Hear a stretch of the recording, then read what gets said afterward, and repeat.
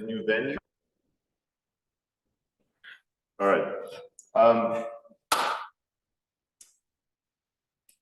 I've seen people wander the halls, and I do my best, but this is where we are.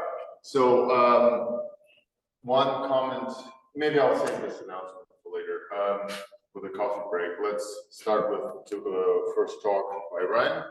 Okay. And it's 20 plus 10. Well, thank you everyone for being here bright and early this morning.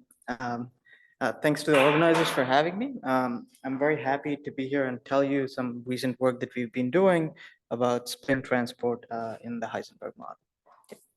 So I don't know why the resolution is messed up, but let me begin by acknowledging my collaborators. So a lot of the theory work that I'm about to describe was done with Sarang, Raman, Ewan, and Vedika. And the experimental results that I'm going to show you were done in collaboration with Google's Quantum AI team. All right. Everything okay? Yeah, I'm trying to get rid of these other people on the side. Okay. Just keep going. All right.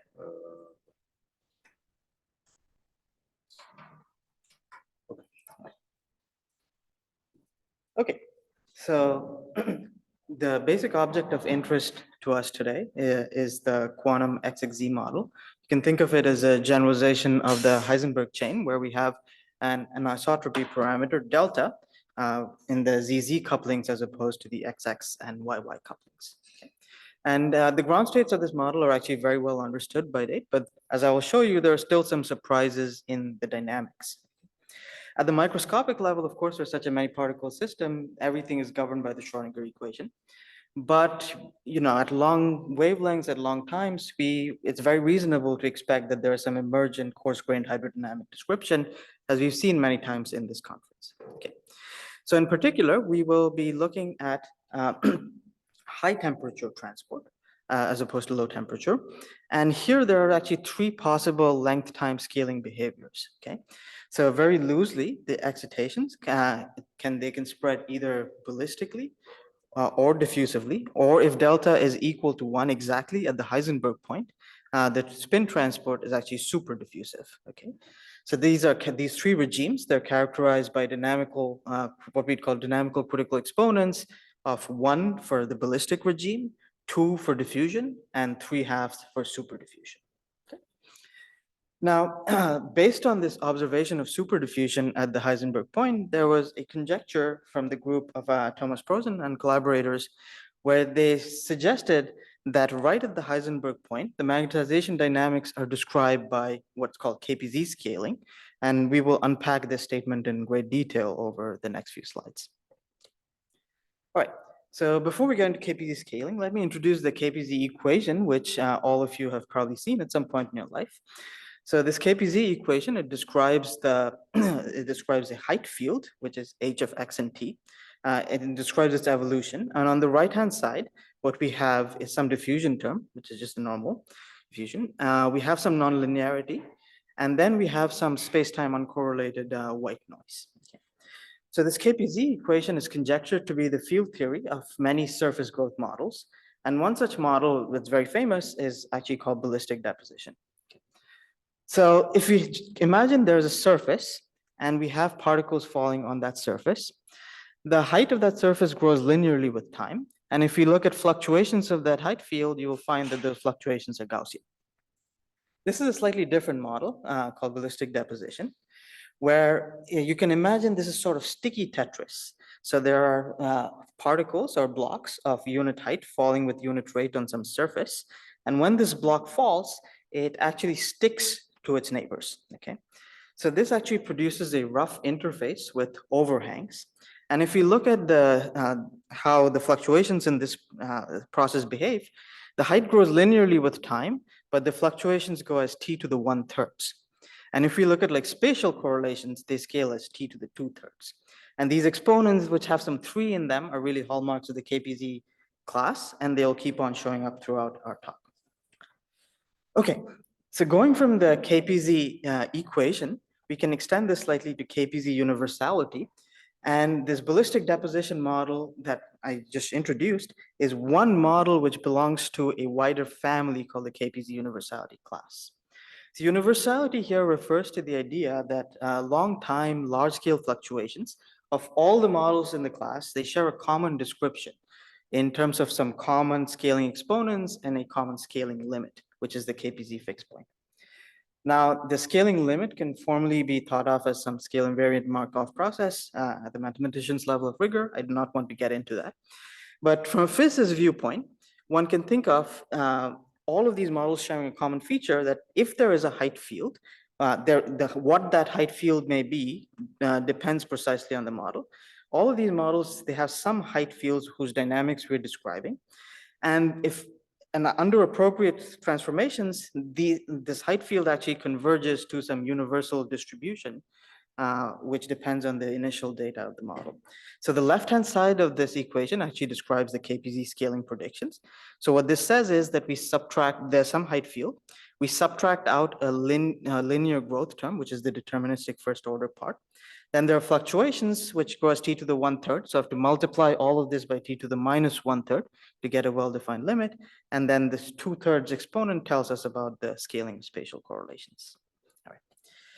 Okay, so in this family, there are a bunch of different models like ballistic deposition, the KPZ equation itself, Eden growth, and in particular, there's this model called TACIT, which is a totally asymmetric exclusion process, which happens to be an exactly solvable model that provides us with much information about the KPZ universality class.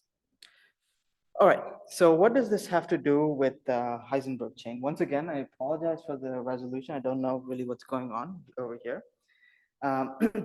But a few years ago, Thomas Prozin actually presented this conjecture, which can be seen as follows. So suppose we start by beginning in a state, which is a weakly polarized domain wall initial mixed state.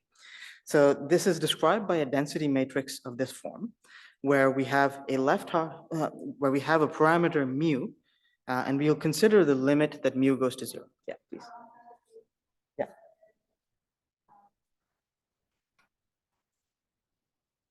Yeah, there are different microscopic models, but there is some height field in each of those models that obey the scaling relation. That an equation of this sort holds? Well, you can write down, it depends on like what the microscopic model is. Yeah, and the height, what the height field is will differ from model to model. Yeah. Yeah. Yeah. Oh, this is very loose. This is just a cartoon. Yeah. Right. Yes. Correct. So is the field theory, universal field theory for all of those models, just That's right. Yes. That's right. Yeah. It's very difficult to prove rigorously, and you know, so yeah. Yeah. Absolutely. But then the question is, if I now account for the field theoretic sort of portion description, what the interesting thing about our data is we can identify relevant motivation and sometimes not. So there are no marginal motivations and there's all right. Yeah. That's the story. Yes. Exactly. Yeah. So that's why we have this suggestive kind of a cartoon over here. Great. Okay. So as I was saying, we begin with this weakly polarized state where we will take this limit that mu goes to 0. And what this means is that each of the two halves of the system, the left and the right half, they can initially be thought of as being an equilibrium state at a very high temperature, but with some finite magnetization that's given by the hyperbolic tangent of mu. Okay. So now starting from this initial state, suppose we look at the spin profiles as a function of time. What Prozin and collaborators found is that these spin profiles actually collapse very nicely with this when we use a scaling variable, which has this x over t to the 2/3, again, where that exponent comes in, right? Now, why do we prepare such an initial state? It turns out that the mu goes to 0 limit of this initial state. It's a very efficient trick that allows us to access infinite temperature spin-spin correlation functions, okay? So that is what I'm showing here in this plot. So this delta z, it's like the discretized spin derivative, and this actually maps on to the infinite temperature spin-spin correlation functions. And KPZ makes some predictions about this spin-spin correlation function. It says that it scales as t to the minus 2/3, so hence this factor over here. And plus, it also tells that there is some universal function which decays faster than Gaussian at the tails. And once again, by looking at these 2-point correlation functions, it seems very beautifully that everything agrees with the KPZ prediction, which leads to Rosen et al.'s conjecture that the infinite temperature spin-spin correlation functions at mu equals 0 in the SU2 symmetric Heisenberg chain, they obey the KPZ form. So there were some experiments that trying to demonstrate this. So for instance, Emmanuel Bloch's group, they're working with a 2-species Bose-Hubbard model. So each atom, they have an on-site interaction U and some tunnel coupling T. So if you're working in the limit of unit filling and a very large interaction strengths, direct hopping processes are suppressed and all the dynamics occur via spin exchanges. Okay. And here the quantity that they were looking at was the polarization transfer, which is defined as the amount of spin transfer from the left half of the chain to the right half of the chain. So we define a cut and we look at the polarization transfer across this boundary. And what they found was that this actually also scales with the KPZ form, as you would expect indeed. There were other experiments on materials. So there's this material called potassium copper fluoride, where they actually measured neutron scattering experiments, and the dynamical spin structure factor, which tells us about the spin-spin correlation function, again, exhibited the hallmarks of KPZ scaling. And there were also experiments on an IBM quantum processor. So everything seems perfect in KPZ land, but there's actually a fly in the ointment. And how do we see that? Well, this entire KPZ conjecture is based on a correspondence between the spin variable and the slope, okay, or which is the Burgers field, or the derivative of this height function. Okay. So now suppose we have an initial condition in the spins. This translates to a different initial condition for the height function because one is related to the derivative of the other. So suppose we start with some domain wall initial state, which is this mu greater than 0 state, okay? This would map on to a wedge shape in the height function's initial conditions, okay? And the quantity that we were looking at, the polarization transfer, it's just the spatially integrated polarization profile. So what this maps onto is the height function at the center of the wedge. Now, the fluctuations of the height at the center of the wedge were precisely studied by these authors. And what they found was that these fluctuations obey the distribution of the largest eigenvalue of GUE matrices in the Gaussian unitary ensemble. Okay? So this is the GUE Tracy-Whittem distribution. Similarly, if we start with actually the infinite temperature state, there's a different distribution which describes these fluctuations. It's called the Bike-Rains distribution. However, if you think about it, all these distributions, they're necessarily skewed. So they have some non-zero skewness, right? But now we're considering infinite temperature transport in the spin chain. And there's no difference between the left half of the chain and the right half of the chain. So excitations are just as likely to cross over from the left to the right as they are from the right to the left. So this clearly cannot have any skewness. And in fact, like all the odd moments have to vanish by this symmetry, right? So there's clearly an inconsistency between this KPZ prediction and what we expect based on symmetries alone in the spin chain. All right, so there were these puzzles, and we decided to look at this in an experimental collaboration with Google's Quantum AI team. So on Google's chip, and they can they have a chip of 46 transpond qubits, and what they, we can implement this XXZ model in via 2-qubit high fidelity 2-qubit gates, which are these FSIM gates. And there is a integrable trotterization of this model, which actually allows us to implement this model without breaking integrability. Okay, so the gates are not very important. I just want to point out that there are 2 angles sort of parameterizing these gates. We do not need to get into the details, but by tuning these angles, one can tune the anisotropy, which is this delta. So what do the experiments do? So we start off by feeding in some initial bit string into the device, and then we track its time evolution. Okay. So here is a mu equals infinity initial state, which corresponds to a sharp domain wall, over here. And you can see how, as time goes on, the excitations transfer from one half of the chain to the other. Now, as you lower mu, you can see that you're approaching the infinite temperature state, so this domain wall gets smeared out, and there's no longer a sharp feature. Okay. Now, the quantity that we are going to focus on a lot is the transferred magnetization, which is the magnetization that's being transferred from the left half of the chain to the right. Okay. And we can look at its probability distribution from the experimental data. So you can see that at early times, this distribution is very narrow and peaks sharply to the left, because just there's not been enough time for the excitations to cross over to the right half of the chain. And as time goes on, the distribution itself moves rightward and flattens and broadens out. All right. So based on this data, we can look at various statistics, various moments of this distribution. So here, let's consider a fixed mu, which is given by 0.5. Okay. And we can look at various values of delta. And just by looking at the mean, I don't know if you can read this with this terrible resolution, but the mean actually shows the expected behaviors. So in the case of like delta less than 1, we do find that it grows ballistically. For delta greater than 1, we find that it grows diffusively. And at delta exactly equal to 1, at the Heisenberg point, we do see super diffusive growth. So everything seems fine. We compare this with extensive theoretical simulations.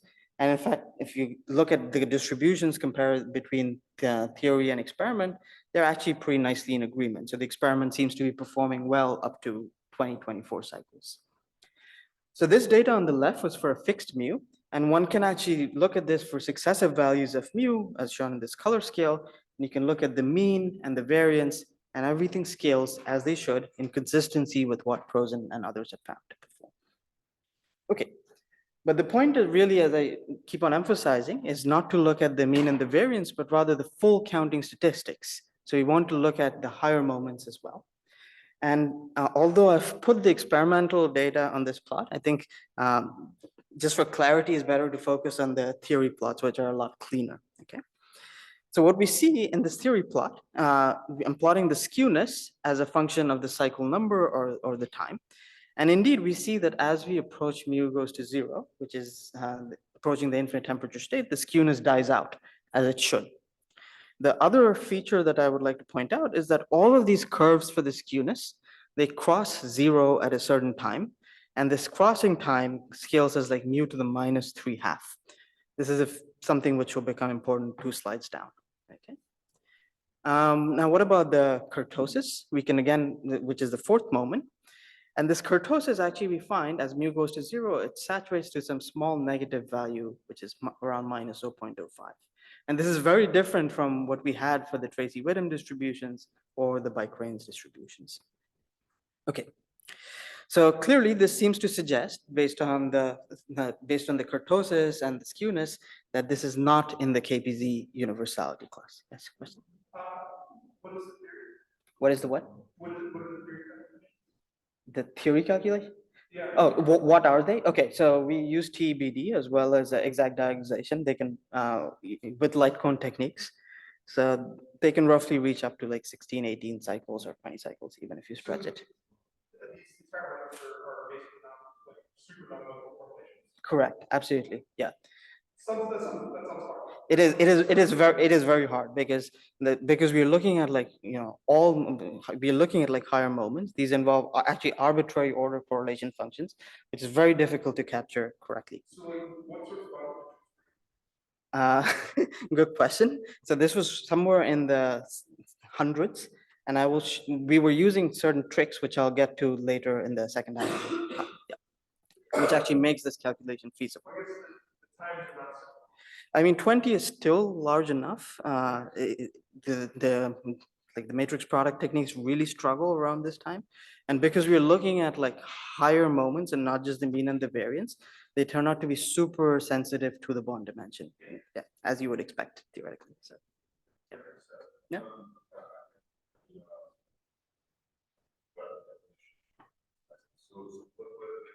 what set up the initial state, which is some sort of a smeared domain wall state. Now, domain walls. now in the infinite limit, temperature limit, this domain wall vanishes. So the height of the domain wall goes to 0. Got it. Right. And we're looking at the magnetization transfer from the left half to the right half. We're constructing its distribution and looking at moments of that distribution. When you say magnetization transfer, you look at a We're looking at like, scalar, you'll just look at a C. yeah, You yeah. Look at a scalar, which is, how is it exactly defined, what is the mean through? The polarization, the magnetization transfer. I mean, it's an integral of the magnetization profile. So in the KPZ language, this maps to like the height field at the center of a wedge, height field at 0, position 0. So it's not a scalar, it's a function. Yeah, as a function of time, but it's And you're trying but to it's 1D, so it's still a scalar. So when you talk about diagonals, what do you? We have this magnetization, we have the distribution of the magnetization transfer, and we are considering moments of that distribution. I'm still thinking, so the magnetization profile is some kind of There's a magnetization profile, which is a hyperbolic tangent. Okay, we initialize with that profile. Then time evolves. Okay, and we consider that at time t, how much magnetization has been transferred from this left half of the chain to the right half of the chain. So it's. That's an Half integral or yeah. So it's an anti-symmetrized tangent, of course. Yeah.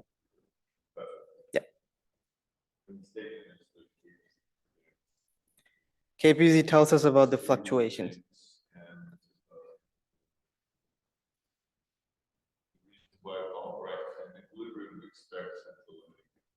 Right. Well, yeah, at infinite temperature, if you just think of a spin chain, there's no difference between the left half of the system and the right half. So there's no preferred direction for this. Yeah, it's a parity effect rather. Yeah. There's no preferred direction for magnetization transfer at infinite temperature, whereas KPZ necessarily predicts a skewness for that. So The KPZ function itself just might not be actually.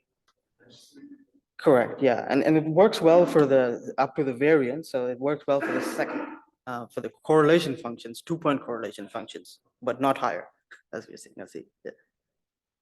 Yeah. Well, is it possible that we're just not in the KPZ category, Which is what I'm precisely going to get to next. Yeah. Right.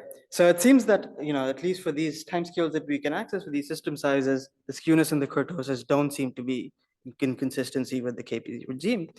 But now, as Akshat pointed out, what if this is just a finite mu effect that we are not really at infinite temperature, or what is this a finite time effect? Okay.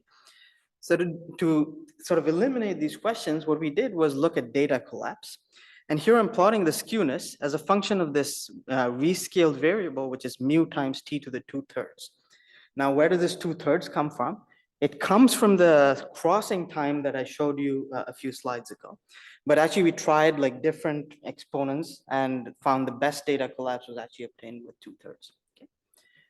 Now, we can consider different limits of this. Now, so suppose we consider taking the limit time goes to infinity first, before taking the mu goes to 0 limit.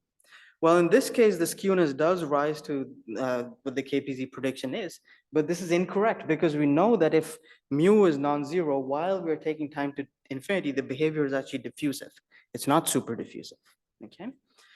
Now, what about the other limit? So we can consider taking mu goes to 0 first, and then take time goes to infinity. But in this case, of course, the skewness will not agree.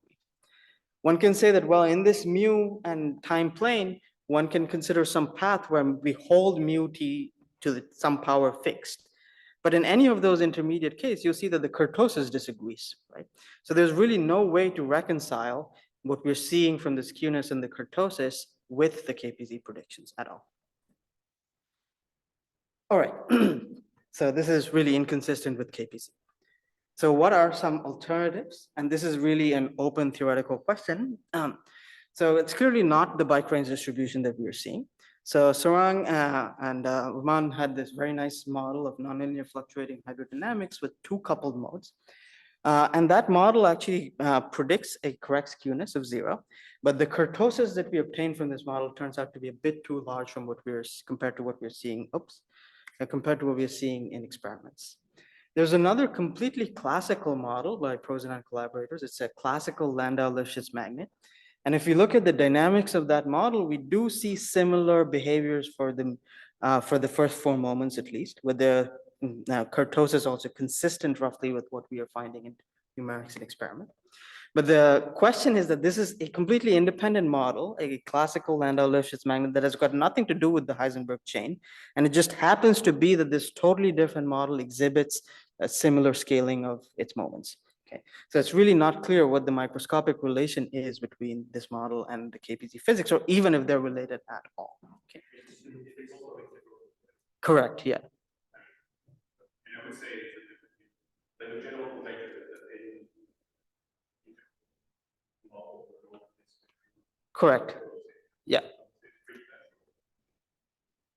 Yeah, but there's no. Yeah, but there's no like sort of coarse graining that one can do to map this to a Heisenberg chain. That's exactly what I mean. Yeah.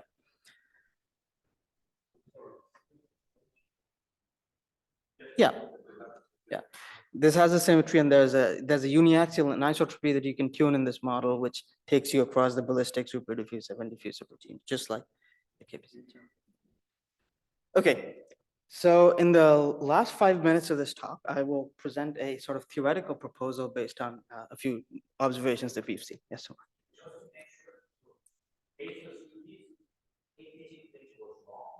So it turns out that the first 2 moments seem to be described well by the KPZ conjecture, but the higher moments are not. So this is not in the KPZ universality class. You know, with what we can do in numerics, and we have reasonable confidence that this does not seem to be correct.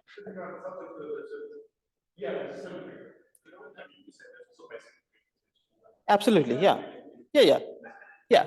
I mean, we don't, what I mean by when I say that we have numerical limitations, we don't know what the value of the kurtosis eventually is going to converge to, right? But by symmetry, we can rule out that it's not KPZ. The skewness, yes. And all the odd moments, in fact, not just the skewness. Yes, Jack. Correct. Yeah. Yeah.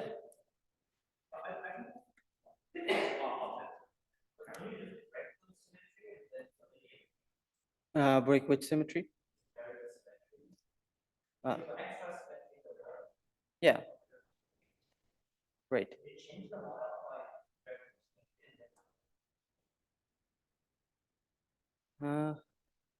Could be. I don't know if anyone's looked at that particular. Do you know? Yeah.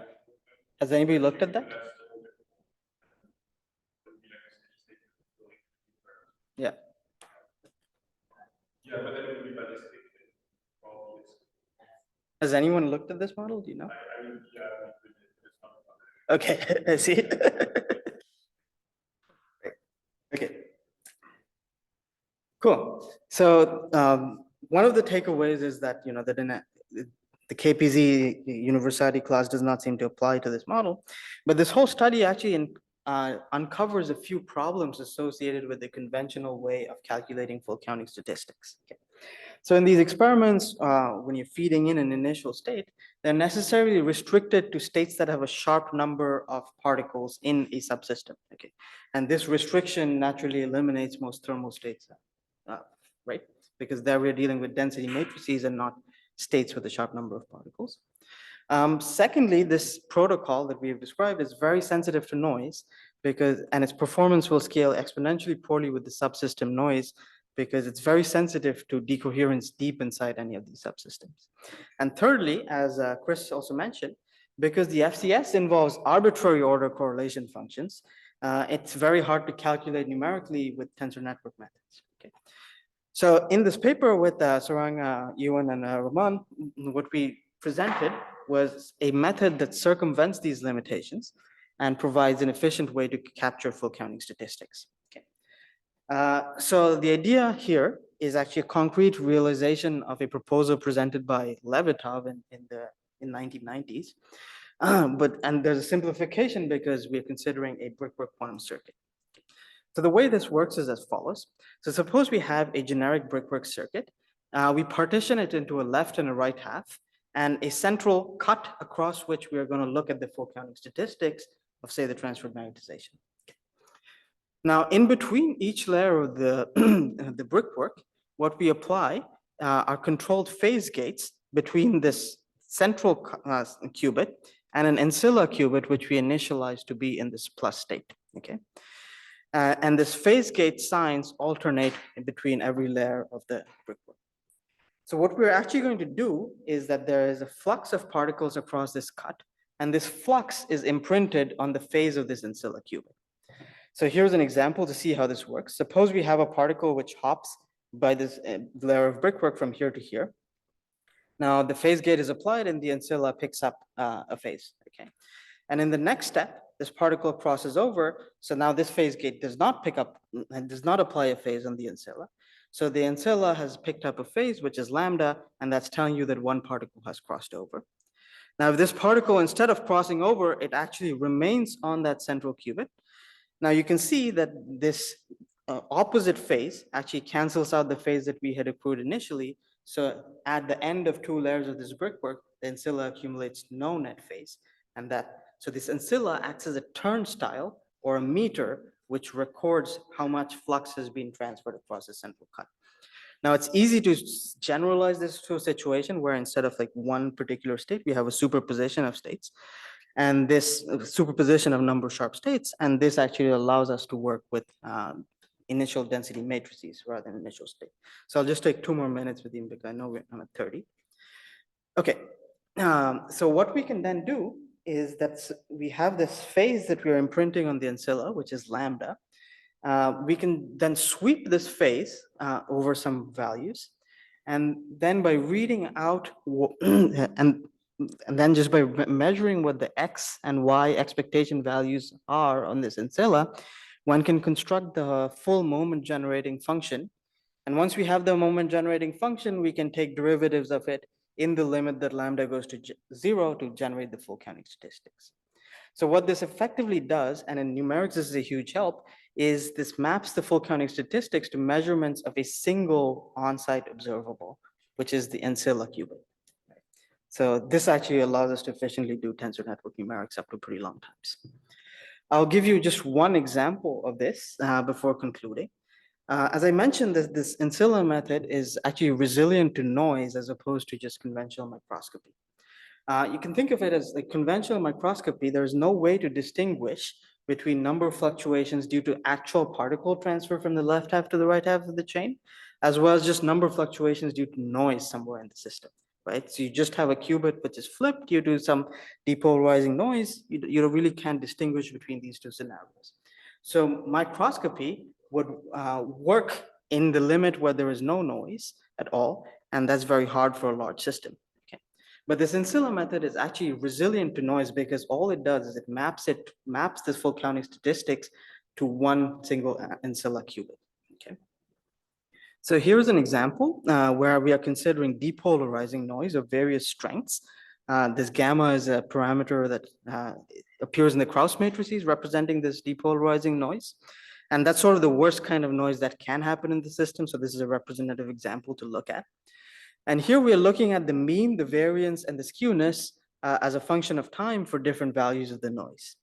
And what you can see is that for time scales, which are small compared to 1 over gamma, the mean does behave as we expect. It grows super diffusively. However, on larger timescales, we see a clear deviation because the depolarizing noise breaks the conservation law, okay? So the occupation on the central site that fluctuates randomly because of this noise at long times, and hence the ancilla picks up a random phase. And so the mean, it saturates and does not grow any further, whereas the variance just continues to grow linearly with time. So there's this nice crossover between unitary dynamics and noisy dynamics. And to the best of our knowledge, this ancilla method is really the only way to capture these dynamics effectively, capture this crossover effectively. All right, so with that, 3 minutes over time, I will end with some key takeaways. So firstly, I've shown that there were these conjectures about KPZ scaling in the Heisenberg model, which have led to a lot of fruitful activity and effort. But I think today we are pretty much in agreement that these dynamics do not belong to the KPZ universality class. What universality class they belong to is still an open question that's under investigation and discoveries await. The key ingredient to uncovering this is to look at full counting statistics. So not just the mean or the expectation values as you would probe in linear response, but rather higher moments as well. Okay. And finally, I've introduced this turnstile-based method, which presents a scalable protocol as well as a robust protocol for measuring FCS in experiments or numerics. This only relies on a two-side gate. So this does not have much experimental overhead, and we hope that this can actually be implemented soon. So with that, I end, and thank you for your attention.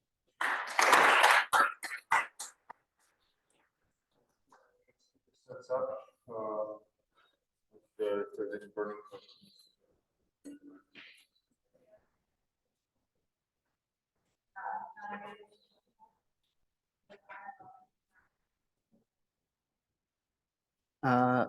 I do not know about that. But if something is provably in the KPZ class, then this should not exhibit these same higher moments. Yeah. Well, some of those models have been explicitly proved by mathematicians to be in this KPZ universality class. And in that case, the physics of the Heisenberg chain does not apply at all. Okay. Should I be worried about the back action for the dynamics because technically that's not the system?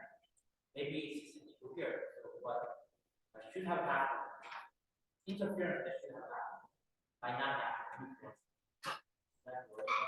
I'm not sure I understand the interference that should have happened.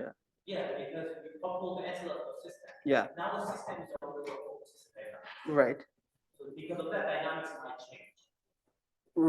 In the system itself, you're talking. Yeah, the system. Of course, yeah, and but the ancilla can pick that up. That's what I was showing in the last slide, that the ancilla can actually pick up this crossover from like unitary dynamics to these noise-induced dynamics. But let's discuss more. Yeah.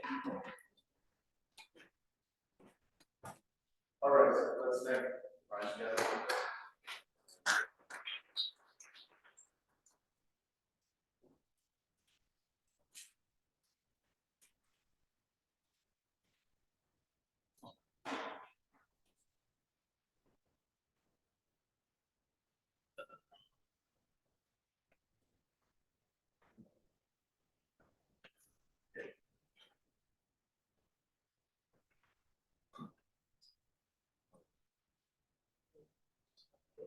Yes.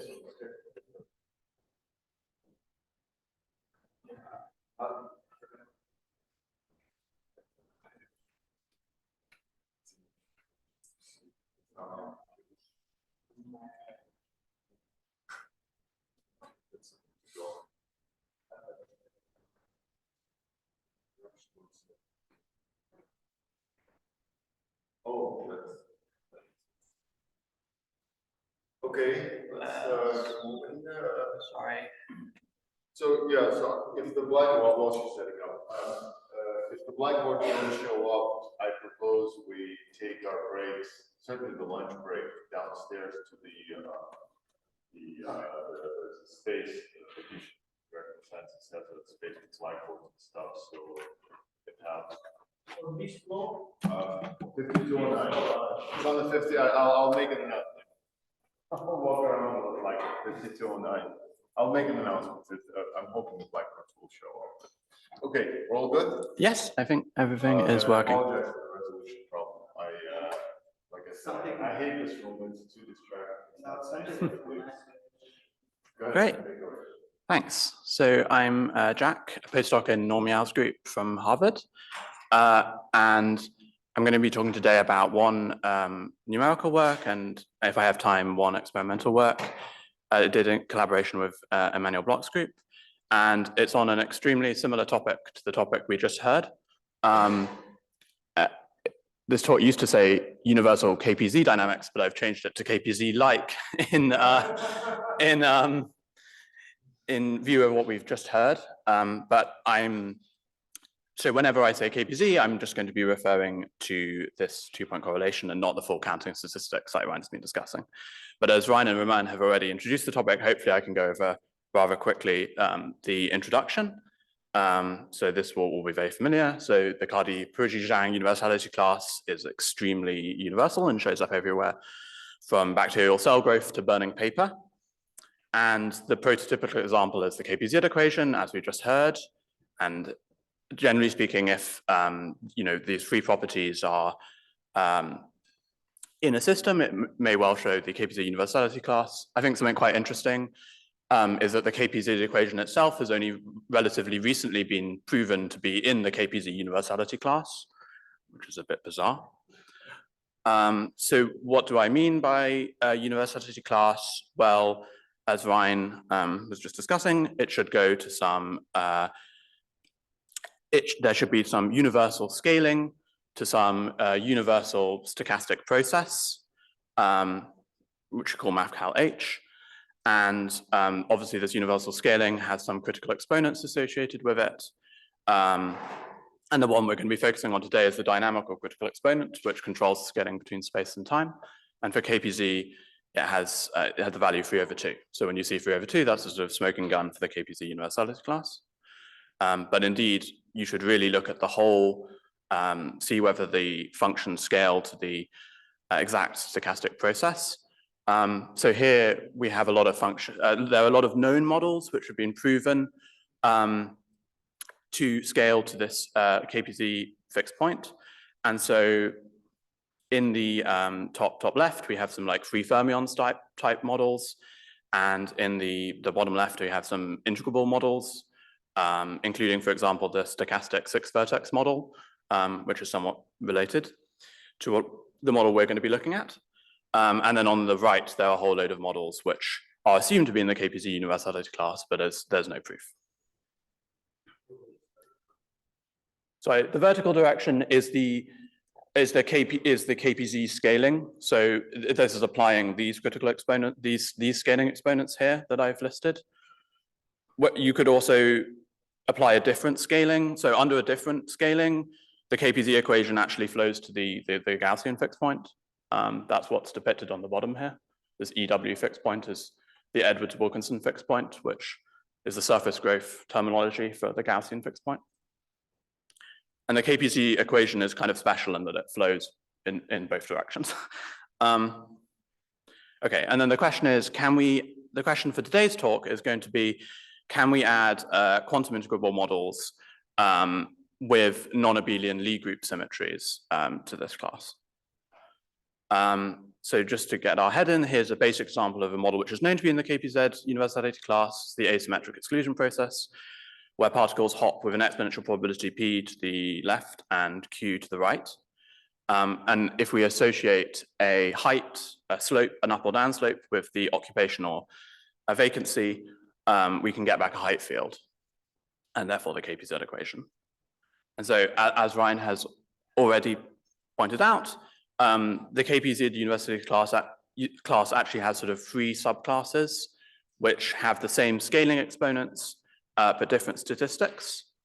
So as Ryan has already showed in great detail, if we look at the 1-point distribution for the universal stochastic process, we get out either the Tracy-Widom GUE, GOE, or the Baker-Rains, depending on our initial conditions. But we can also look at the 2-point marginal distribution. And so that's just like the space-time correlator. And in particular, we're going to look at the space-time correlator of the density in this ASAP process, or the derivative of the height fields. And we're going to be looking at it in equilibrium, so in this, this stationary universality subclass. Okay, so Ryan and Roman have already gone over this, but the classic example for seeing this in quantum integrable physics is the Heisenberg model, or the XZ model. So exactly at the SU2 symmetric point, when delta equals 1, we find superdiffusion. And as Roman already explained yesterday, much better than I could, this superdiffusion occurs because we have these long strings of quasi-particles which look like Goldstone modes, restoring the SU2 symmetry. And they have this like soft Goldstone mode-like dispersion.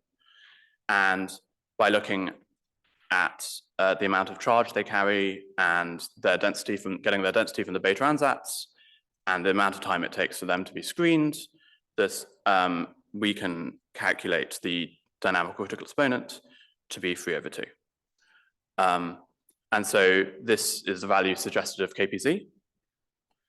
So how can we probe the spin transport? And again, Ryan has already discussed this, but we can set up a small domain wall over the infinite temperature state, and then we can just watch it melt. And we're going to be working in the linear response regime, so this is truly a small domain wall. And so the melting of this domain wall should collapse to some universal scaling form, and the way it should collapse should be governed by this dynamical critical exponent. Alternatively, we can also look at the polarization transfer, as Ryan was discussing again. So we measure how much magnetization goes from the left to the right. And again, this at late times should be governed by the dynamical critical exponent. And we should really think of these weak domain walls as actually a probe of the infinite temperature autocorrelation function. So it's not that we're interested in the domain walls with themselves, we're really interested in the infinite temperature equilibrium autocorrelation function. And again, just to remind you, what we're going to do is compare this infinite temperature autocorrelation function to the KPZ prediction, which has been tabulated extremely precisely by Prahofer and Spohn. And so that is exactly what Prozin et al. Did for the Heisenberg model. And yeah, you've seen this graph before. And they found, after they rescaled the autocorrelation function, they found extremely good agreement to the KPZ universality class. And okay, so now this comes to the conjecture. So we know from Raman et al. That from generalized hydrodynamics, this Z equals 3/2 applies not just to the Heisenberg model, but to any quantum integrable model in one dimension with a non-abelian Lie group symmetry. So not just SU2, but SUN, and also SON, and SPN, and even the Lie exceptional groups. And it's KPZ-like dynamics. So from now on, again, when I refer to KPZ-like dynamics, I refer to this agreement of the two-point correlation function, and ignore any differences in the one-point distribution that Ryan has been talking about. So this has been observed numerically already. This is not an exhaustive list, but in the Heisenberg model, as I said, but also in the Fermi-Hubbard model, and in some classical integrable spin trains. Yes. I'm not keeping myself for that for the years. So if you look at the picture, Yes. so that it showed, Yes. Gaussian would have been something that is fuel stochastic that ran walking. Yeah. So from this was ages ago. Yeah. I'm not sure I'm asking deep or Yeah. So it yes. There's oh yeah. Gaussian would have been a random walk. Yeah. And if I had a purely deterministic process of just suppressing this contrast, that would be a much tighter than this. So the fact Yes. that it's tighter than Gaussian means that they're correlated. It's like if I Something nonlinear, yeah. It's very correlated.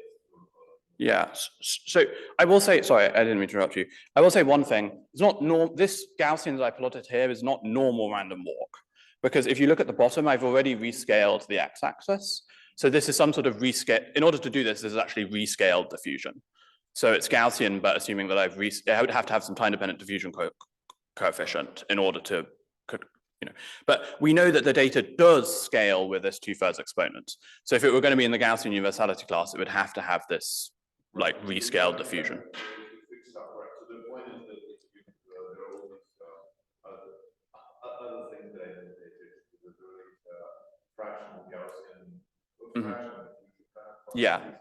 they would have a Gaussian. Yeah, so it would still have a Gaussian distribution. Yeah. That's the Yeah. contrast.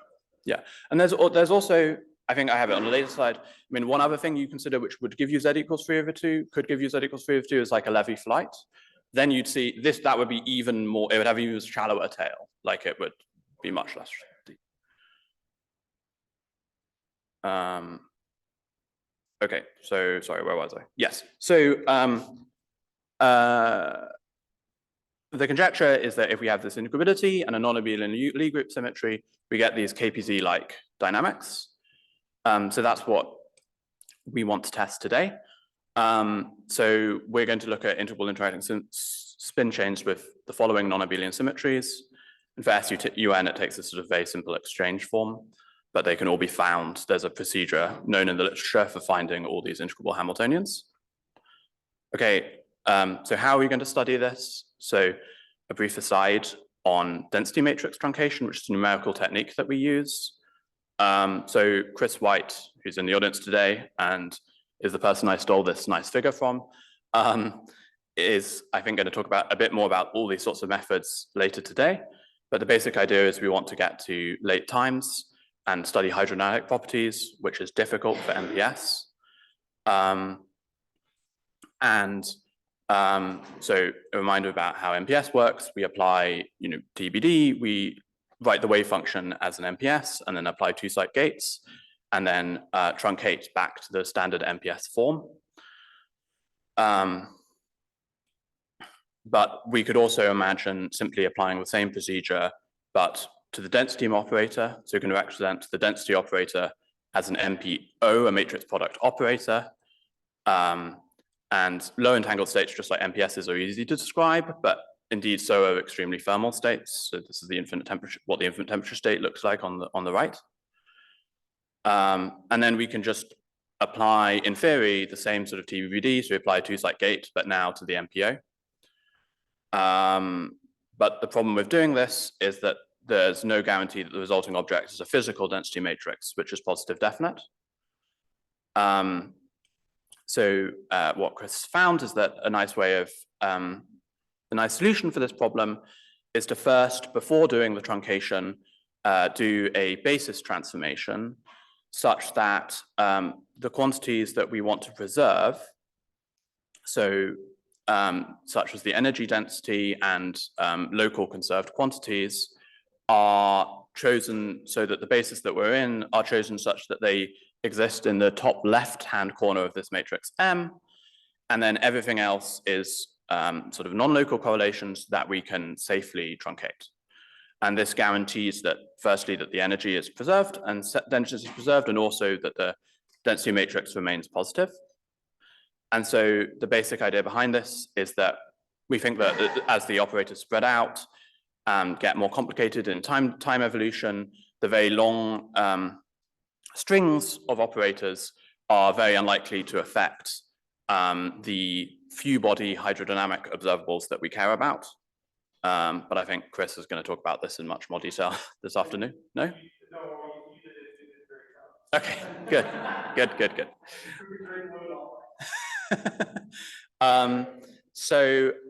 Yes, and I just want to quickly advertise that if you want to try it out, I have a library on GitHub ready to use, and we're also working to put it into Tempo 3 soon with support for long-range interactions. Okay, so back to the non-abelian integral systems. So just to remind you, we're going to study these non-abelian integral systems with these simple Lie groups. And so just as the simplest next possible example past Heisenberg is the so-called bilinear biquadratic spin chain, and the integrable version of it that has this form. You're probably familiar from it from AKLT. And here we have this weak domain wall, and we watch it melt and then collapse it, and it shows this very nice collapse and signature of superdiffusion. Right, so then we can ask about the scaling function, so this 2-point function at infinite temperature, and we see that it matches very nicely with the KPZ equation, but not so well with Gaussian, and we can distinguish it from Gaussian or Levy flights. Okay, and if we want, we can also break the KPZ diffusion either by adding in a net field a net charge density to break the symmetry, which would make the transport ballistic, and we can observe this ballistic behavior. Or we can also break the integrability and push it back to diffusive, or take it off the SU2 symmetric point and make it become diffusive. Hang on. Yeah. In the SU2 case, this delta is like a ZZ race, it's still integral? Sorry, actually, there's another version of this graph with an integrability breaking term. Here, it's actually just, I think, just breaking delta, just changing delta, so making it, sorry, I confused myself. Yeah. Yes, yes. So Roman spoke yesterday, right, about what happens if you break integrability. And we can see integrability breaking if we like really turn up the integrability breaking perturbation to make it extremely large. It's not really integrability breaking anymore, it's just a non-integrable model. But because if you make the integrability breaking small, then as Roman was saying, it takes forever and you can't see the crossover in quantum numerics. Well, at least as far as I know, no one has seen it in quantum numerics. Okay. And so we can also, so there are predictions for this velocity and the diverging diffusion coefficient as we approach the isotropic point from GHD, specifically for the Heisenberg model. So this is just quickly returning to the Heisenberg model, and we see that our numerics rather nicely reproduce those analytic results. And then we can also see the general divergence of the diffusion coefficient and the linear velocity at small charge density in the SU3 model.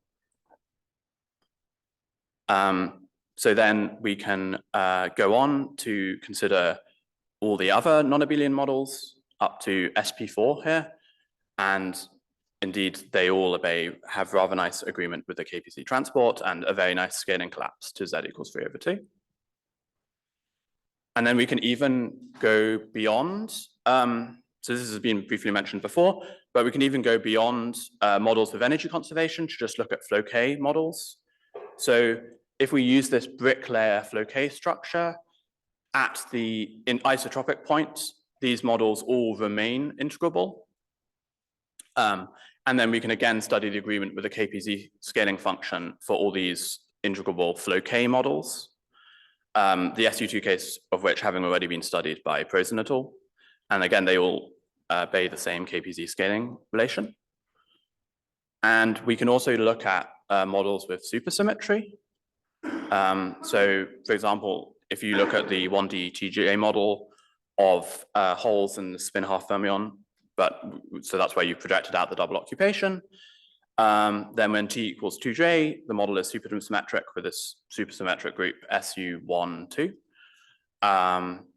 And again, we look at a spin transport from a weak domain wall. And we also consider the EKS model, which is the equivalent model with SU22 supersymmetry. And this shows a very nice agreement to the 2/3, so the 3/2 scaling exponent, but it has to be said, rather less good agreement with the KPZ scaling function, although we can see that the correlator appears to be flowing towards the KPZ scaling prediction, but at the timescales we can reach, it's rather far from the scaling prediction. And what we observe is that as you increase the hole density in this model, it seems to slow down the flow towards the KPZ scaling function. So in the limit of zero hole density, you get back to SU2 Heisenberg. As you increase the hole density, you slow down the convergence to the KPZ scaling function. I mean, assuming it does actually converge to the KPZ scaling function, which seems likely. How much more time do I have? Couple of minutes. Couple. About 10 minutes late. So. Okay. Okay, perfect. So at 10 past, yeah. Okay, so then briefly, maybe I can, yeah, that's fine. So then I can maybe briefly mention the experiment we did with the Emmanuel Bloch group, which has already come up in Ryan's slide. So here we have an optical lattice of rubidium atoms. And in the Mott insulating limit, the spin dynamics only occur via superexchange. And so we recover the integrable X of Z model, very close to the isotropic point, although not exactly on the isotropic point. Okay, and so there's some previous experimental works done with spin spirals, which are a very different initial state. Here, we're really trying to be close to the infant temperature initial state that we were using in the numerics. And the 3/2 experiment has also been observed in neutron scattering experiments in solid state. And then later, Ryan has gone over the Google Quantum AI experiment. Okay, so here again, we used a domain wall initial state by preparing these sort of incoherent small domain wall states. Although small, before in the numerics, we were using mu of like 0.01, 0.005. Here, these domain walls, the smallest the domain wall the block group can get down to is eta equals 0.22, and that is still very large and probably explains some of the results we later had.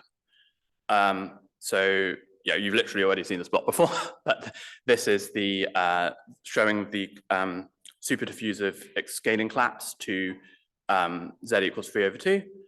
And another nice thing that we can do is, sorry, I didn't explain this properly, but this lattice is a 2D lattice. But by turning on the trapping potential in the perpendicular direction extremely large, we can make the dynamic, separate the dynamics into 1D chains. But in order to preserve the 1D physics, but if we want, we can return to the 2D physics by lowering the trapping potential. And if we do that, because that breaks integrability, we see a return to diffusion. That's here on the x-axis. We're going from the 1D case to the 2D case. And we see a nice return to diffusion. Okay, so we can also look at the full counting statistics because this is a single shot measurement. So we can extract the 1-point distribution that Ryan was discussing. And that the mean and standard deviation scale again with the same scaling exponent 3/2. But if we look at the skewness, we find that there is a finite skewness, which is correct for KPZ, but as Ryan has talked about, wrong for Heisenberg dynamics by symmetry. And I'm not sure it's entirely worked out, but the basic idea, I think, is that this is probably due to the finite domain wall initial state. And it's probably some transient behavior with a crossover time. And therefore, because we have a finite domain wall, the KPZ superdiffusion that we're observing is actually a transient state, and at very long times, we would see diffusion, even in this model. Okay, and I'd just like to thank my collaborators on the experimental, on the theoretical group on the left and the experimental side on the right.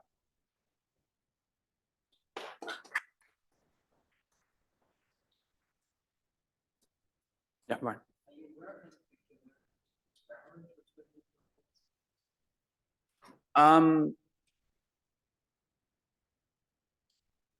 So we check this very carefully.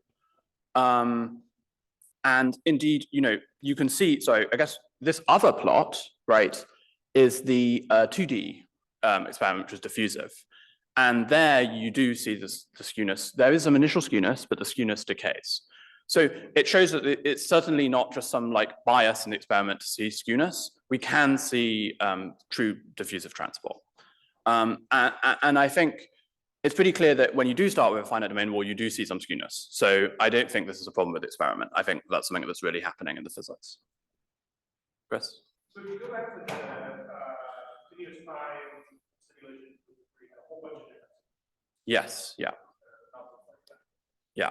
It seemed like there was, so it seemed like there's a small but systematic difference down at, -3 and below. Yeah. Between groups and 8 and 8.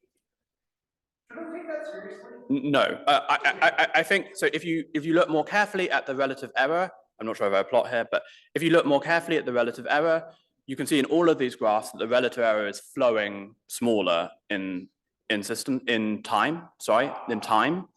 And so what this tells you is that different models have different time scales at which they flow to the KPZ scaling prediction.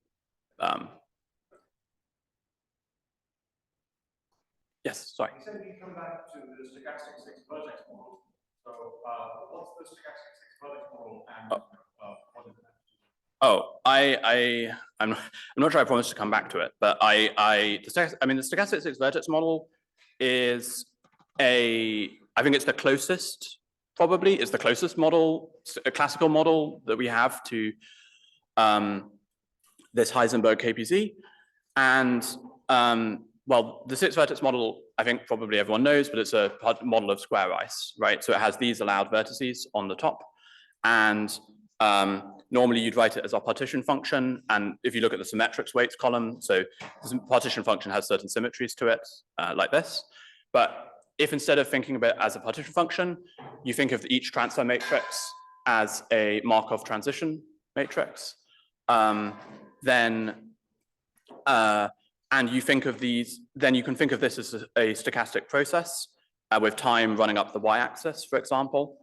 And then the density, for example, of vertical lines would give you KPZ dynamics.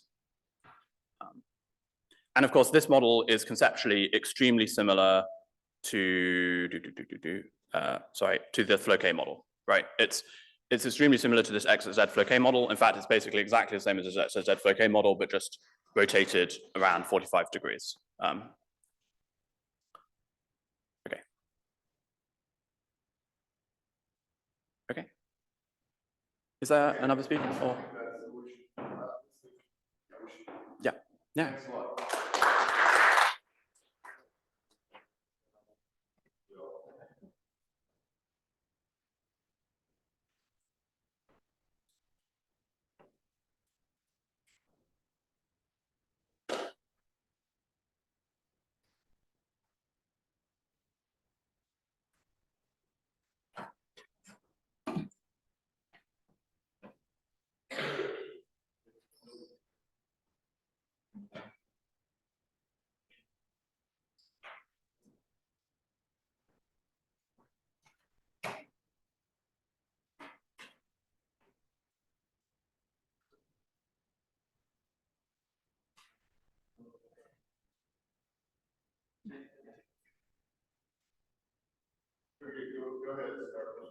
Yeah, just give me a sec. So I'll just hide. Okay.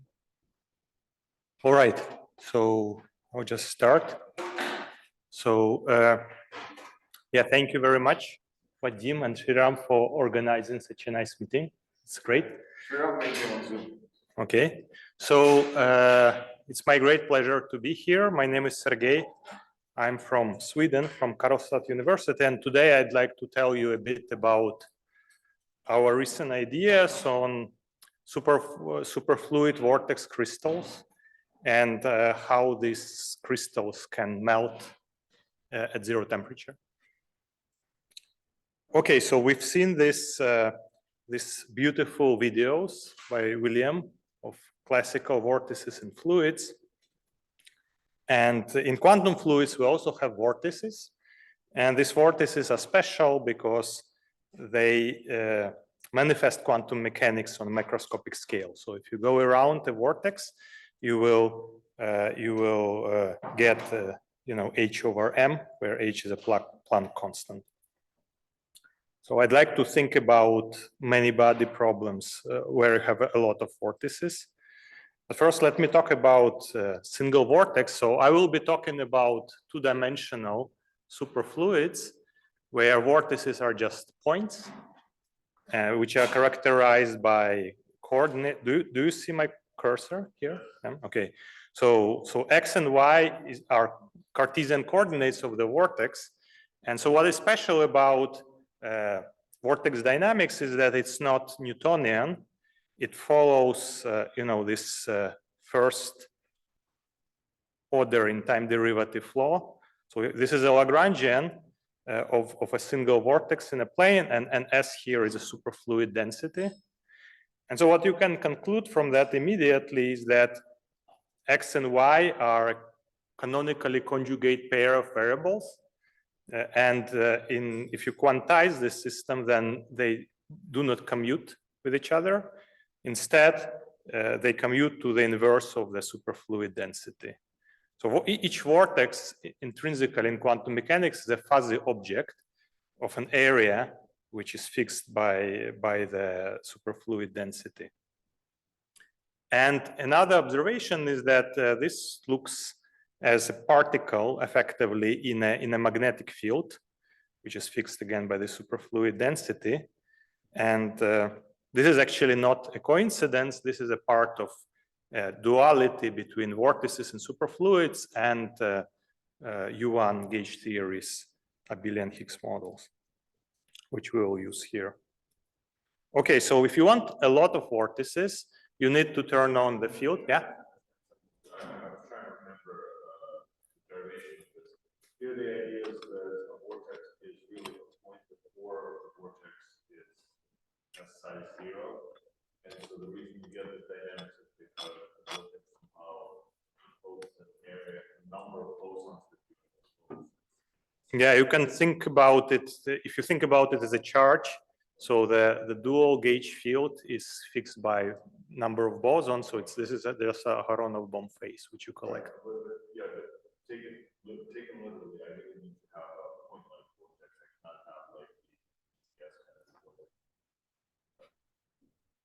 Yeah, but you can get this equation, by the way, also from, imagine you take a vortex profile and stick it into Gross-Pitayevsky equation, you would get the same answer for, yeah.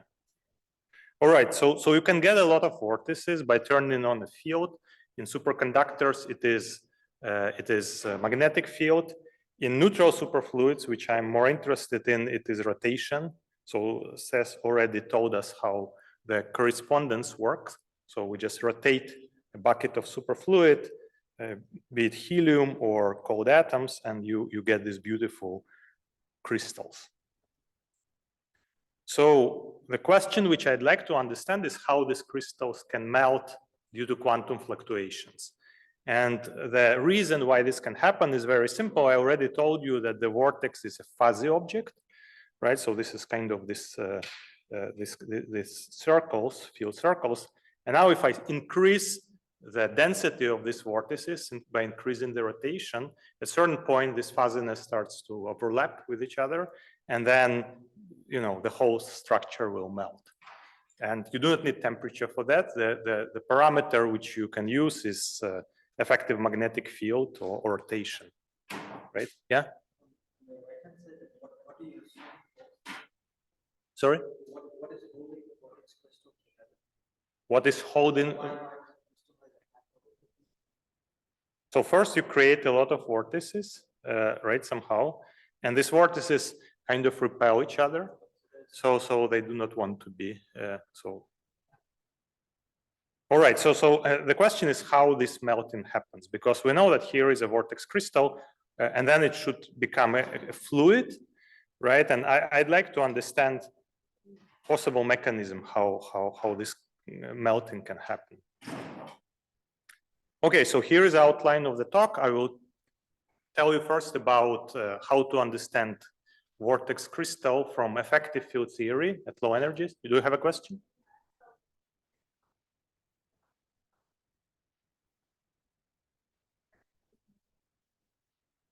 So you're asking if this is still a superfluid? Yeah. So this is actually not clear exactly. So how the melting happens and what about, you know, transition from superfluidity to non. This is exactly the questions which are kind of we want to understand. So I'll talk a little bit more about that later. Yeah. Actually, the funny thing is that even here in the vortex crystal, there is no long-range order in U1, because you will see the Goldstone mode is very soft. So it's algebraically decaying even on that side. So anyway, so I'll tell you about effective field theory first, and we actually got to this effective field theory through several steps, and I will try to streamline through that and tell you about Lifshitz effective field theory of vortex crystal and its problems and how we can resolve it. Then I'll tell you how to incorporate topological defects naturally. And for this, you need to do a duality from this theory to kind of exotic tensor gauge theory, where the disclinations and disclinations, which are the topological defects, appear naturally. And then, time permitting, I will tell you how to get a nonlinear version of that, or our first steps in that direction, which gives rise to some kind of gravity theory or theory of a metric. Anyway, so what is vortex crystal? We have an elastic medium, right, somehow, and we have superfluid around. So, and we are interested in the interplay between elasticity and superfluidity. So, and elasticity degree of freedom is U, the displacement. And for superfluidity, I already told you that I like to think about vortices as charges in effective U1 gauge field. So I will use this language here and will represent densities and currents in terms of dual magnetic and electric fields, which I call small b and EI. And so now these two things should talk to each other. This U and this dual gauge field, superfluidity and elasticity mix in vortex crystal, and they mix in an interesting way. So instead of having several Goldstone bosons for elasticity and superfluidity independently, you end up with a single soft mode, which is called Tkachenko wave, and it has interesting properties. One of them is that it decays quadratically at low momenta. And second, if you look into its polarization, it kind of, it has this elliptic polarization first, but as you go to very low momenta, it becomes transverse. So the ellipticity just squeezes and you end up with a transverse polarization, transverse to the propagation direction. And so we want to figure out the effective theory of this, which captures this mode. And yeah. So let me show you how one can do it. So I told you that there is this, we can start from this description where we have elasticity talking to superfluidity. And here I show you the leading order effective field theory for that. So here we have some elastic energy, compressions, and shears. And because vortices are effectively in a magnetic field, right? So there is this U dot Berry term here. And then we have superfluidity, and superfluidity should be described by the Maxwell theory, you know, in the dual language. Here I show you only this B squared and no E squared. It turns out that the E squared term is higher order in derivative in this theory, so we can safely drop it. So it will just correct what the leading order behavior. Yeah.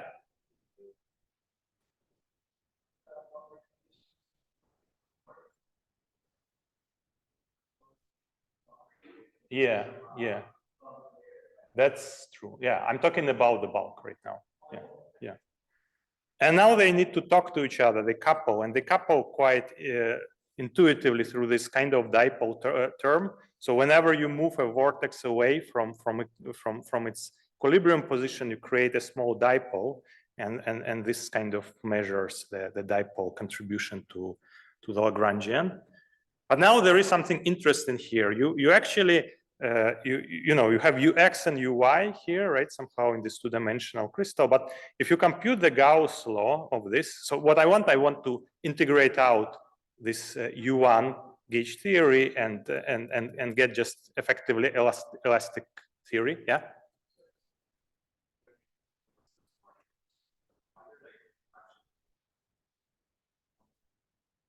So I'm treating this as an effective field theory. So I have a coarse-grained description where I have displacements of like in a solid, you know, and then I have these superfluid degrees of freedom here. And based on symmetries, I'm writing down an effective field theory for that. Interactions. Sorry, I didn't hear what you said. I still didn't hear what you said. It's fine. Yeah. Can I just ask, so usually interaction that's in the absence of dynamics dynamics, the interaction you care about is logarithmic repulsion. But because you're at finite density, I think your elasticity term is pretty great. So you should think about this logarithm. So, I have charged particles interacting with electromagnetism, right? Somehow. So you would get the interaction through that. So I have, like, so this depends actually how vortices interact in a vortex crystal depend in which regime you are. So you can. If you have two vortices in a superfluid, that would interact logarithmic. All I was trying to suggest is that because you're at finite density, you aren't able to see that logarithm because you're at finite density. So that Yeah, I'm expanding it around the ground state, right? Somehow they will form the crystal, and then if they move a little bit away, there is some kind of the stiffness. Is not somehow singular. Yeah.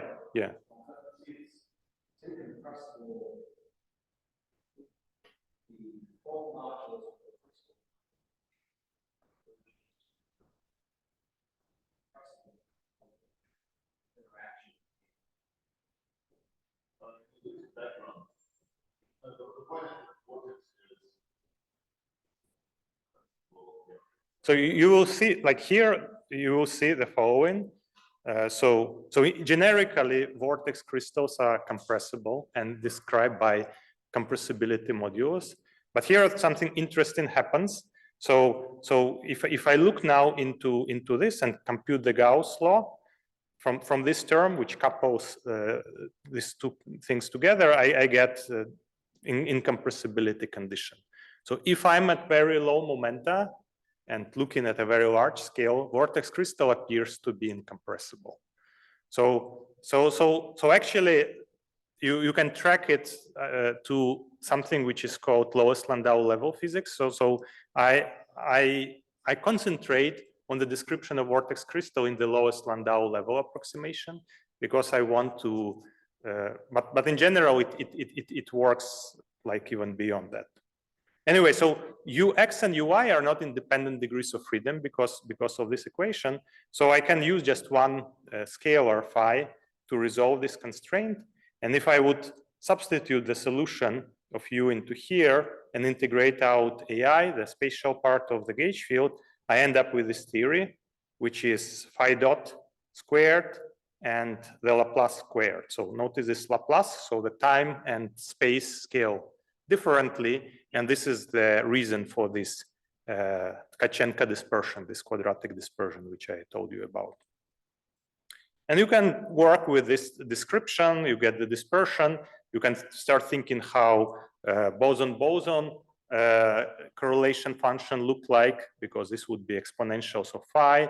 You can think about how vacancies in this in these crystals work, because this would be vortices of this phi. It's very nice. But this theory has an important problem, which I would like to talk about now. So you start thinking about symmetries, how symmetries of our problem are implemented here. And you see that you can shift this phi by a constant, right? This is no problem. There are only derivatives here. And this actually corresponds to a particle number. It's very funny because this phi in this construction appeared as a resolution of U, right? So U is written with the help of phi, but it turns out that phi is also at the same time a superfluid phase on which the symmetry acts by a shift. This is once again related to this lowest Landau level. So the position of vortices and the phases are connected to each other. And then you have another symmetry where you shift your phi by a linear function, right? So this is also clear because you have a Laplace here and not the first derivative. And if you remember how U is written in terms of phi, U under this transformation shifts by a constant. And this is like translation. And here is a problem. The problem here is that we have a superfluid. So it's made out of bosons in effective magnetic field. And if I take a boson in the magnetic field and go in a circle, it should collect an Aharonov bomb phase, which is proportional to the magnetic flux. And this would mean that the translations on the level of algebra, the translations should not commute, right? Somehow they should commute to a particle number charge times the magnetic field. But if I do it with this phi, so I do it in x direction and y direction, they are completely commuting, right? So this important symmetry algebra is not implemented properly in this theory. And this is a problem, right? Somehow. And so I will not go into details here, but I'm happy to tell you later after the talk if you want. So there is a way how to circumvent this and improve the Lifshitz theory. So the Lifshitz theory happens to be not the end of the story, but it has nonlinear corrections. So there are corrections in nonlinear in the scalar field phi, and this leads to a non-commutative field theory. The non-commutative field theory appears because on the lowest Landau level, the coordinates x and y do not commute, and we can incorporate it into a field theory. And this non-commutative field theory will first, if you linearize it, give you back the Lifshitz theory, and second, it will we implement the proper symmetry within this formalism. So this is very nice. So what we can extract from this non-commutative field theory, we can look into the leading order nonlinearities, where we have three fields, right? Somehow. So and it has this, turns out to have this form. There are three terms with different derivative structure. And these terms are responsible for the decay of the mode, right?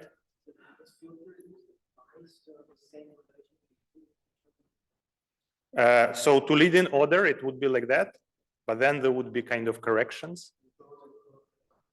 Yeah. You can.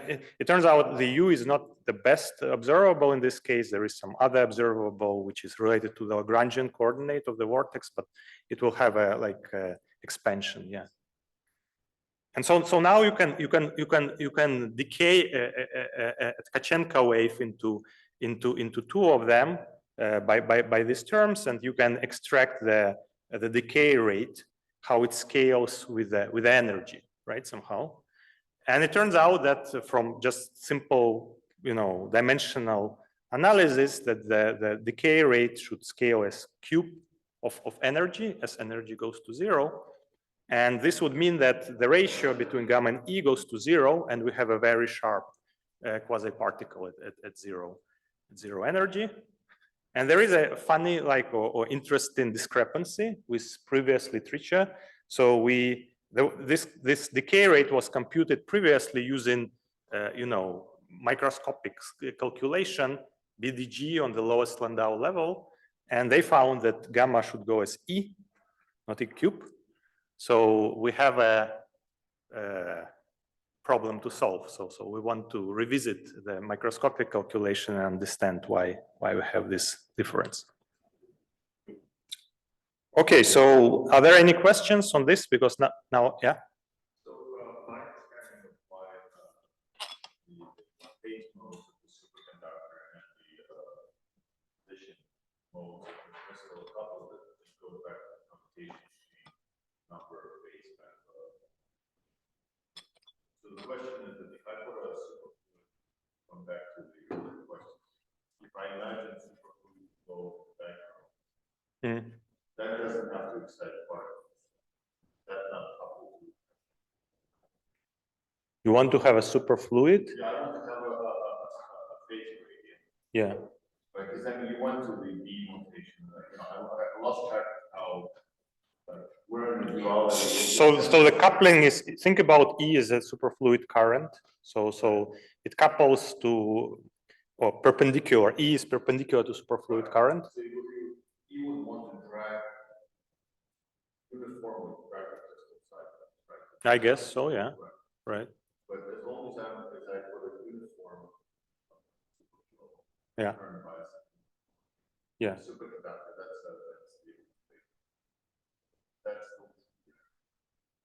I would need to think about it. What you say makes sense, but I don't. Because I'm purposely avoiding charge fluctuation, because, people with uniform Hmm. current bias, there is no charge fluctuation. So it's a zero mode, and so the question is, how does it zero mode? Presumably, it's in the next slide, when we talk about zero mode, it's one of those zero modes. Hmm. Okay, anyway. All right. Okay, so let me move now to the duality. So as I told you, my interest is actually quantum melting. So how quantum melting can happen. And it's known that in quantum crystals or in two-dimensional crystals in general, so this is tied to topological defects. So the defects in the regular crystal. So, and we have these two types, disclinations, a defect in angles and dislocations. So, and we want to incorporate them.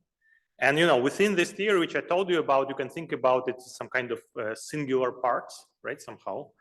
But there is a nicer picture, and the picture is to think about them as charges, or more precisely, charges and dipoles coupled to a gauge theory. And this is something which is known as Fraction elasticity duality. It has roots in already 80s, but like now revisited a few years ago, and that's what I want to tell you quickly about here, how it works for vortex crystal. Then I think about quantum melting in this language is that you just proliferate these charges, which corresponds to Higgs transitions in this gauge theory. Okay, so we actually did it already back in 2020. So you have you have this A is a dual gauge field to superfluidity. Let's dualize this U as well. You get this tensor gauge theory. Now it has two indices because it's dual to translation kind of symmetry breaking. And this is quite a funny theory where these two gauge fields are intertwined with each other. And then one can talk about interaction, about defects, possible melting scenario through several steps where you Higgs different kind of stuff. So let me tell you like a nicer story, because now we understand this Lifshitz description. So instead of using this theory where both U and A happens, right? I told you that it's possible to describe everything in terms of just this scalar phi, which incorporates everything. So you can do duality directly to this phi theory, so to the Lifshitz theory. And so what do you get? So I don't show the derivation, but you end up with a theory, U1 gauge theory, with of symmetric traceless symmetric and traceless object. And so here E, the electric field, has two indices, and it represents the symmetric traceless stress tensor physically. And B here, the magnetic field, has no indices and describes density fluctuations. And in this language, the disclinations and dislocations couple minimally to this gauge theory. So first, let me tell you why it is a gauge theory, actually. So it happens that this Lagrangian comes with a constraint. And the constraint is written here, is dTB minus second derivative of Eij is equal to 0. And if you think about it, what it corresponds to physically, B is related to density, I told you, and E is to the stress tensor. And so this is nothing else but the conservation of a particle number in the lowest Landau level approximation, because on the lowest Landau level, you have a nice connection between the current, charge current, and the stress tensor. So this is, and in order to solve it, right, somehow, you can think about it as a Bianchi identity of a gauge theory. You can write B and E in terms of gauge potentials, and then it's automatically incorporated. So that's why this theory is a gauge theory. And as a gauge theory, it has some gauge transformations, U1 gauge redundancies, which shifts the A naught by a derivative, and Aij, because it has two indices, it's shifted by second derivative, traceless part of second derivatives of beta. And this is quite nice. So if you take this gauge transformation and look into this Lagrangian, then you can see that this part, involves gauge potentials themselves. So there will be a constraint, or not constraint, but a conservation law which emerges due to gauge invariance, right? Such that the action is invariant under gauge transformations. And you get this kind of dt rho plus second derivative of jij is equal to 0. And this, yeah. Exactly, yeah, exactly. It's interaction between like, you have short range interaction between bosons, so it's a strength of it, right? More questions? Okay, so the nice thing about this equation is that it implies not only conservation of rho itself, but also of the dipole, right? Somehow xj times rho, and also a trace part of the quadrupole. So you can see that it's, and these three conservation laws, which are hidden in this equation, encodes all the phenomenology of topological defects in the solid. So these charges, which are disclinations, they cannot move on their own. If you make dipoles of that, they start to be able to move, but they cannot move in this direction. So they can only glide, and they cannot climb. So this intricate phenomenology of these defects, which are interrelated to each other, is automatically following from this theory. And you can incorporate vacancies and interstitials as well into this theory. It's a little bit more tricky, and I won't talk about it here, but it's possible to do. Okay, so what you can do with that? So I told you I'm interested in phase transitions. So you can be like courageous, and you can say, okay, I have a gauge theory now, right, somehow, and I have matter. So when this matter is made out of disclinations, let me write some theory for these disclinations and run a Higgs transition, right, somehow. And so I introduce a field psi, which transforms simply under the gauge transformation. And then you get kind of a problem how to write covariant derivatives. In particular, in the spatial covariant derivative, you have a gauge field which has two indices. So you need to do two derivatives somehow. But if you would just try to do it on a single field, you'll see that you won't succeed. All right, yeah. So sounds good. So you would try to do a gauge like with two derivatives and single field. There is no way how to make a covariant derivative, somehow. So you're forced to have an object which will be quadratic in this field psi and transform. So this combination happens to transform nicely under gauge transformation. So this is your building block. So instead of having like di psi squared, you are forced to have dij psi squared, right, somehow. So this kinetic term, which modulates your controls your spatial derivatives, is already quartic. And so you can write this theory. If you now tune the sign of V, you can go from the Higgs phase with the Mexican head potential towards a unique vacuum. And this would be a transition between a vortex crystal and a vortex fluid, a direct transition, continuous direct transition, which the mean field level looks totally fine. Of course, what is not clear right now, whether if you do proper RG calculation and include fluctuations, if this picture survives the fluctuations. So this is something which is unclear.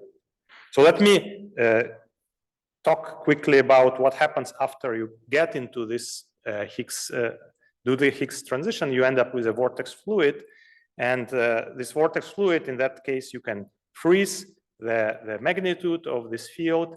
Just think about the phase, and then following like how it works for superconductors, you can analyze what are your modes, and similar to superconductivity, out of just one soft mode, you end up with two gap modes, and one of them originates from your Tkachenko wave and it gets a gap, and another is a new mode, and you can from this other mode you can extract the London lengths, which means in this case, so the dual Meissner effect, which in this case means that the magnetic field, which is, I remind you, is related to the fluctuation of the density, how it decays into a vortex fluid. If you have a boundary, how quickly it decays. It decays exponentially on a length scale fixed by this London length. Okay, so I won't have time to tell you about dual gravity, but the idea is that I told you that this quadratic theory, right, somehow this Lifshitz theory is not enough because of the symmetries. And for the same reason, this dual description, which I'm writing here, it's also purely quadratic, it's also not enough. So you would need to improve it and add nonlinear terms in order to magnetic translation symmetry algebra to work properly. And it turns out that it seems that the natural way is to go from a gauge theory with two indices with U1 redundancy to some kind of gravity theory. So where you have emergent metric, and this metric describes your fluctuations. And we started to work on that and written some kind of building blocks which transform properly, and we can kind of, yeah. It's an interesting story that, like, theory of dynamical metric describes our vortex crystal. So let me finish with outlooks. So all this is kind of nice. So we have some open questions which we want to figure out. So first, I told you that in this Lifshitz description, you can think about vacancies as vortices of this field phi. And this can proliferate and create this supersolid, vortex supersolid. So we want to understand what kind of transition it leads to. Then I showed you this Higgs transition, direct transition between vortex crystal and vortex fluid, and it has this funny nonlinearity, right? So in the spatial derivative term, one needs to do proper G calculation to see if this survives, like if it's really continuous or not.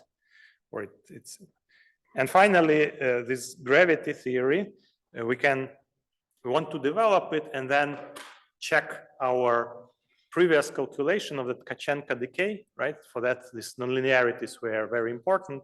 So we want to do it in this gravitational language and see if it works. So thank you very much. Questions into the coffee break. Those of you who want to ask questions, ask questions. Those of you who want coffee, we can all. Let's take a 15 minutes. We'll stretch it to. Okay. Any more questions? Go ahead. Sorry. Yeah.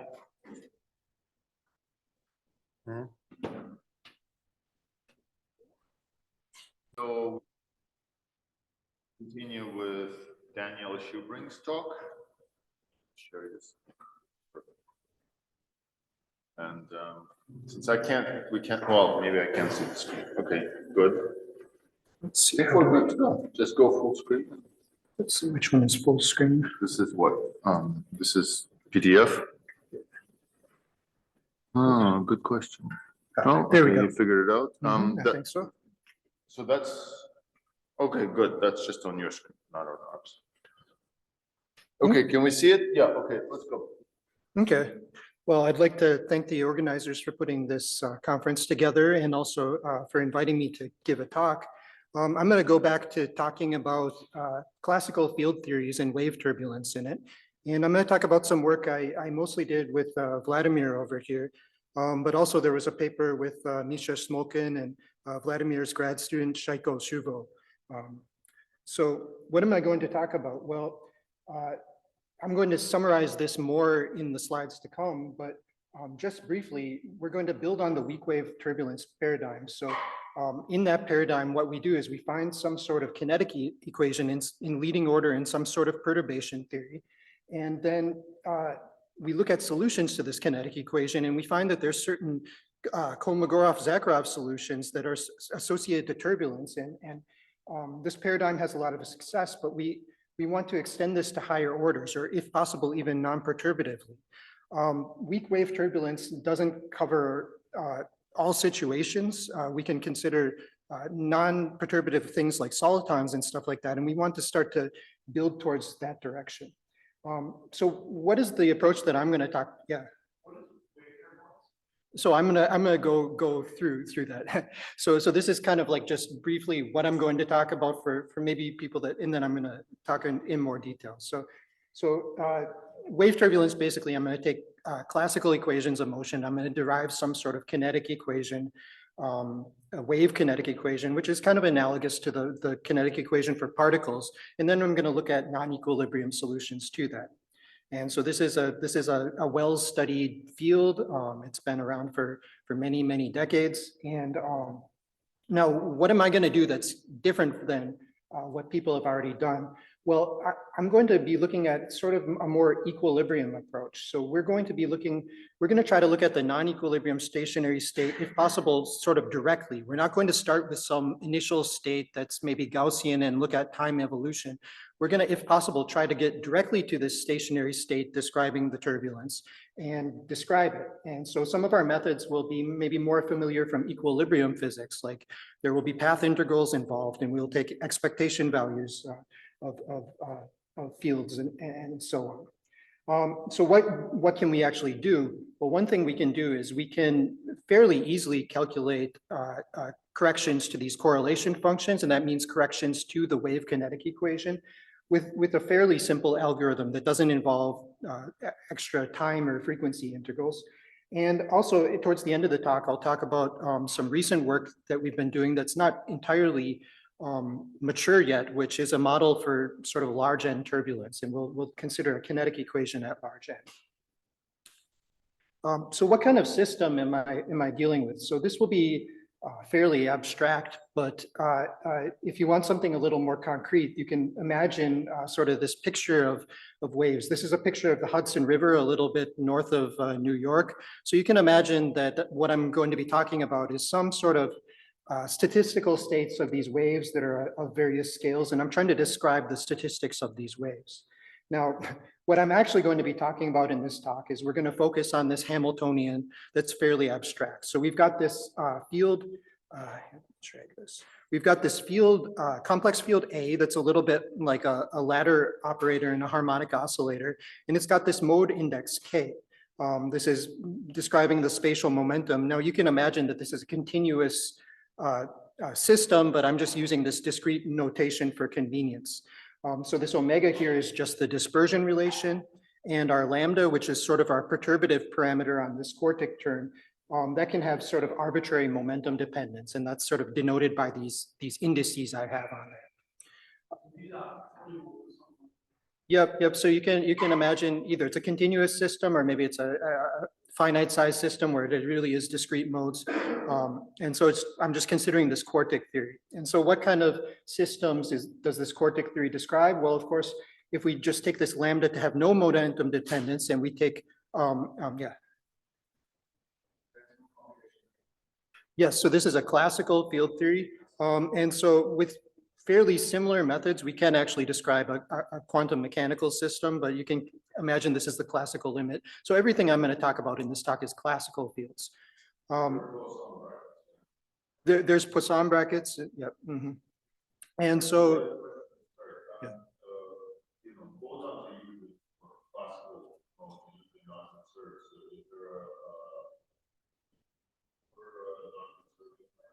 Okay, so well, for the purposes of this talk, we're just going to stick with this model. It's easy to generalize to large N in the end. That's just why I picked it. But the methods that I'm going to talk about, it really extends to any sort of polynomial interaction in these A's. So it might be non-conserving. That's why, like, for instance, we could talk about gravity waves in deep water. You can do some tricks with canonical transformations to bring the Hamiltonian into this form, which is why I sort of use that as an example. In that case, the A would be some sort of combination of the height of the fluid surface and the velocity potential. Not an easy combination, but you can write it in this form. But for something like capillary waves, you really need to take into account the cubic resonances, which is not described by this Hamiltonian. However, the methods that I'm going to talk about, you can easily deal with the cubic case.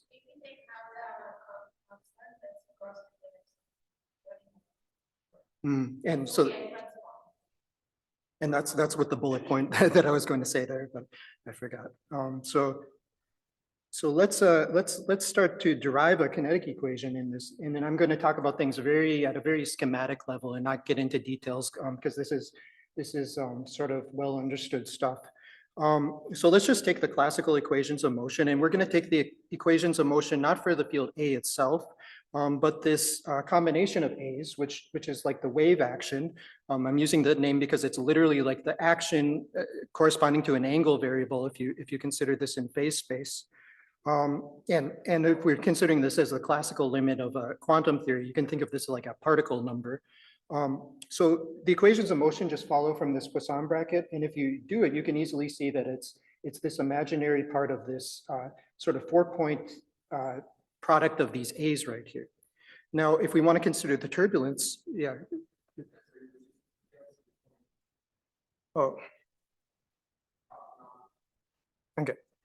So if we want to consider this sort of statistical ensemble of the turbulence, then we take an expectation value. And so this sort of A star A, we're going to call this expectation of it N. And this N is going to be a quantity I'm going to keep on introducing throughout this talk. Roughly speaking, the whole goal is to find how this N changes with R, with the mode index for the turbulent state. Now, we can get an equation for this N if we can express this product of 4 A's in terms of the N's. So we need to have some sort of closure relation relating this expectation value to the N's itself. Now, how we do this? Well, to a large extent, this is what the talk is going to be about. How do you calculate these expectation values? So I'll cover it in more detail. But for now, I'll just show the answer in the lowest order case. That's so yeah, so my expectation value, I haven't defined it very precisely, but we're assuming it's just some expectation over this stationary state. So the sort of well understood answer at first order is basically the expectation value evaluates to this thing. And this is the wave kinetic equation. And sort of what's important for us is that we've got this delta function over frequencies. So this is sort of localized on a resonance where the sum of these frequencies is equal to 0. And we also have this sum of 1 over n's right here.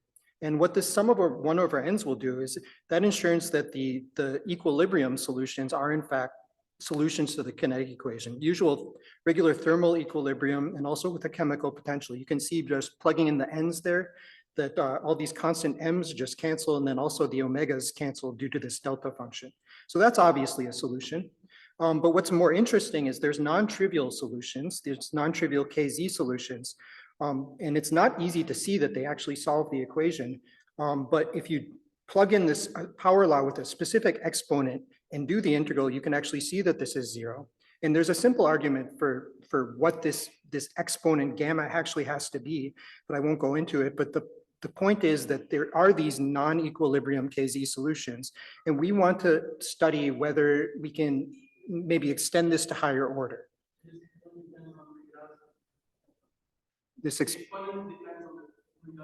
Yep. So these solutions will only be there if we've got a lambda that sort of transforms homogeneously, and we can define an exponent to that, and also a power law for our dispersion relation. Yep. So everything I'm dealing with right now is spherically symmetric. So how do we go to higher order? Well, we're going to do something a little bold, there's some question whether this KZ solution will even exist at higher orders. Certainly, we might expect it not to exist for all length scales. There ought to be some forcing and dissipation at some scales, but let's just be a little bold and assume that we have got some exact solution, some exact non-equilibrium stationary state rho. And so we're going to think of this as some function on phase space. This is a very many-dimensional phase space because it's a classical field theory. So the phase space is coordinatized by these A and A stars, and there's one of them for each mode. So here's the little picture of phase space, and this is to refresh your memory about the Liouville equation. So the bottom slice is sort of phase space at one point of time, and we can imagine we have a probability distribution localized here. And then just through the classical dynamics, this probability distribution will transform as you go through time. And generically, it might go to some convoluted shape or something like that. But we're actually going to be just focusing on stationary solutions. So we want to pick some probability distribution on phase space that will not evolve in time. And basically, any function of conserved quantities, as you can see, because it's commuting with the Hamiltonian, will do the trick. So in particular, thermal equilibrium will work. But we want to try to consider non-equilibrium distributions. So how do we do that? Well, we can actually come up with a formal solution fairly easily if we consider solutions of sort of the unperturbed Hamiltonian. So the unperturbed Hamiltonian is an integrable system. It's just this Hamiltonian right here involving a bunch of decoupled modes. And of course, that has a lot of conserved quantities. It's got a conserved action for every single mode. So it's very easy to find solutions to this unperturbed Hamiltonian. So what we're going to do is we're going to pick one of these solutions, and we're going to pick this specific form that's sort of motivated by maybe like a separate temperature for each mode. It has some sort of physical justification, but we just pick it. And then we look if we can find a non-perturbative rho that corresponds to that. Well, we can see that if in fact rho obeys this equation down here, that it will solve the full Liouville equation, because if we act on both sides with H naught, we see we just get a negative V rho on this side. So this is formally a solution to the Liouville equation that's sort of built around this rho naught that involves this parameter n. So that sort of roughly says how we're going to get this closure to work, where we take an expectation value of these four A operators and write that in terms of n's, because our non-perturbative stationary state is built around these n's. And so so let's go into a little more detail into how we solve for this rho. Well, if we just expand this, we just keep on substituting rho naught into this, we get a infinite series for this rho, and it's a perturbative series. And let's just look at it at a very first order and see what goes right and what goes wrong. So at first order, this V right here, by the way, I should say, I kind of skipped over something a little too quickly here. We're going to be talking about a Liouville Hamiltonian. And so we have this H hat right here. And what this H hat is, it's a little different than the H, which is the Hamiltonian on a phase space. This H hat is, you think of it as an operator acting on the functions over phase space. So just to be clear, this is a little confusing. I've got an H hat that's a Hamiltonian acting on functions on phase space, and then I've got an H that's a function on phase space itself. Now we're splitting up this H hat into an H hat naught and in a V hat that's essentially the Poisson brackets with H naught and Poisson bracket with V. So what is this V hat acting on rho? What does it do? Well, it involves this V, which again is just a quartic interaction. So it's going to involve four fields. So it's going to be something, some sort of summation over four fields times rho naught. I'm not going to get into details of what this actually is, but it's something similar to those 1 over n's that we saw in the kinetic equation earlier. Now, if we act on this with H naught, well, what this Poisson bracket with H naught does, it's sort of taking a derivative over the phase in phase space. So the phase being the conjugate variable to action in phase space. And so it sort of acts on these field operators right here, and it produces this frequency sum. Now, this is sort of the problem you always run into when you try to do perturbation theory classical Hamiltonian system is it's sort of the problem of small denominators. We get this sum of frequencies, but there's going to be certain values where we hit a resonance and this is zero. So how do we invert this Hamiltonian? And this is a major problem. But we're going to do something very ad hoc, and we're just going to ignore the problem. And everywhere we see an H naught inverse here, we're going to shift it by some epsilon, some small epsilon. And at the end of the day, we're going to set epsilon to 0. Now, in my normalization here, epsilon is real, and H, the eigenvalues are imaginary because I'm momentarily going to define something more well-behaved. But this is basically what we're going to do. And what's kind of amazing is that this actually works. If we find the rho naught to first order, and then we calculate this 4-point expectation value, we get exactly what we need to do to find this classical result for the wave kinetic equation. And You're doing conceptually the same thing. expanding around the Gaussian? Yeah. So what's different about the usual thing is we start with something like a Gaussian and then we evolve it forward in time. Now we're going to do something, it's not exactly the same thing. We're going to start with a Gaussian as our lowest order solution and then build it up higher orders. So imagine we've got the full solution, it's a function of lambda, and then expand to the 0th order in lambda, and that's our rho naught. So it's not quite the same thing, but it's similar conceptually. So we regulate it with this epsilon, and then what happens is we've got this inverse frequency denominator. Well, when we take this epsilon going to 0 limit and we take the imaginary part, we end up with the frequency delta function. And this all ends up being the usual kinetic equation. But there's lots of problems with it, lots of problems. This H naught has many ground states, any sort of function of the conserved quantities, and this is an integrable system, so there's many of it. They're all ground states, and that's a problem. We don't really have a good interpretation of what this epsilon is. It's ad hoc. So we want a sort of more well-behaved H naught. And how we're going to do this is we're going to modify the equations of motion to be a stochastic equation, a Langevin equation. And we're going to add some forcing and some dissipation, and we're going to work with that instead. Everything's going to be more well-regulated. Everything's going to be more well-behaved. And at the end of the day, if possible, we're going to set this gamma to 0. And hope it works out. The punchline is it doesn't always work out. There's going to be problems with taking this gamma to 0 if we switch things to Langevin equations, but this is the approach we're taking now. So let's consider it for just 1 degree of freedom. That's when we add a dissipation term right here, what that's going to do is it's going to want to drive it to the local minimum of our Hamiltonian. And we also add a random forcing. And the strength of the forcing, it's going to be related to the temperature, because in this 1 degree of freedom system, the late time distribution will just be the usual sort of canonical distribution with this Hamiltonian up here and the inverse temperature over there. Now, what happened? I'm sorry. Omega is just the dispersion relation. And so the reason I'm writing it in this kind of weird way is because if we want to take like the linear term, if we want to take an H naught right here, we've got an omega A star A, and then we just get a usual negative gamma A. I'll talk about this linear dissipation in a moment. But we don't want to deal with just 1 degree of freedom. We want to deal with classical field theory. So how do we do this with many degrees of freedom? Well, we basically just do the same thing. We just drive all these modes with different temperatures for each mode. If we drove everything with the same temperature, we should go to thermal equilibrium. But what we're doing is we're driving them with different temperatures. It's going to go to some non-perturbative state. We don't know what it is, but it's some non-equilibrium state. And that's the state that we're going to be studying. So if we do this and drive the modes with different temperatures, and we look at what happens if we just have H naught, no interactions turned on, this is of course just going to go to thermal equilibrium with a separate temperature for each different mode.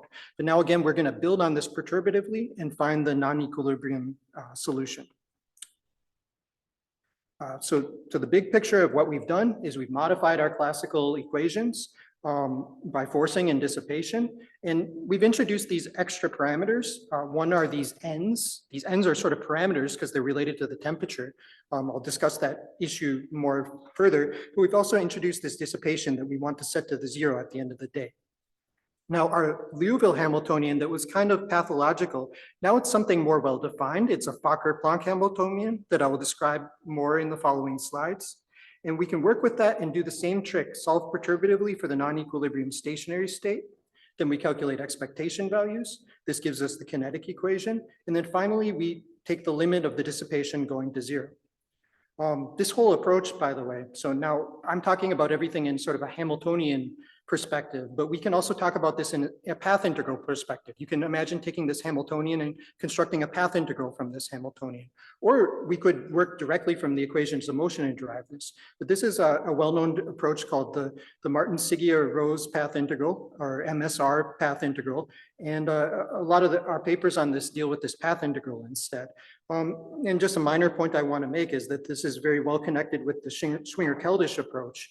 And so a lot of our approach to finding a kinetic equation is not so different from what they do in a more Schwinger-Keldysh approach. Okay, so let's talk a little bit more about this Fokker-Planck equation. So everything is going to be completely analogous to the Liouville equation. All we're doing is now, instead of our phase-based motion being driven by classical trajectories, they're going to have some random forcing and dissipation together. And so what that does is it modifies our Liouville Hamiltonian by an extra term, this H hat gamma. And this H hat gamma is going to take into account the effects of the forcing and dissipation. Now, I'm not going to derive this here, but you can just take my word for it that it takes this form. And if you want to see a derivation, you can look at the paper, but there's also a nice derivation in Zin Justin's textbook on quantum field theory. He has a section on Langevin equations where he will go through this, and it's basically the same derivation here. So let's talk a little bit more about this Fokker-Planck. Are there any questions, by the way? Let's talk a little bit more about this Fokker-Planck equation. So if all these separate temperatures that we're driving each mode are the same, you can easily see that this e to the negative h over t is in fact an exact solution. Just this quantity in brackets vanishes. But there's something that we can do to sort of make the model simpler, which is to linearize this dissipation term. We basically just, everywhere we have an h in the dissipation term, we substitute an h naught. And so this just becomes a usual negative gamma a instead of that. Well, that's good because then inside our h hat gamma, our dissipation Hamiltonian right here, this dissipation Hamiltonian will not be involved at higher orders in perturbation theory, and that makes things simpler. However, it's bad because you can easily see that if I substitute this h up here by an h naught, thermal equilibrium is no longer an exact solution for finite dissipation. Now, this really shouldn't matter. We're taking dissipation to 0 at the end. I just want to bring this up that there's sort of two ways we can implement this dissipation. One's a little easier in perturbation theory. One's a little more exact in terms of relating to thermal equilibrium, and we can deal with both. And in both cases, now that we have this Fokker-Planck Hamiltonian, the whole diagonalization problem is much more well behaved. There's only one zero eigenvector, which is this stationary state. And the problem of diagonalizing it, you can show it reduces basically to the associated Laguerre equation. So this, we can solve all the different excited, about 5 minutes, okay. So I'm gonna skip a little forward here.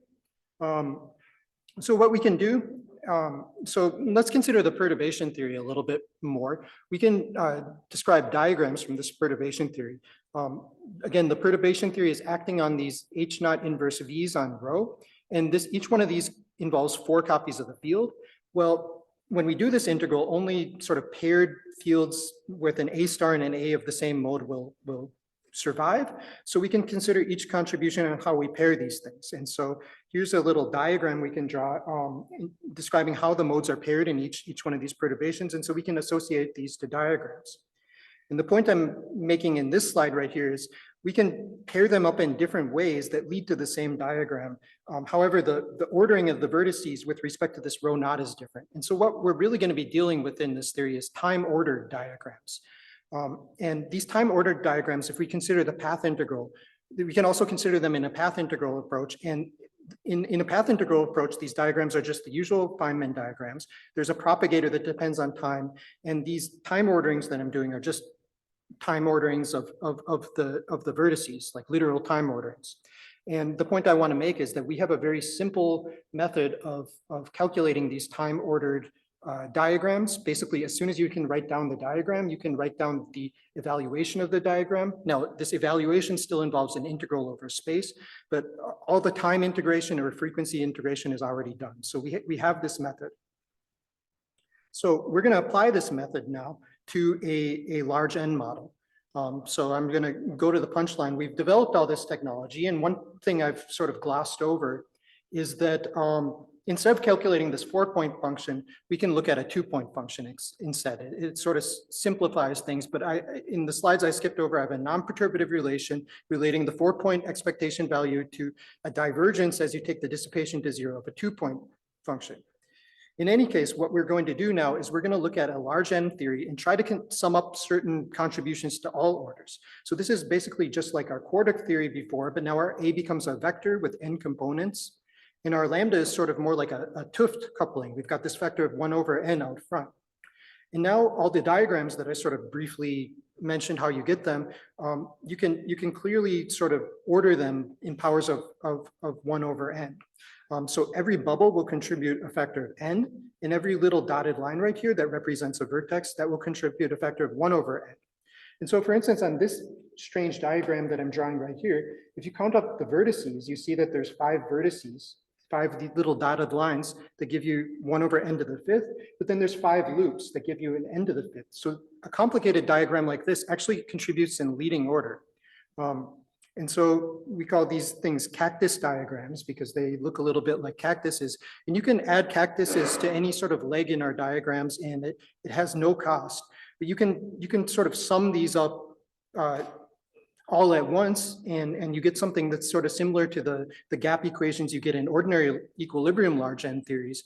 But effectively what it does is it just renormalizes our omega and renormalizes our N and our gamma. And so we're basically just going to renormalize all our parameters when we sum up these leading order no cost diagrams.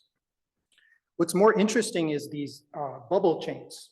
So these bubble chain diagrams contribute at 1 over N. You can count up this and see that no matter how many bubbles I add in this chain, if the little dotted lines are 1 over N and the bubble is N, it contributes at the same order, 1 over N.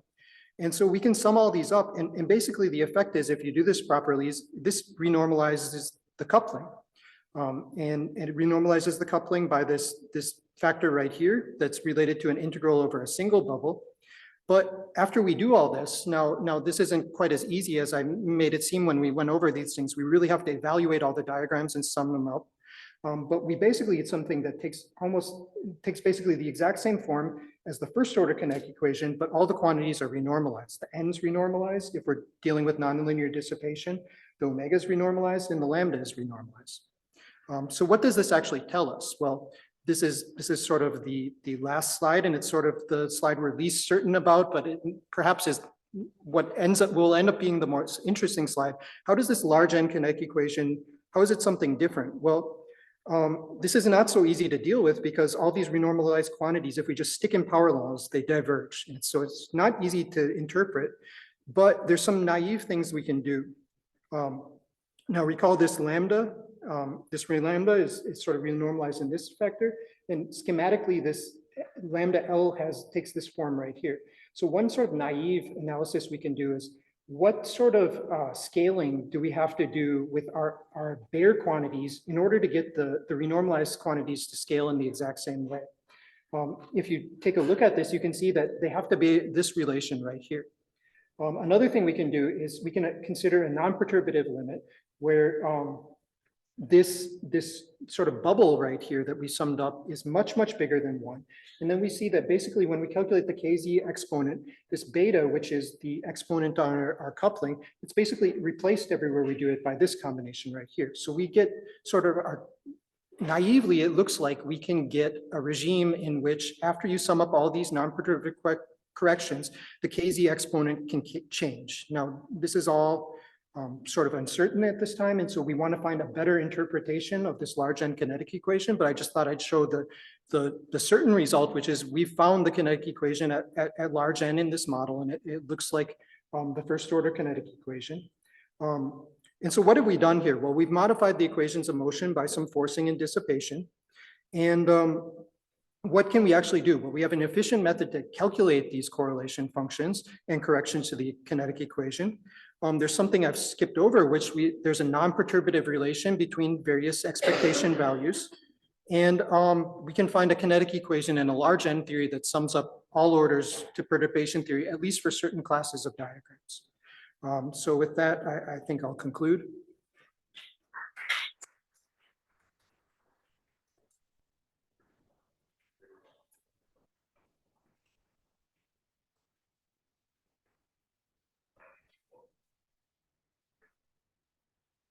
Mhm.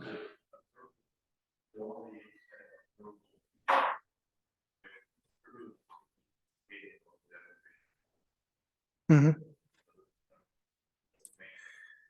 Well, so this scaling of the occupation number, it's very, very general across these different classes, but depending on how you get the system in this form, there might be some extra scalings like relating to physical quantities. Like for instance, in the gravity wave case, I recall that if you just naively take the KZ exponent and then you look at sort of like a power spectrum of the height of your fluid, you will not get the same exponent because to relate that to those A fields, you have some extra factors.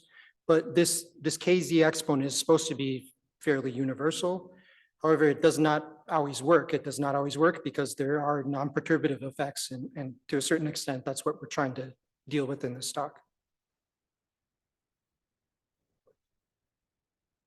Very quick question. I might have asked you this or before. So far, you got the steady state. And one of the next steps that people usually do is they perturb the steady state and watch perturbations die out. Is there any sense in which the spectrum of perturbations about the steady state is astable, and is there anything interesting in these decay rates that is non-equilibrium, right?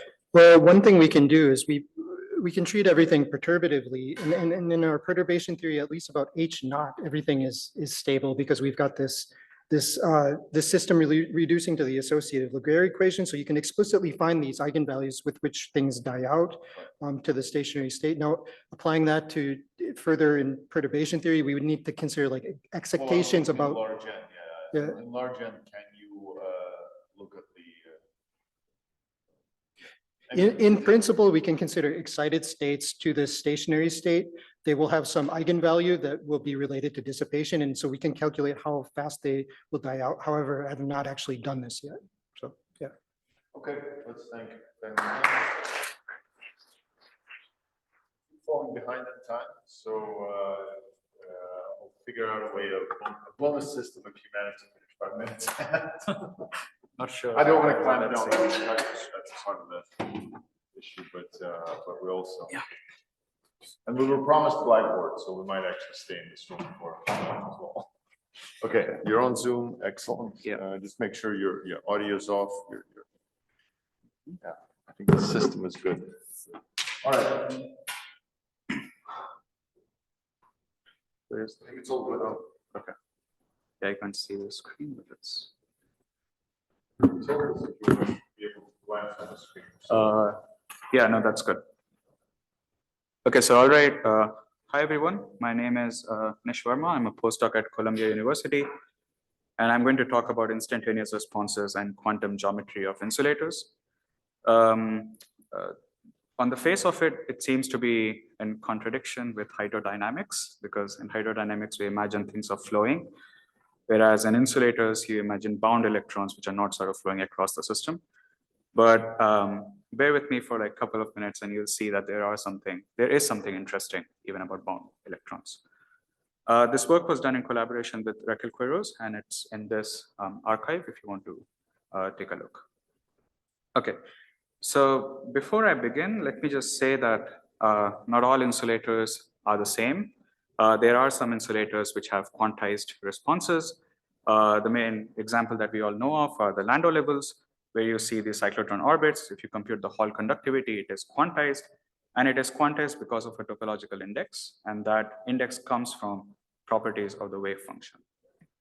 Now, wave functions are important not just for Landau levels. For example, if you want to think about polarization in a bulk crystal, you're free to choose your unit cell, and if you choose different unit cells, you can get different polarization given the same charge density. And it was pointed out by King, Smith, and Vanderbilt that you have to look at the wave function, and polarization is nothing but the Berry phase of the wave function. Now we can sort of generalize that to a lot of materials, and essentially the idea is that you have to compute the projected position operator in these materials.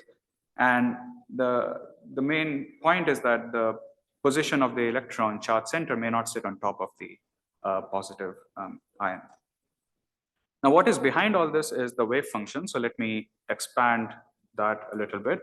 And let me go back to solid state physics 101, which is talking about particles in a periodic potential. You know that the Hamiltonian is p squared over 2m plus some periodic potential, and the eigenstates are the block wave functions, which have an overall phase and a cell periodic part. Now, what we are dealing with, metals, for instance. These block states form like a low energy basis, in which the idea is that you have a band structure, you have a Fermi level, you can look at this block state, and in real space, it looks like a wave, which has some form factor, and there's an overall oscillation given by the Fermi wave vector. Now, there is a completely equivalent representation in terms of a local basis, which are the one-year states. And the idea there is that if you can collect all the states within this band, and then you can sort of do a Fourier transform and you can construct the one-year states. The key point of topology is that, is there a one-to-one correspondence? And when can you go from a low energy basis to a local basis? And that is where topological obstruction comes in. So you can think of it as properties of a Fourier transform, essentially. The idea is that block states have a gauge degree of freedom, so you're free to multiply with a phase factor.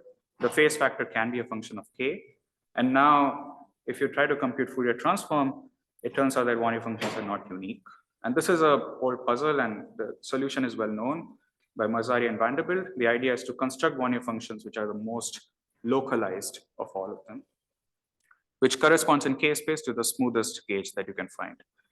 Now, the goal is to find one-year functions which are exponentially localized, they are periodic, they respect all symmetries, and topology acts as an obstruction to satisfy all three at once. Now, topology is sort of a serious obstruction, whereas geometry is not that serious in some sense. And the idea here is that if you now look at the same block state, it's a vector in a Hilbert space.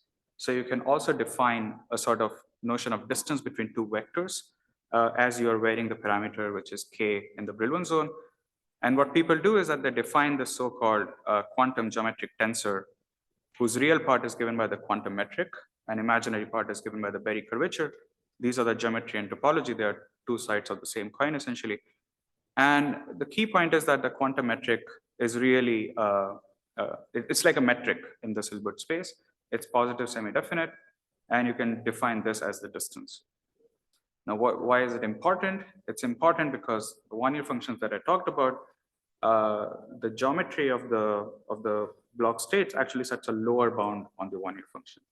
I should emphasize that it's not an obstruction, it just says that you cannot make them delta localized.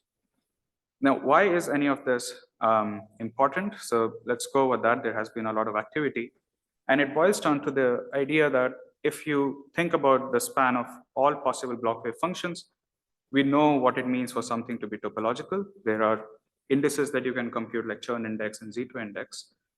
Quantum geometry, on the other hand, is just a blob.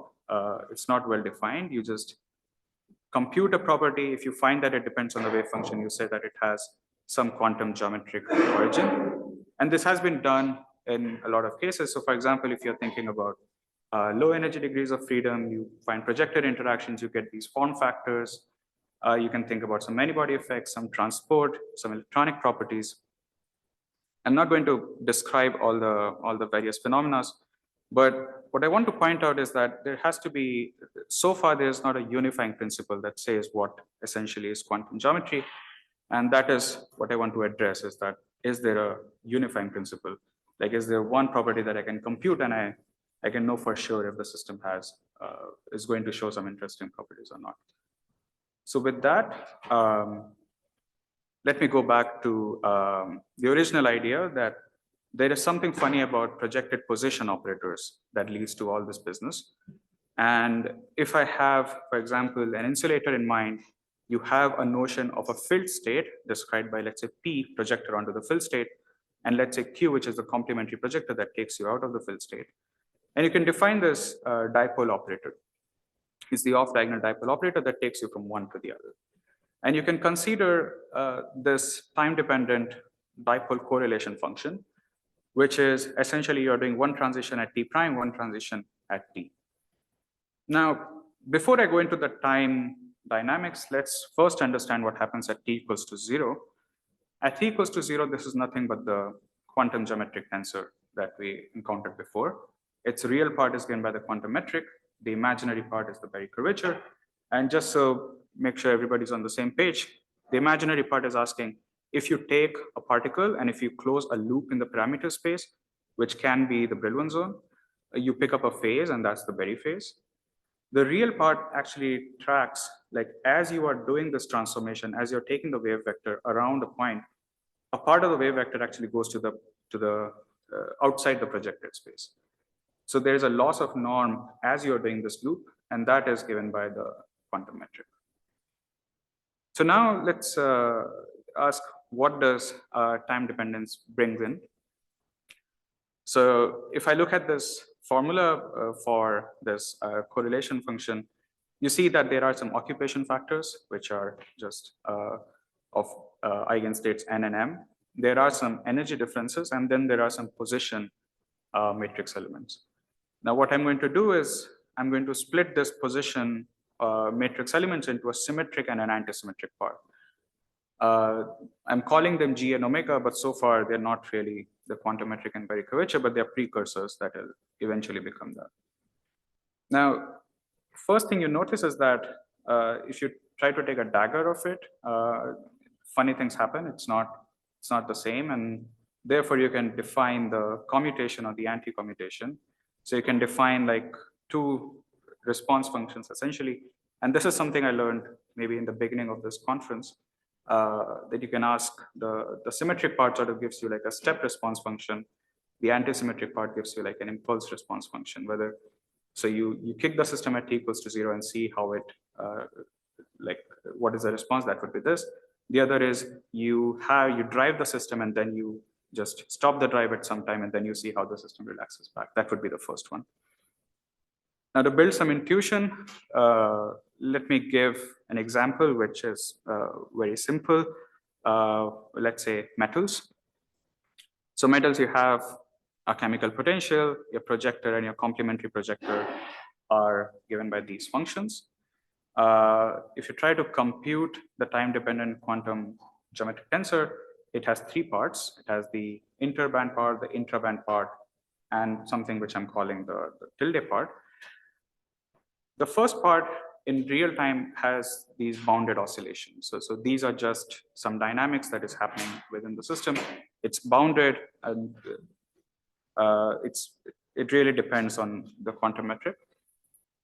The intraband part is linear in time, and it actually increases with this coefficient d. And this should not be surprising. This is really, if you have metal, things are flowing, and this is not surprising because essentially you're calculating some sort of position correlation function, so it should be diffusive in some sense. The last part is the intraband part. I'm putting a tilde here because when I first computed this, I found that this is gauge dependent. So that's a big problem, because if you find quantities which are gauge dependent, it should not show up in anything. And it indeed does not show up if you try to calculate real observables like conductivity. So now let me talk about conductivity for a bit. Yeah.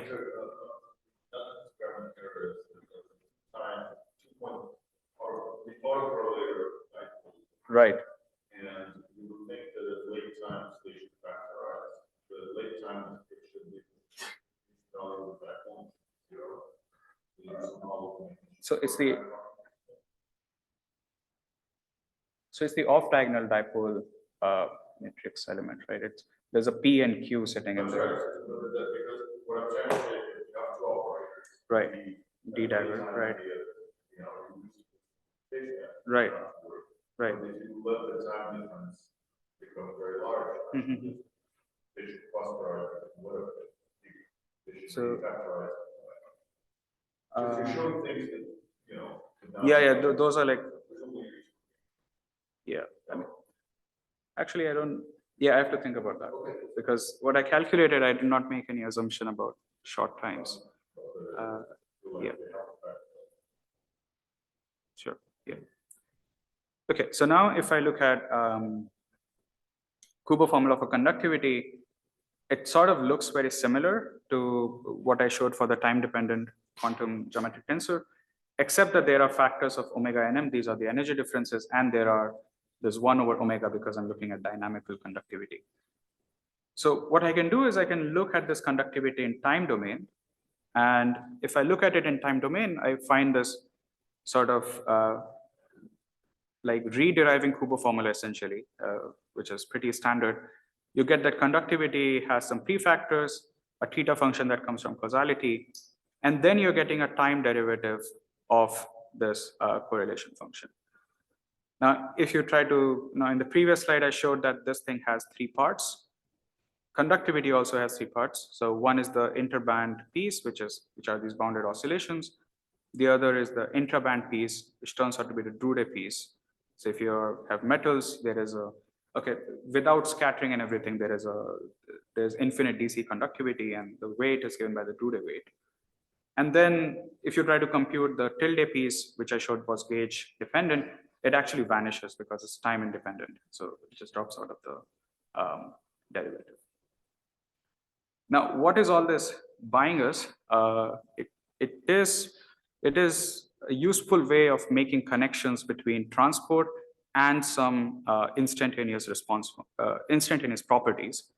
So for example, let's look at sum rules. So sum rules are integrals over all frequencies in frequency space. So in time domain, they correspond to 0 time value. And for that, let me look at the dissipative part. So I'm going to write the conductivity as the longitudinal in Hall, and the real part of conductivity is the dissipative part of the response function, which corresponds to real part of the longitudinal conductivity and imaginary part of the Hall conductivity.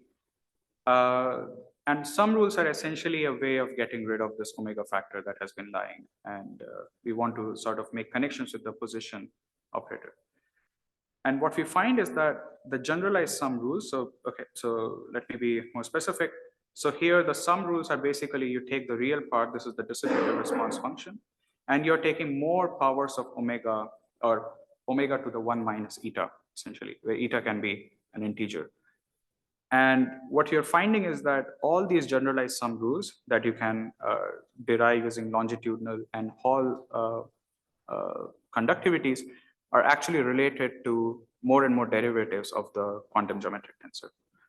So the instantaneous response is tied to the generalized sum rule. Now this is essentially a rederivation of things that were said before. So let me make connections with things that are quite simple. So one is the Landau level. So we all understand that Landau levels have essentially cyclotron orbits. If you look at in momentum space, you don't really have to define momentum, but essentially you get flat bands, which are these Landau levels. If you try to compute this quantum geometric tensor, it has a completely perfect in-phase oscillation, which is coming from the fact that you only have one excitation frequency. And the position operator, it's really a harmonic oscillator. So the position operator only connects nth Landau level to n plus 1. If you try to compute the sum rule, it turns out to be very simple. You just get the Chern number on the outside. You get factors of cyclotron frequency. And essentially, cyclotron frequency fixes all possible sum rules. The real problem comes when you try to extract this idea onto some, let's say, a tight binding model or some real material. And there are 2 problems. One is that real materials don't have the so-called ideal geometry, which roughly corresponds to the fact that you have transitions only between n and n plus 1. There are many possible transition frequencies, and then the sum rules will turn out to be all different. So let's go back to maybe the simplest example is the F sum rule, where you just take 0 to infinity, part of the real part of longitudinal conductivity. And what you find is that this is the plasma frequency. But using the fact that it has to be plasma frequency, you can define like an effective mass of the system. And this is the so-called optical mass. Now, what I want to emphasize is that the optical mass has 2 pieces. One that comes from, let's say, the band curvature. It's the Fermi surface property. It's the average velocity, let's say. And the other is a geometric mass, which is tied to the quantum metric, but then there are these factors of omega. So you really have to plug in the numbers and compute for every system. The other sum rule is the dichroic sum rule, in which you are taking the imaginary part of Hall conductivity. And in the dichroic sum rule, what you're getting on the right-hand side seems to be some omega mn times the Berry curvature. And this is exactly the magnetic moment of the system, at least if you are doing some semi-classical theory. You can sort of guess it by doing a short time expansion of this tensor, and you find that the first component you get is roughly r cross v. So that's angular momentum, and then which times the gyromagnetic ratio is the magnetic moment. Yeah, sure. Right. Yeah.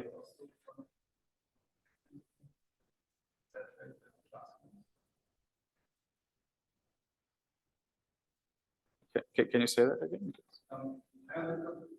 So you're talking about the F sum rule or the dichroic?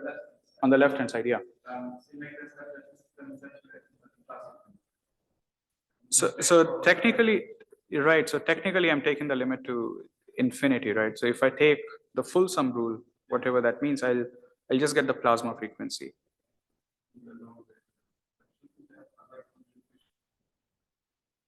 There are, and that is what I'm writing it here. Right? Yeah. Right. So you're essentially looking at the current correlator and just integrating out over all frequency modes. Yeah.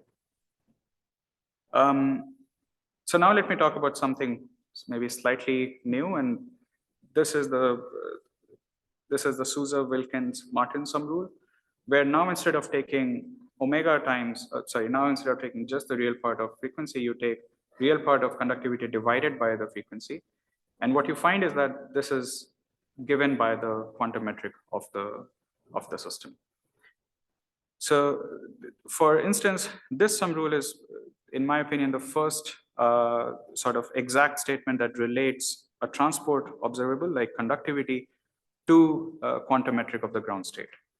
In all other cases where people talk about quantum metric, there are assumptions about flat bands so that energy just factors out. Or there are cases, like there are some assumptions that you have to make to get the quantum metric out. But this sum rule is just quantum metric. There are no NGP factors.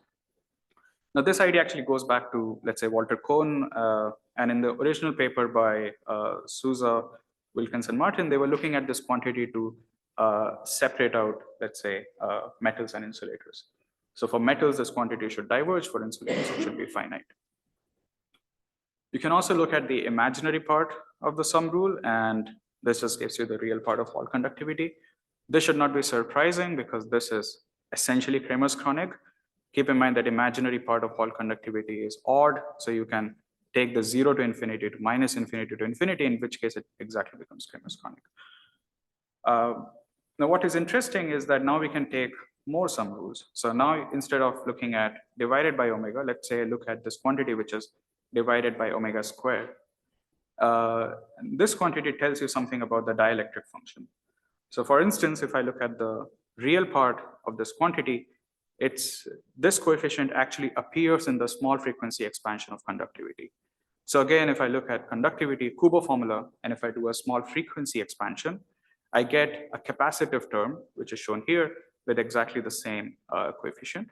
So this, in some sense, is measuring the polarizability. Like when you're applying some dynamic field, your electrons are shifting a bit, and there is some inverse spring constant associated with that, and which is given by this quantity.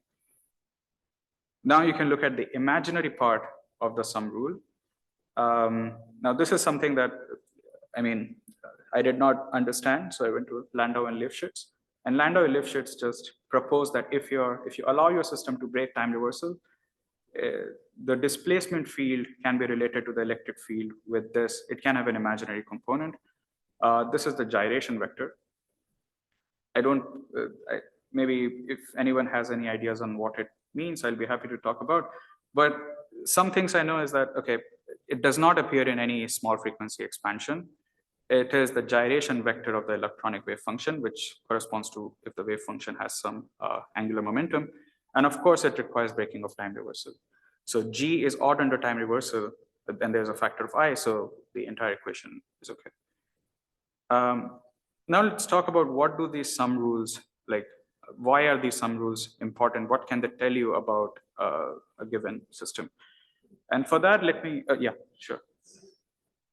Maybe John, what the sum rule says to me is that this chi shows up as the second order expansion. Or maybe second or first order. I'm not sure. So you're saying that if I expand this out, Yeah, it's like right? So you're saying that if I write this coefficient as a plus b omega square, then this will just pick up the b part, right? Maybe, but I don't know. I mean, there can be like general Hall conductivity doesn't stop at omega square. It has like higher order terms. Maybe what happens in this part is that what saves you is essentially Kramer's chronic, which relates like real part of sigma of omega divided by omega square to some property of imaginary part divided by omega. But in this part, we don't have any Kramer's chronic helping us. But yeah, we can talk more. Yeah. We started with dipoles, and of course, Right. dipole response on conductivity and the Exactly. Right. So now that we take these negative moments, Right. there's probably a dipole picture, right? It's like you turn on like field and you don't go current. Like exactly. So you're sort of looking at how the wave function is expanding. Right. Right. Exactly. Right. Exactly. I mean, that is right. Exactly. So that is the exact intuition that I have for this part of the sum rule. Imaginary part of Hall conductivity is something weird. Yeah. Okay. Right. So now let's look at these sum rules across a topological phase transition so that you sort of understand what is going on. So I'm going to take the Haldane model. It's the simplest model for a Chern insulator. It has two bands.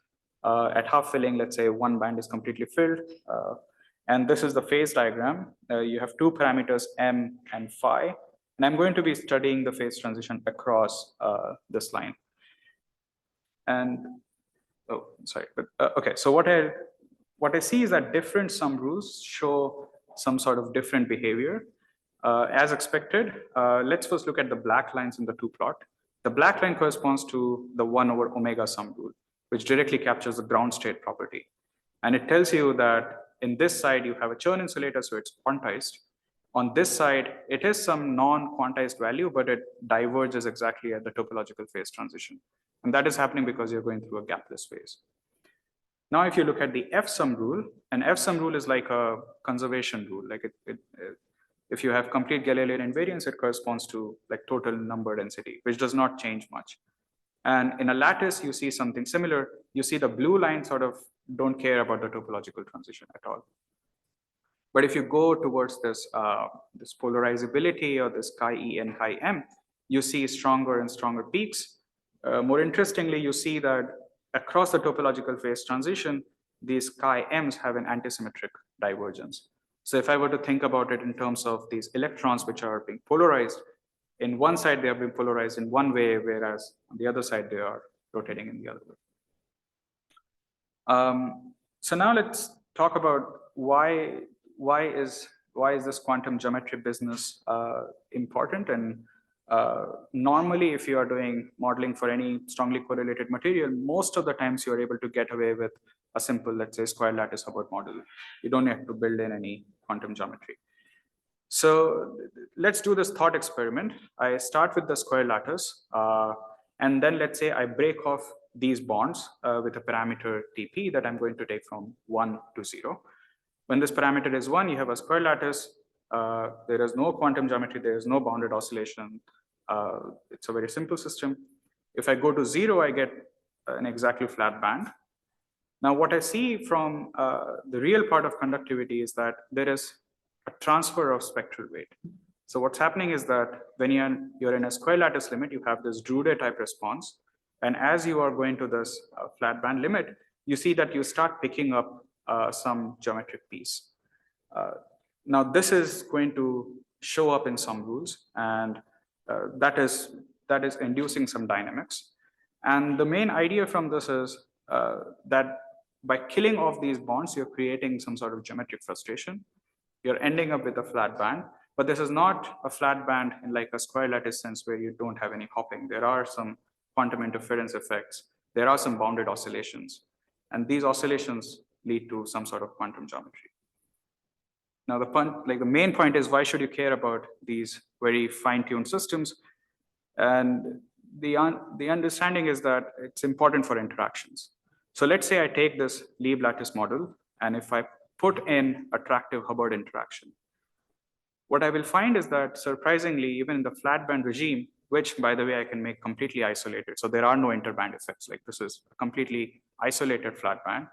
You see that the superconductor has a finite phase stiffness. And this is, let's say, one of the violations of Ferrel global Tinkham sum rule, which says that as the system goes superconducting, there is a transfer of spectral weight to the zero frequency pole, which is the superfluid stiffness. Now, this superfluid stiffness is coming from some, it has some other origins. It's not coming from just the band part. Now, the resolution of all this is that you need to be very careful about what mass that you're talking about. In this sum rule, you talk about the band curvature mass, but what is really important is that there is this geometric piece which plays an important role. And not just for superconductors, it also plays if you want to think about dispersive bands and TMDs. Now, this is an experiment where they observed an excitonic insulator in these two materials. Now, keep in mind that TMDs have some notion of quantum geometry. They are like gap Dirac cones. There are some matrix elements between the two bands. So if you were to do a calculation of computing the phase stiffness of these systems, you do find that there is a big discrepancy between just considering them as parabolic bands, ignoring wave functions, and keeping wave functions. So with that, let me just conclude. I think the main punchline is that if you want to think about the unified way of thinking about quantum geometry is in terms of these bounded oscillations that happen in the quantum geometric tensor and building in some time dependence. This time dependence shows up in generalized sum rules. So in the sense that every instantaneous quantity derivative that you can compute of this quantity shows up in a sum rule, which can be important for, let's say, studying topological phase transitions and also studying the transfer of spectral weight that happens, let's say, when a system goes superconducting. So with that, thanks.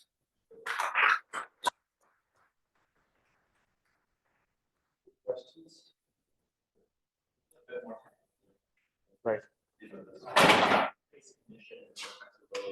Right, yeah.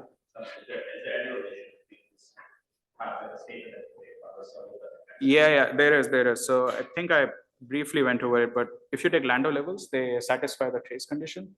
And in that case, if you calculate the sum rule, you get a very simple answer. Right. Yeah. All right. Any more questions for the next speaker? Are you on Zoom? All right. Next speaker is Petra Shi. You're about, I think we're going to hear about ballistic polarions. Yes. We're good. Just, are you, so it's not enough to mute. If you go on here, no, just click on that arrow. And there's something about leave computer audio. That way your microphone is not pick up. Oh, I see. Okay, good. And share your content and we're good to go. Okay, and no pressure, but thanks, by the way. Let's thank Nish again. And for having 5 minutes today. Oh, as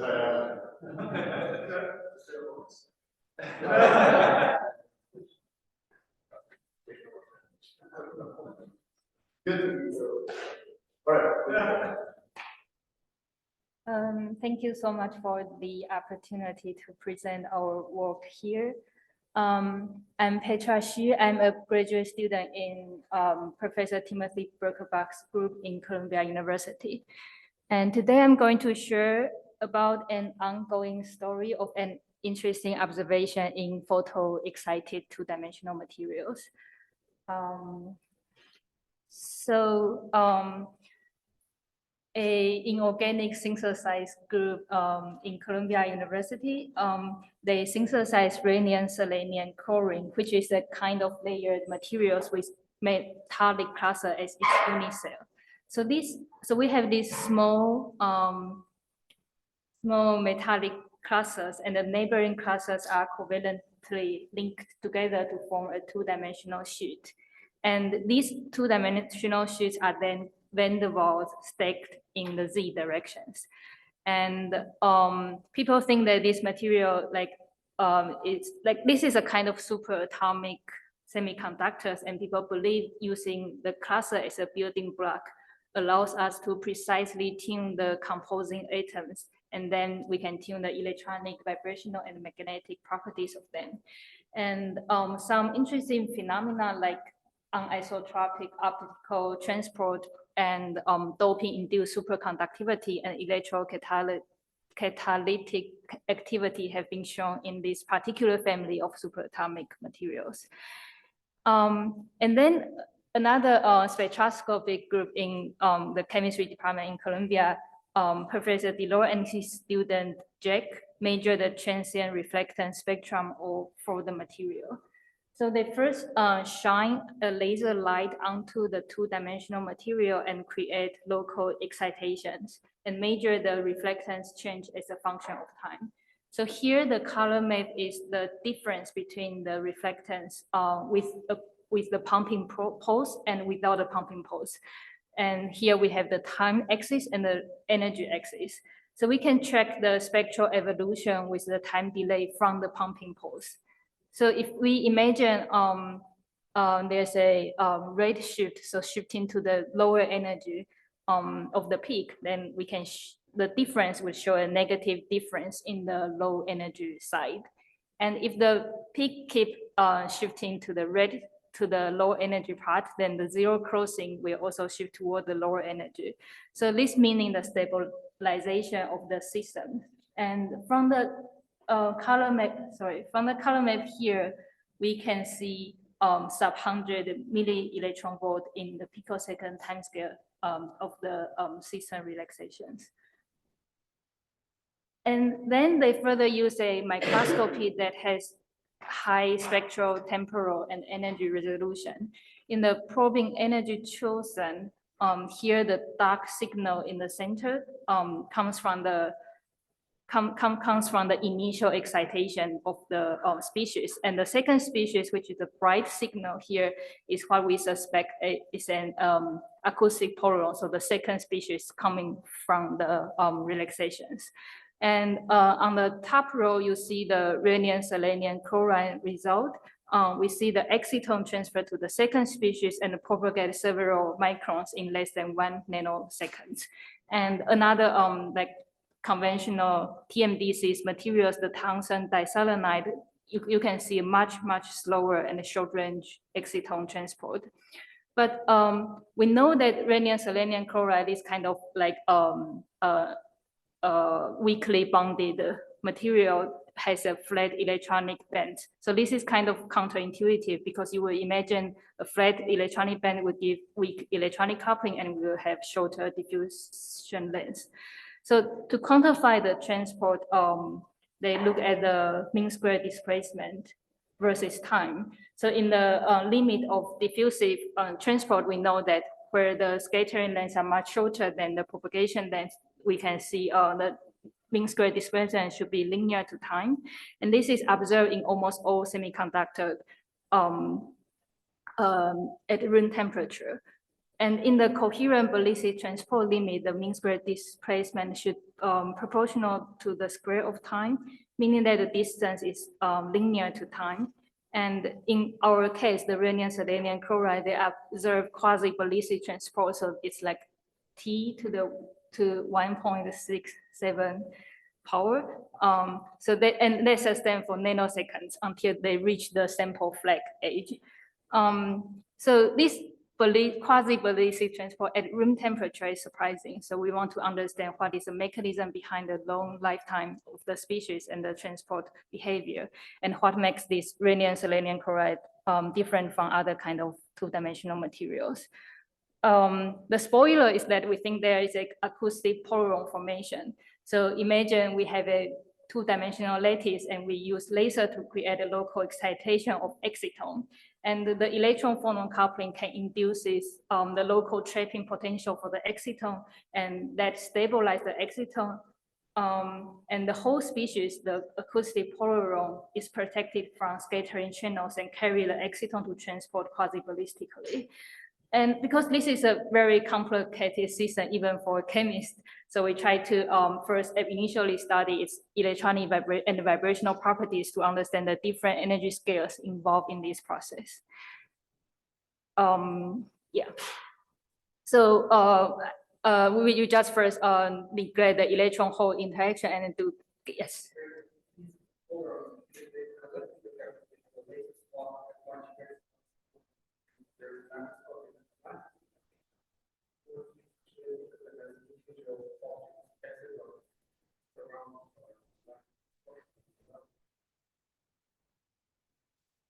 So usually overall let's say exciton excitation, lots of lattice correlation on the side of the exciton.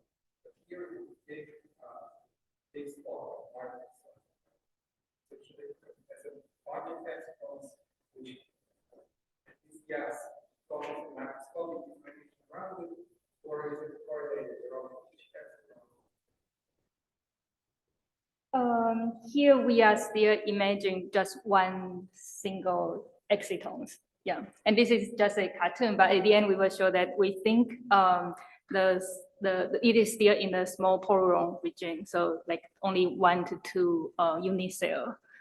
The size of the distribution of the exciton is within 1 or 2 unit cell.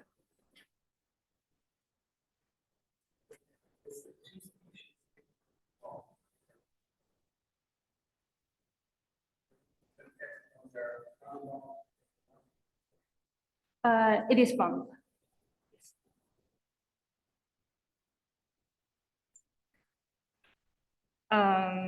Yeah, so we just initially calculate the electronic band structure, and from the electronic band structure, assuming no electron-electron correlation, we can get the exciton band structures.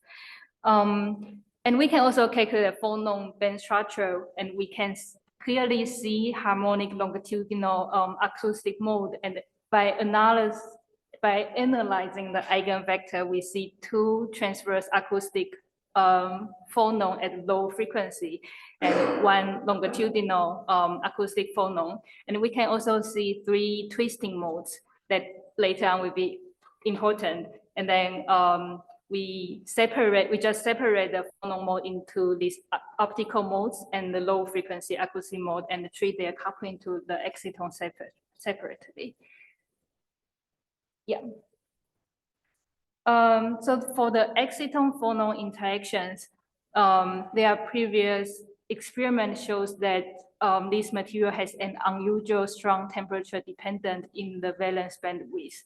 So you can see here, there's a like conventional TMDC material and then molecular crystal, and they their valence bandwidth as a function of temperature is quite flat, but this material like shows strong temperature renormalization, like the bandwidth renormalization is a function of temperature.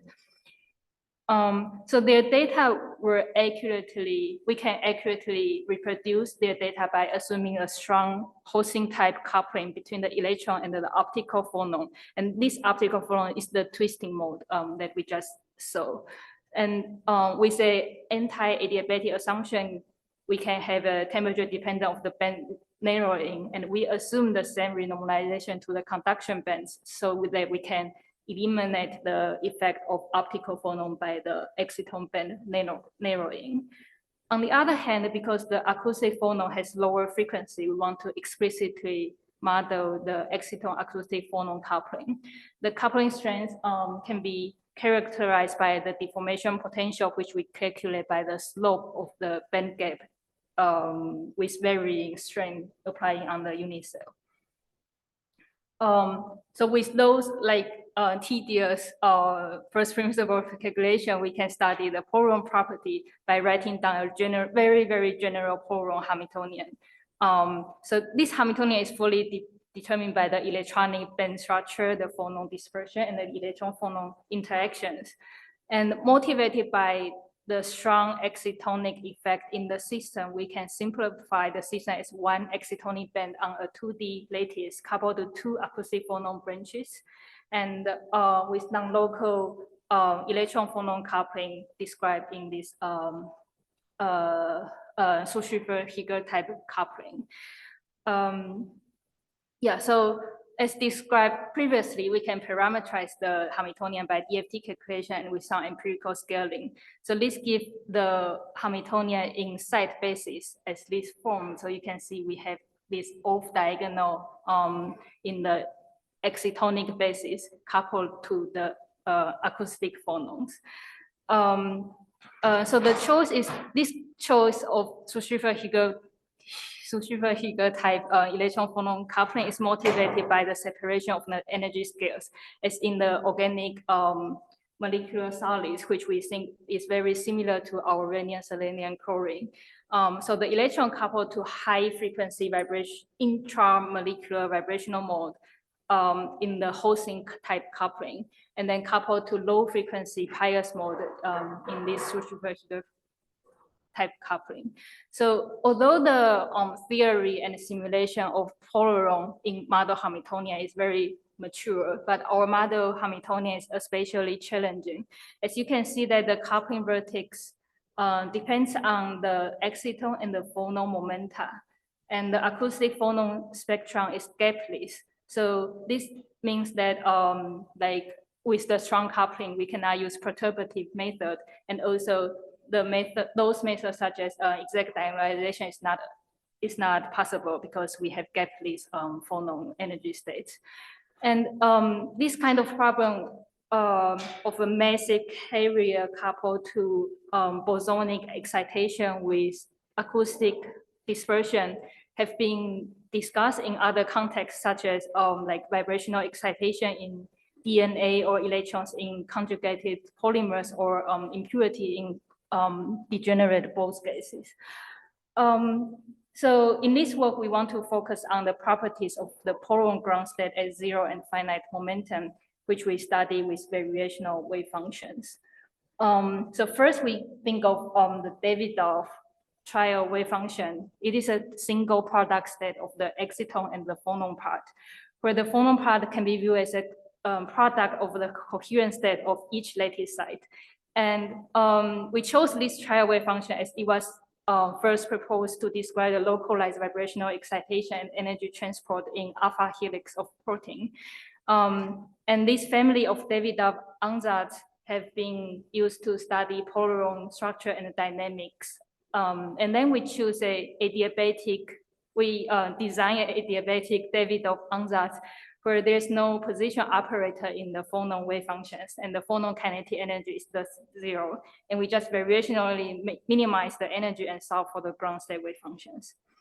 So here I'm showing the optimized Poisson structure with the blue shaded colored are the exciton density, and the small green arrow are the lattice distortion. So you can see they are like distorted toward the center of the excitons.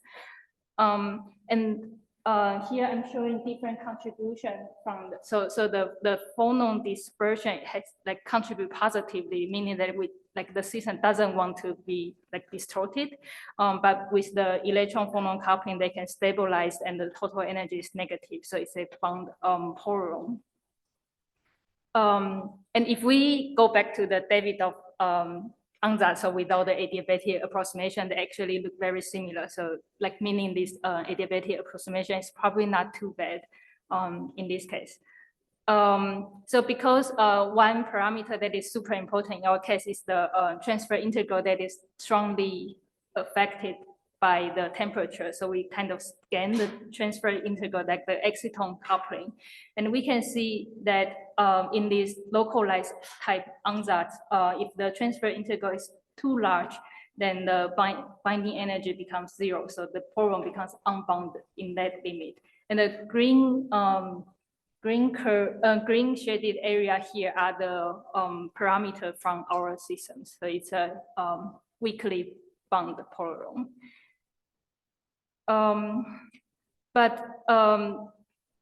This localized trial states, we know that it breaks the lattice translational symmetry and localized around an arbitrary site. So meaning that the electron is like trapped in a localized potential created by the distortion. So the solution lacks the original symmetry of the Hamiltonian. And we can restore the symmetry by linear combination of all the position and build the Toyozawa ansatz. So you can think of this as just the superposition of the localized wave functions to form a block state that has the right symmetry of the Hamiltonian.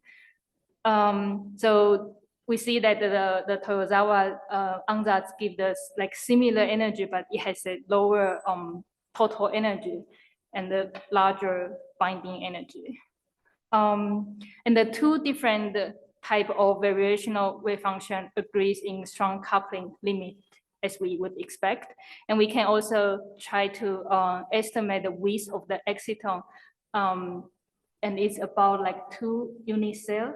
And with the localized ansatz, we can see that the size shows discontinuity at the critical coupling strength and some critical transfer integral, and they separate the unbound and the bound photon.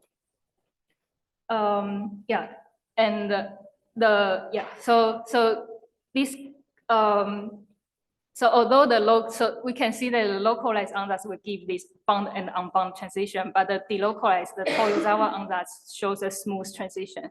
So this kind of consistent with the long debate in the literature, where for a different, slightly different photon Hamiltonian, that the delocalized solution should always show no abrupt self-trapping transitions. Following on, we will only use the Toyozawa ansatz as this translational invariant states have lower energy, and also it has a well-defined photon momentum, so we can extract a well-defined photon dispersion relation.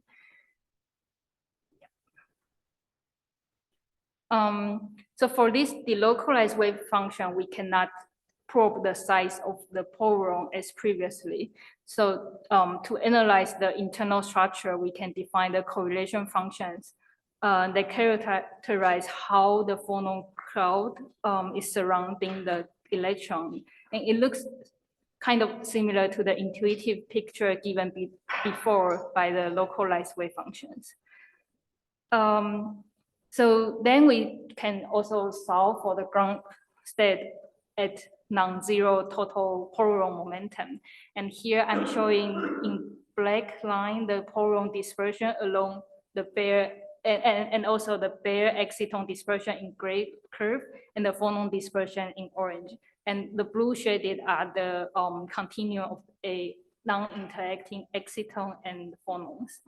So the dispersion curve of the photon is very shallow compared to that of a single acoustic phonon. So this can maybe provide a protection against acoustic phonon scattering, as it suppresses the single acoustic phonon emission process that requires simultaneous conservation of energy and momentum. This protection against the scattering can be one of the possible explanation for the quasi-Velizy transport behavior observed. We further calculate the quasi-particle weights that quantify how similar the photon remains to the non-interacting exciton species, and the number of, and we can also calculate the number of phonon. So we see that at the band minimum at Y point, the exciton quasi-particle weight is very small, meaning there's strong photon effect. And going toward the Briançon age, at some point, the quasi-particle weight just abruptly drop to 0, and the photon acquire a large number of the number of phonons. So this kind of agree with our imagination of the hybridization between the exciton and the phonon dispersion that you can get from their dispersion.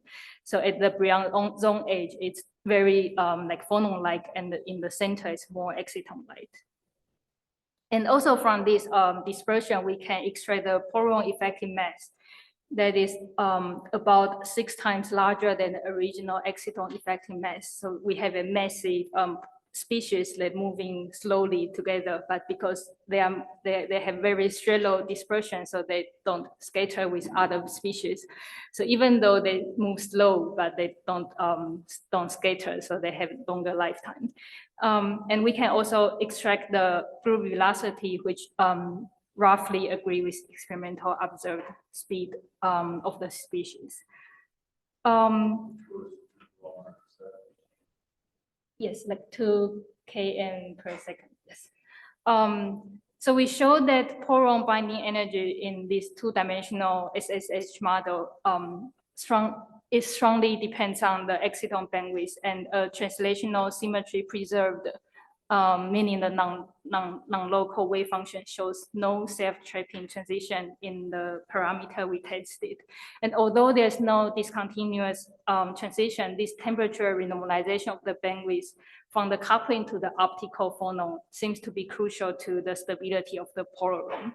And because of this shallow polaron dispersion, we can provide some protection to the acoustic phonon scattering process. But looking forward, so far we only have the ground state description of the polaron.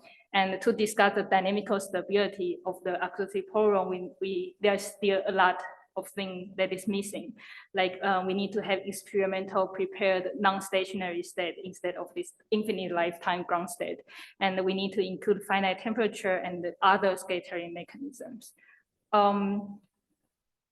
So looking forward, we have some preliminary direction that we want to pursue. So this family of wave function used in our work can be straightforwardly used to simulate non-equilibrium quantum dynamics at finite temperatures. So with time-dependent variational method, we can have the exact quantum dynamics in this limited basis.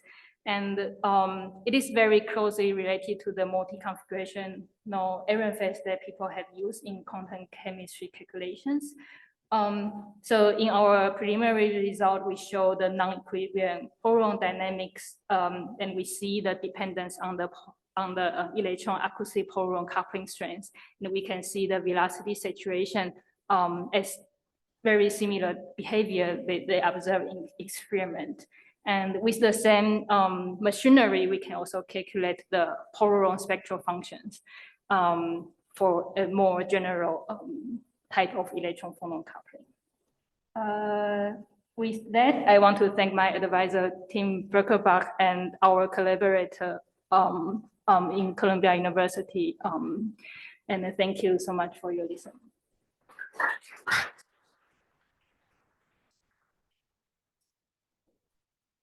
Thanks for staying on time.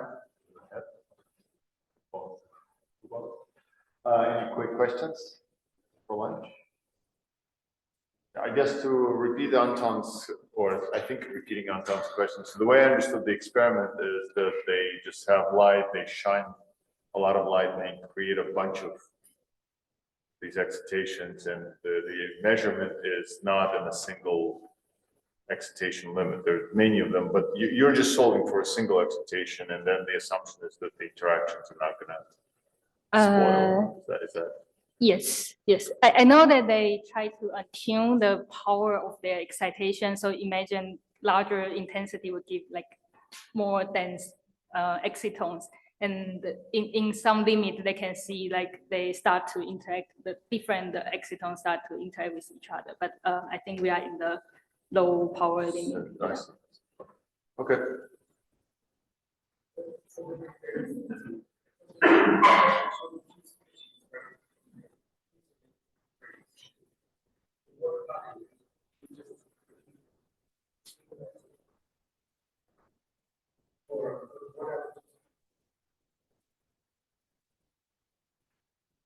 Oh, I see what, I guess I see what you mean. I think, the first species they created is just the excitons. And then, in sub-pico timescale, it becomes a polaron. And I would imagine there will be some like other channel for the exciton to dissipate, but at the end of the day, we just see a polaron as a second species. But I think the first grade was like a 0, 1 second. Or is it?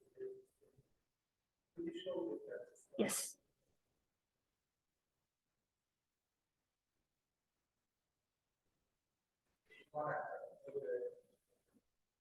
Yes, 0, 1 second. It's still the dark and bright spot.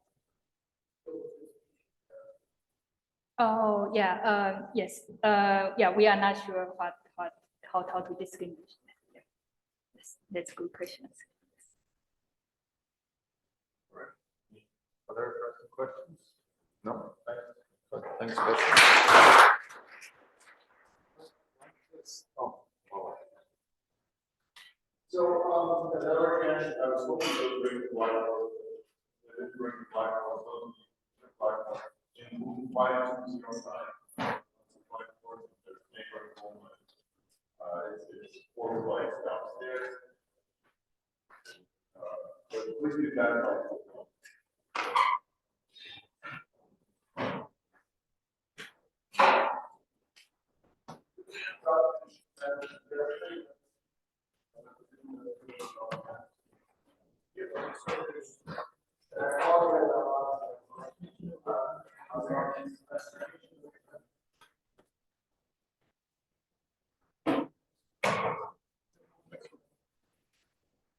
Oh.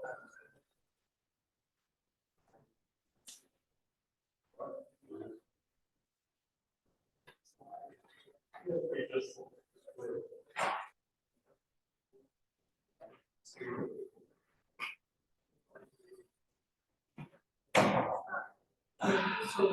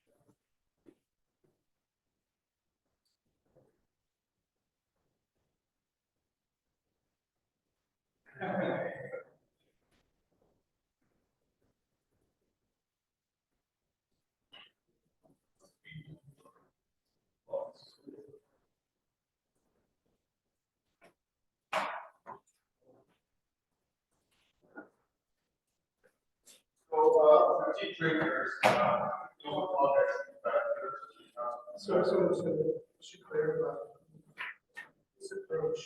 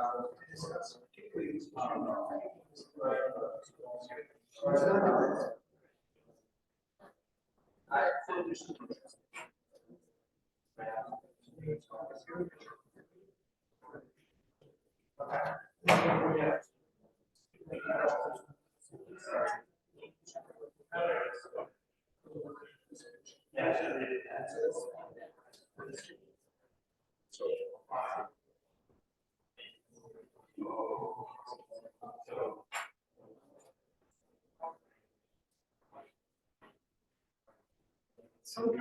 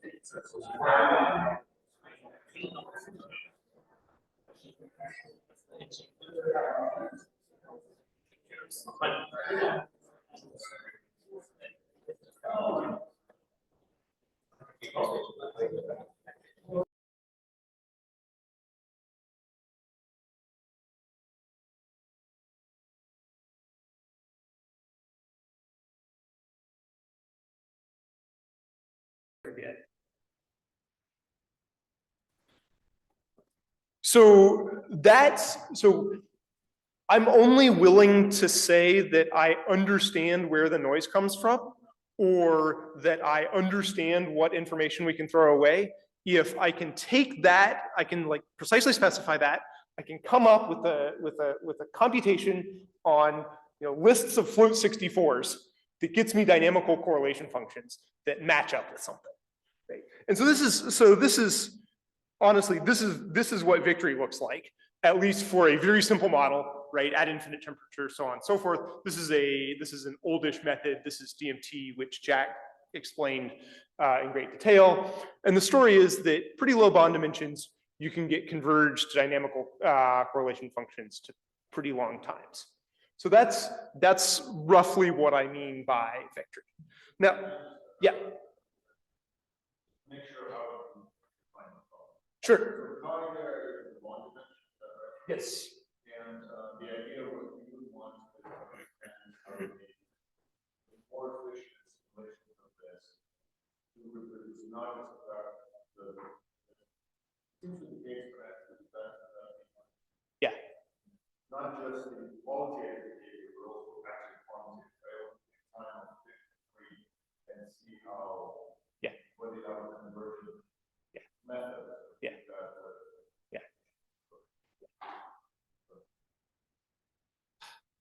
So the answers I think are that noise comes from a single particle chaos assumption on the dynamics of many point correlators. And I'll say more in the second half of the talk about what I mean by that. And what that means is because those many point correlations are just random junk, I can ignore them. That's more or less how DMT works. And that also gives us sort of other things we can do, including this operator size truncated dynamics, which I'm going to talk about at the very, very end. And I should, so two other arguments. I called this victory, and I agree, you can always do better. So the convergence, this looks really good, right? And I'm seeing really small numbers for this current correlators, but like that's only converged to like 15 or 20% if you look relatively, and it's hard to push better than that, right? You're cranking up the bond dimension, and it doesn't. So I call this victory, but that doesn't mean we don't have farther to go. And it's yeah. How does the how people work comparable with a complicated shape that converges, but not So That's fair. I agree. There's some subtlety, there's some fun things in here that are future work, and maybe we can talk about that in a. I guess I want to double down on what Yeah. what you're saying. I kind of feel like if you go back to, at least the way I think about it, when you go back to solid state textbooks, you're really impressed with the transport, postal transport theory. Yeah. Over constraint. You don't just compute one thing, you compute 10 things and count parameters. And that's kind of like an example. Like, so here, this change, maybe stuff up. Yeah. This thing works, but if you look at some high voltage or like. Anyway. Yeah, You yeah. have an advanced class person. Yeah, so let me say maybe at the end of the talk, we can have a conversation. Well, yeah, let's, yeah. Okay, so I want to take one slide to talk about classical physics. This is the Boltzmann equation. It's, it's not so strange. I want to understand how I have a particle density. Depends on where I am, when I am, and what the speed is at that point. Maybe it's a speed, maybe it's momentum, whatever. Ask how that changes. There's an advection term, right? The flow carries density variations with it. Maybe there's a force, I don't know, gravity, microwaves, whatever. Magnetic fields. And there's a collision integral. So at a single point, as particles collide, the local density or the local velocity distribution changes. Now, you can get wonderful things out of this. I took a rarefied gas dynamics course in grad school, and it was like the best thing I ever did. You can like literally derive Navier-Stokes as an expansion in the mean free path. You can, if you work real hard, you can compute from first principles like an understanding of how two-particle scattering works. You can compute viscosities. You can also, define an entropy-like quantity. Boltzmann called it H. That is, I always have to, the sign convention is not what we're all used to. It's non-increasing under Boltzmann equation dynamics. So what that means is that I've got an irreversible effective dynamics. And this is the usual problem, right? This irreversible effective dynamics came from a reversible microscopic dynamics, right? So, this advection, that obviously I can turn around. Let's ignore the force, maybe. Let's pretend we have no force term. The collision integral, well, maybe there's some time reversal breaking microscopics there, but there doesn't have to be. It can be just like hard spheres. And still, I have this H theorem, I have an irreversible dynamics.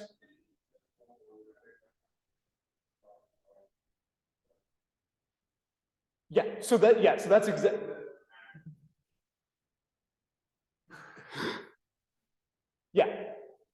So that's exactly the story.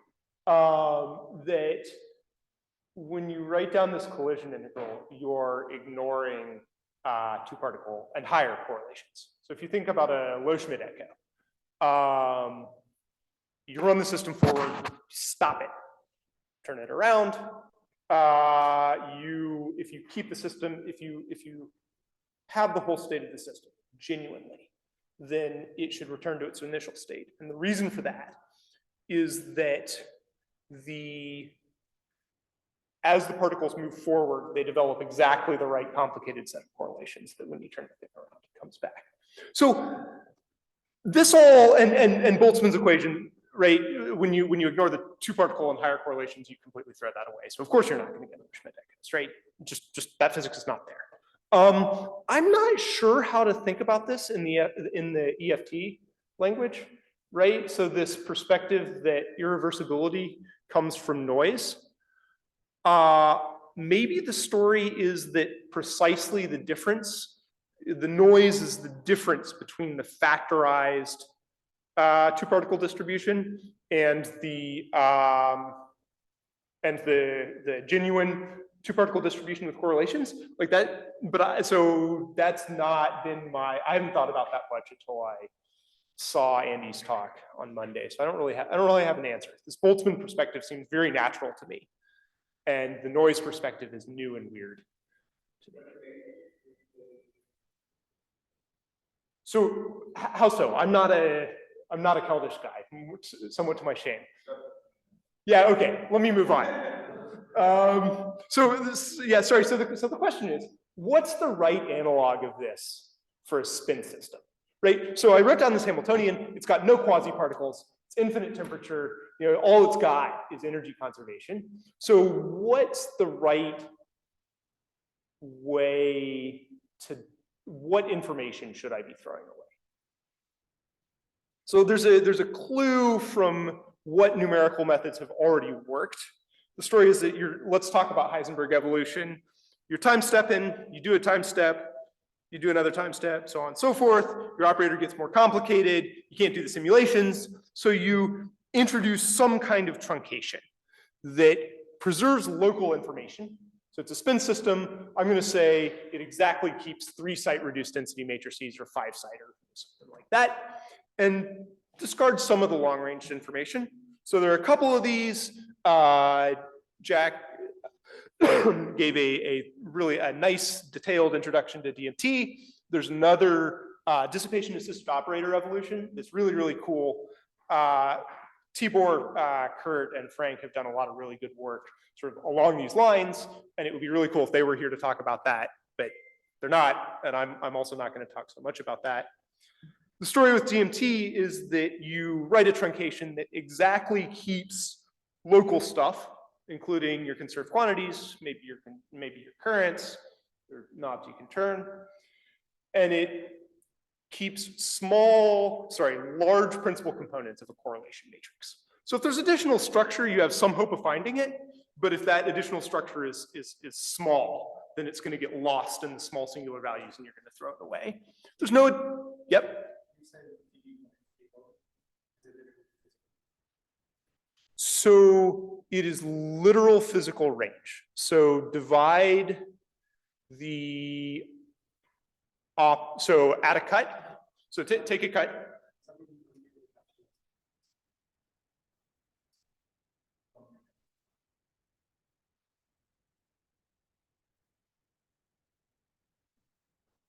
Would I be able to catch spontaneous symmetry breaking? DMT is not going to help you.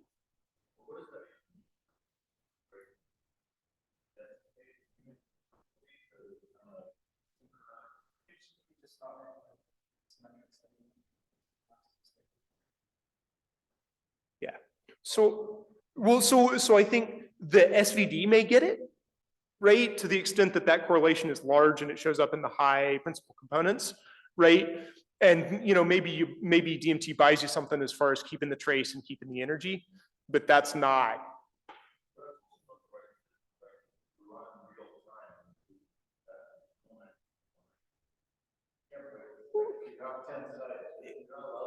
You could do large systems with a little bit of Lindblad.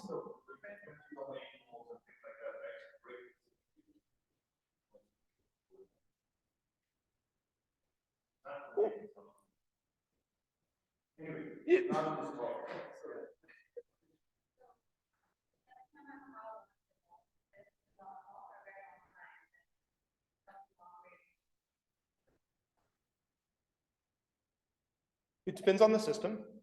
So and I don't have rigorous statements about that. If you have, for example, free fermions, then absolutely, right? If you have a chaotic system, then probably not. And I'll offer some arguments for why not. But also, sort of the perspective, the guiding assumption is that you locally relax to the maximum entropy state, consistent with the local values of your conserved quantities. So the guiding assumption is that those long-range correlations don't matter. Say again? Because it's an NPO method, this is not a local. Right, so NPO local is not physically local because just the data structure spreads modifications. Oh, I'm not following. you change your parameter, see how this penalizes this information, so that we need to make it easy to go. But you don't need, I agree, but you don't need the details of, right, yeah, so one way to think about DMT is that it replaces entanglement between parts of the system with entanglement with some bath. So if you try to follow something like an entropy, the entropy increases. Yeah.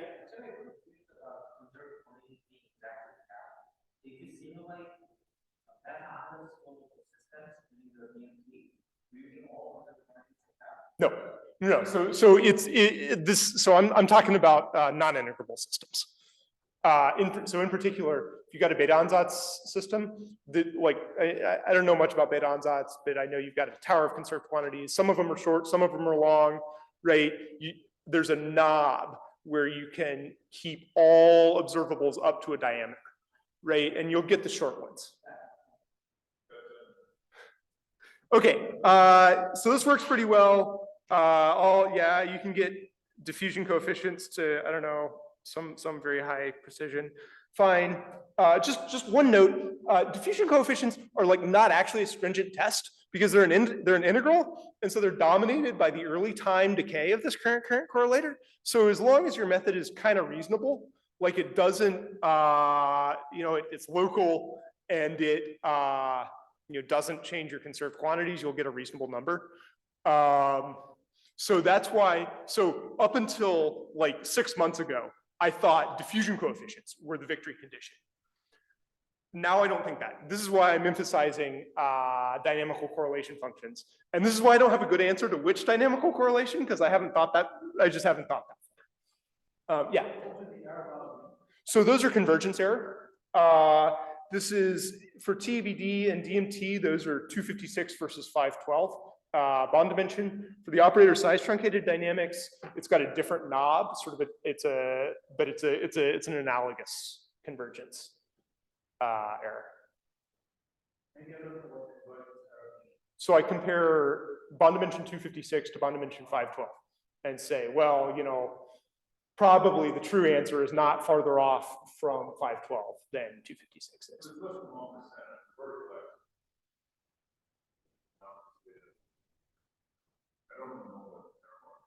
Yeah. I mean, it's important to acknowledge that we have sources of error. It's not a perfect calculation, right? But it would be more interesting to change the parameter that the error large, work hard. Yeah. This is amazing. This is almost too easy for this guy, right? Yeah. Yeah, so I still think, so you're right. I think in general, so the way to do that is to make the current decay longer, right?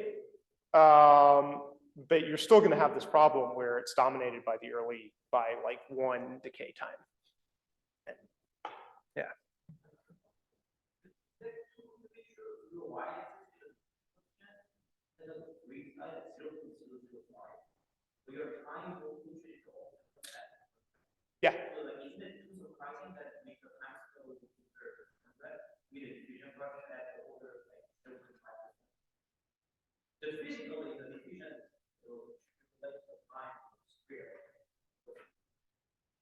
Yeah.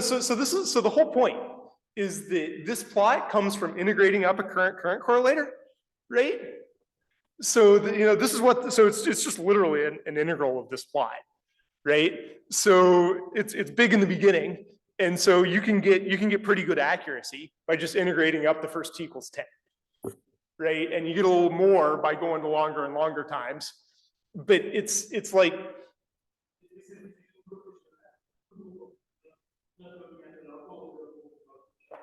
but it's related by a sum rule to that. And yeah, and I think if your method is local and doesn't change your conserved quantities, same sum rule relation, right? So you're also going to get pretty good diffusion coefficients, right? Maybe your data analysis is a little harder. So yeah, again, this is why, like up until 6 months ago, I thought diffusion coefficient was the victory condition, and it's not. Yeah, I have like 5 minutes. Yeah, okay. So the stuff that was all supposed to be introduction. The stuff I really wanted to talk about is this. So we're talking about Heisenberg dynamics. If I think about the time derivative of some operator, it depends on, well, some other operators. You can think of that as edges on a graph. And in general, the whole thing, so the time dynamics of some Pauli string, well, I write it as some Hermitian operator, another Pauli string. This is single particle hopping on that graph. So I think Ehud Altman was the guy that wrote this down, called it the Liouvillean graph. Perfectly exact mapping, right? You know, it's not trivial, but it's a perfectly exact mapping. I've made no approximations. I want to emphasize, because people tend to ask, this is not Fox-based, it's a different graph structure. Let's see, but let's talk about the structure of this graph. If I think about the dynamics of some two-side operator, it's going to connect to some one-side operators, some three-side operators, and some two-side operators, so on and so forth. If I think about a box, right, then it's got a lot of connections to other operators of the same size, and relatively few connections to smaller or larger operators. So the graph disconnects into subgraphs that are tightly intra-connected, got a lot of connections to operators at the same diameter, and loosely interconnected, got very few connections to larger or smaller operators. If you restrict the single particle dynamics to that subgraph, and you just look at this Ising model, you find that, well, you find some weird stuff I don't understand. It's probably something trivial. There's a zero energy peak, but if you exclude that, you find the eigenstates are Haar, the level spacing is GOE, you know, so that's what I cared about. The density of states is Gaussian, right? So it's single particle chaotic. What this means is that when I take the Heisenberg dynamics, I put it on this graph, there's interesting physics. There's like stuff of import going on in these small operators, you know, sigma z, sigma x right next to each other. Long operators, so many point correlations, that dynamics is chaotic. So that gives us two things. One is, well, it gives us a number of things. One is, it's an excuse for ignoring those things, right? And this is a partial answer, Carolyn, to your question of why I don't think long-range correlations are important, because I think they're chaotic, right? They just evolve in some random way, and you know, who cares about the details? And again, that's only true, that's not true for an integrable system. It's not true for fermions, it's not true for things NBL or disordered and localized. Second thing it gives you, and this I have not fully thought through, but this seems right, is a microscopic justification for the noise term that you put in an EFT. So the reason I say I'm not, yeah?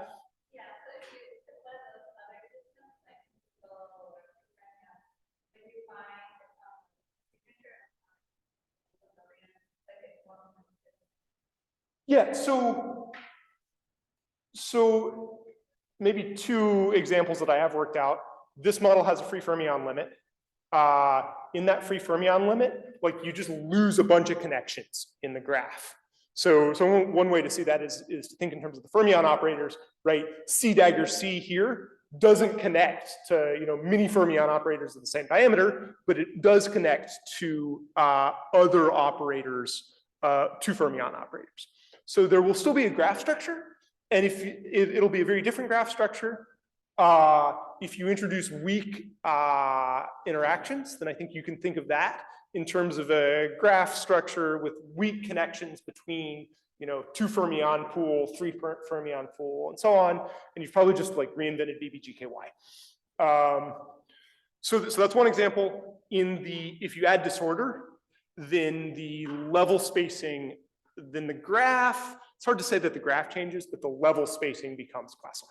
So it looks like the pool dynamics localizes. I've not thought through the implications of this for MBL. Yeah, and I think it's, yeah, so, yeah, well, yeah, I've been hurrying. But so I asked these questions, right? You know, where does the noise come from? Oh, right. Before I go on, my victory condition was dynamical correlation functions. This is dynamical, oh, let me go back. Yeah, so you can write some memory kernel for the long operators. You get a numerical method, pretty tractable, small, big sparse matrices, but tractable. You get pretty good dynamical correlation functions. Fun story about these oscillations. We think they're confinement physics. So, Sunwon, this is sort of an answer to your question, right? The fact that DMT gets that confinement physics, if it is confinement physics, that's cool. The memory kernel changes the amplitude of these, they're like meson oscillations. I think, I don't understand this. Changes the amplitude, gets the period right, gets the overall decay right. So that's not a complete victory, but it, I think, is a partial victory. Yeah, and I guess I'm out of time, so I'll stop there.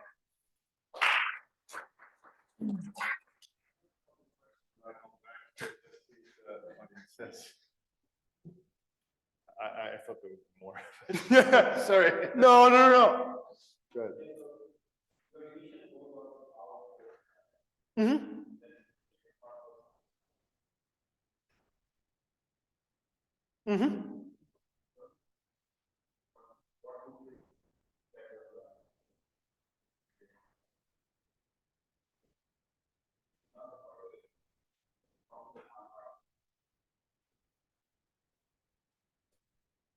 Yeah, so I don't have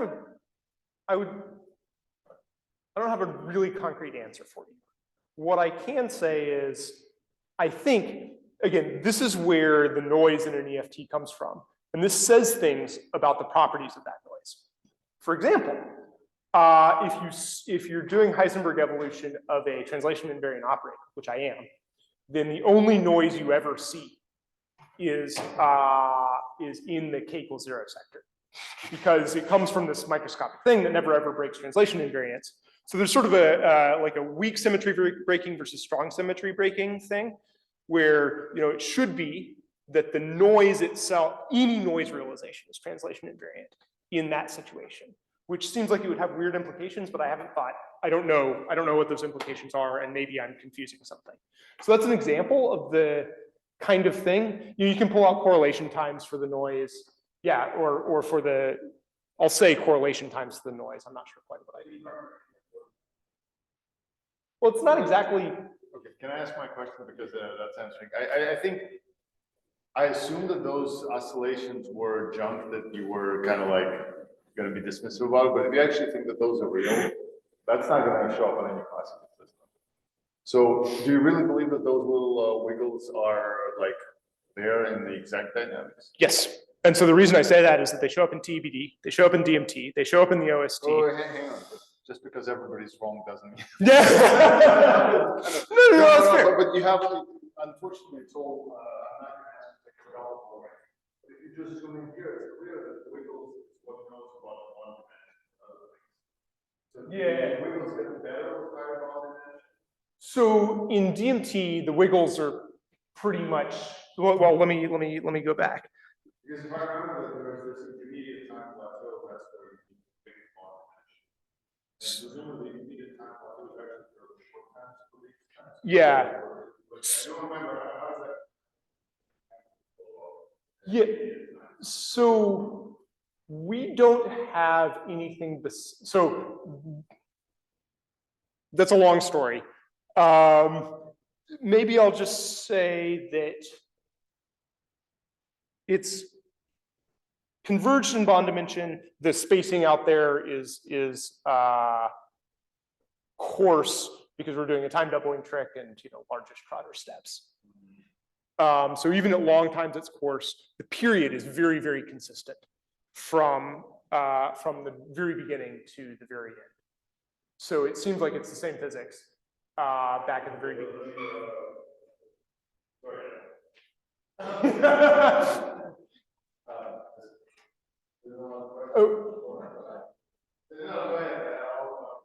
Yeah.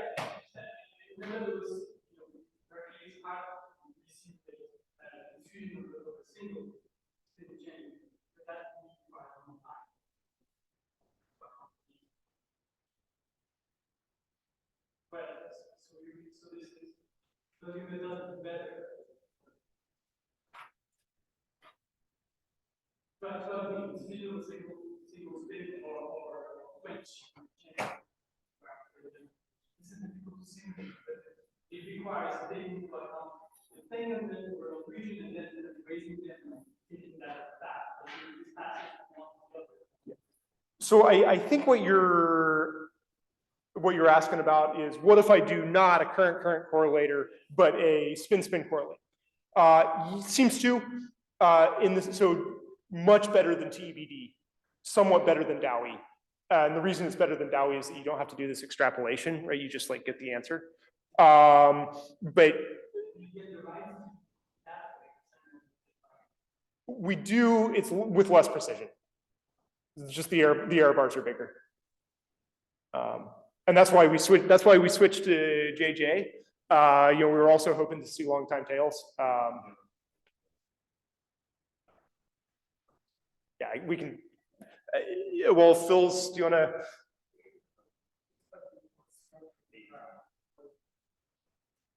So I have a Pauli string. There's an edge between my vertices are Pauli strings. There's an edge between this Pauli string and any Pauli string that shows up in the commutator of the first Pauli string with the Hamiltonian.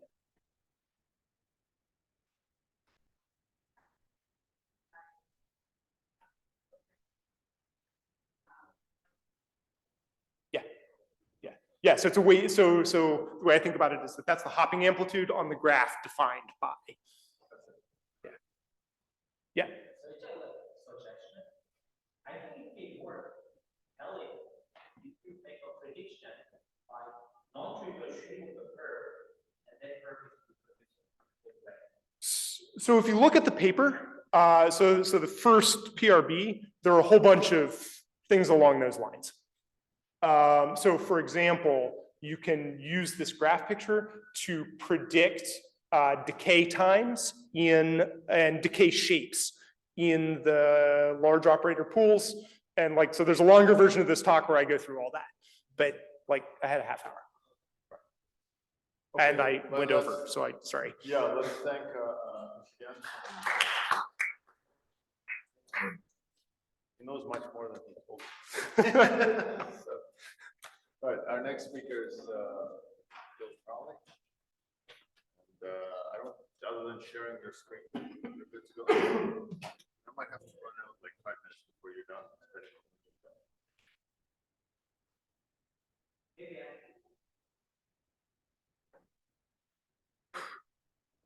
Oh, did I just share it? Oh, I just share it on Zoom. Yeah. You've done it before, I'm sure. Chris, I think you're still. Are you okay there? Too many windows? No. You have this talk? No, just. I mean, which one is your talk? You have too many talks. I'll share your desk. I'll close some windows. see. I have all these talks.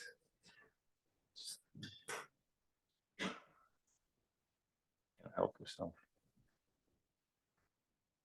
Okay, I think it's the right symmetry breaking and spin squeezing. Is that where we are? Yeah. Okay, full screen. Let's go. There's a bunch of. Play. I think if you hit play, it'll go. Yeah, there's a button. Okay, so this screen should be visible. You see yourself. Okay. Is this what you want? Yeah. Okay. Well, you can also just squiggle. All right. Yeah. Oh yeah. All right, cool. Yeah, thanks to the organizers for putting this together. It's been a lot of fun to be down in New York and to be here learning about what different people are doing. Yeah, sure. So I'm going to be talking about symmetry breaking and spin squeezing. This is a work in collaboration with a bunch of people at Harvard, Max, Bintian, Sabrina, Bert, and Norm. Cool. So basically, what I'm going to be covering in this talk is how some universal features of many-body quantum dynamics, specifically the dynamics of systems with spontaneous symmetry breaking, can be used to generate states, quantum states that are practical in practical ways and provide scalable protocols for quantum enhanced sensing. So yeah, okay. In the course of this talk, I'll just kind of briefly go over quantum sensing and when it offers you a benefit, Then I'll talk about some use states that are useful for this, which is spin squeeze states. And then I'll talk about some generalizations of this picture, which show that a large range of quantum systems are actually useful for generating these states. And then talk about some work realizing, going towards realizing this physics in systems of itinerant molecules. Okay, so quantum sensing. So quantum sensing is basically just the quantum analog of the field of classical estimation theory, where the central problem is that you want to calculate some estimate theta hat for some parameter theta given a sample from a distribution that depends on theta. And the canonical example of this considered in Francis Galton's 1907 Nature paper is crowdsourcing the weight of an ox. And so you have some ox that has some real weight, and what you can do is ask someone what you reckon the weight is. And if you have no reason to believe that they're biased in their estimate, then probably your best guess is just to trust them and take that as your estimate of the weight. But what you can also do is ask a whole bunch of people, and then you can do something more sophisticated, like take an average. And the kind of central result of classical estimation theory is the Cramer-Rao bound, which basically says that the expected variance of the estimate that you can get is bounded by C over n. And the kind of content of this bound is twofold. Firstly, there's the 1 over n scaling, which says that, as you ask more and more people, the best you can get is a kind of 1 over square root n scaling on the error. And also the constant C can actually be directly calculated. Okay, so if you want to do extremely high precision sensing, you're going to run into quantum mechanics eventually. And so then you can ask, how does quantum mechanics change this picture? And it kind of changes it in two important ways. The first is there's an extra source of error, and that is basically because quantum measurement is an inherently probabilistic process, and so acts as an extra source of sort of noise in your estimation protocol. And secondly, that this additional source of noise, quantum shot noise, exhibits a different scaling, or can exhibit a different scaling. So this quantum shot noise is bounded by the so-called quantum Cramer-Rao bound, which has kind of two important and distinct behaviors. And one is applies to unentangled measurements. So if I make n repeat measurements with no quantum correlations between these measurements, then the quantum shot noise basically behaves like the classical Cramer-Rao bound.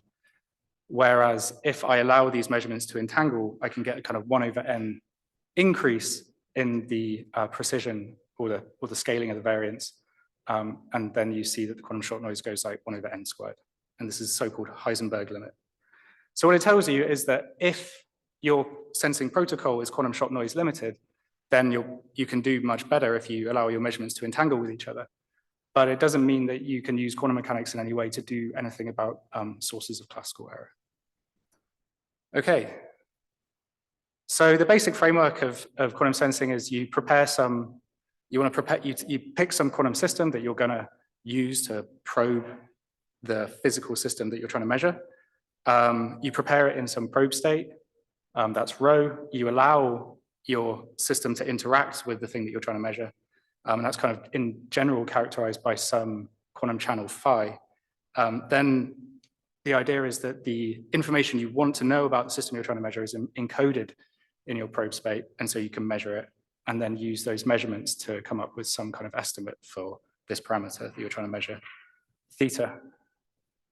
Okay, so just to unpack all of that with like a super simple example, what you can do is think about using a single spin, the dynamics of a single spin to estimate the strength of a magnetic field. Cool. Actually, Vadim, when did I start? Just so I know. Oh yeah, cool. Okay, cool. All right, cool. So basically I have a spin in a magnetic field. I'm trying to estimate the strength of the magnetic field. So in this simple example, I'm going to consider the magnetic field in the z direction. Energetically, my spin just wants to align to the field. And so the ground state is just a spin pointing in the z direction. But what I can do is kind of kick it out of equilibrium and prepare it in some state perpendicular to the z field, and then allow it to process for some known amount of time. And then basically what happens is the information I want to know, the strength of this field, is encoded in the precession angle of that spin. So it's encoded in my quantum state, and all I need to do is get it out. So unfortunately, we can't just ask the quantum state, what is the phase angle. The best we can do is some projective measurement along some axis. And so that's what we do. And having performed a single shot measurement, our best estimate for what the state was before I measured it is just what the state was after I measured it. And so that gives us an estimate of, that gives us our estimate theta hat. But it comes with an appreciable error. And so if I look at the likelihood of a given error as a function of the size of that error, we see that it basically is large and kind of spans the kind of region minus pi over 2 to pi over 2. Yeah. Yeah, exactly.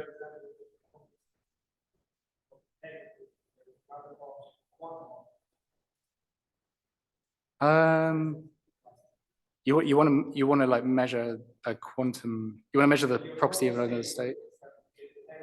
Yeah.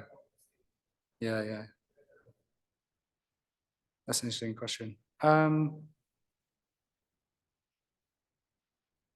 It's not immediately obvious to me how to generalize the kind of framework that people normally think about these things in, but you'd need to reduce the information that you want to know about the state you're trying to measure to some parameter of that state that you're trying to measure, and then you can probably just apply this framework. But yeah, usually it's kind of imagining that you're trying to measure something classical, basically. Yeah. Okay, but what you can do to increase, to get better estimates is just repeat this again and again. And if you do n measurements and you measure on the same axis and you get the same post-measurement state every time, you might become increasingly confident that you've kind of guessed the right post-measurement, pre-measurement state. And so that's reflected in the likelihood of a given error kind of narrowing in this 1 over square root n way. Yes.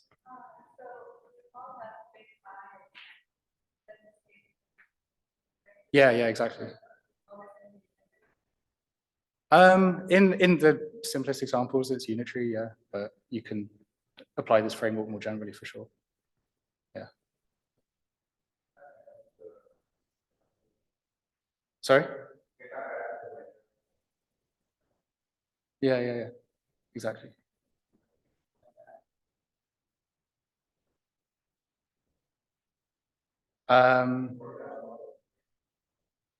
Sorry, say that again. There's an actual wave of what? Of the cow. Oh, sorry, he's gone back to, yeah. So you have a measurement record, and here I picked a very simple one and just assumed that I got the same outcome every time. And from that measurement record, you can infer theta hat. In this case, it's very simple because I did the same measurement every time and I got the same outcome every time. But like with more complicated, sets of measurements and records, the inference is more complex. But you can always do it, yeah. Cool. Now, what does quantum mechanics do that's better? You can basically go through all of this example for a cat state. So I pick some many-body cat state, like superposition of n up spins with n down spins. And then I'll find that the likelihood of a given error has much finer structure, and importantly, the width of these fringes is on the scale 1 over n, and it's basically that physics which allows you to get much higher precision measurements in quantum systems. Okay. Now, these kinds of many-body cat states are the kind of states that generically saturate the quantum Cramér-Rao bound in pretty much all of the physical problems, or like kind of variations upon them. And what's good about them is indeed you get this Heisenberg scaling, but what's bad about them is that they're extremely hard to prepare. You also have to do your measurement in this basis, so it's hard to measure in this basis as well, and they're very fragile. And generically, exponential-like problems tend to creep in quite easily. If you try and prepare these states, like you could do it by using the ground state physics of a symmetry broken Ising model, for example, but it would take exponentially long in time. And then these things are kind of fragile. And so if I have any kind of dissipation channel, my measurement process will succeed with exponentially small probability in n. And so you basically just get these exponentials coming in. And given that the advantage that quantum measurement gives us is just this 1 over n benefit, you don't really want to be trading off a 1 over n gain against an exponential cost. So the question is, are there better states we can come up with that get us pretty close to the Heisenberg scaling? And one of these is squeeze states. And what I'm going to basically try and walk through in this part of the talk is just practical mechanisms for generating good quantum sensing states. So specifically doing spin squeezing. So one way we can kind of understand this kind of picture I sketched out in the previous section is that we were doing our measurement with this big product state. So our unentangled measurements you can just perform them all at the same time and think of it as many-body state prepared in a product state. And the kind of Craméral bound is then manifest in the fact that, like, if I think about, this state living on some giant block sphere, it corresponds to some vector pointed in the x direction of length n over 2.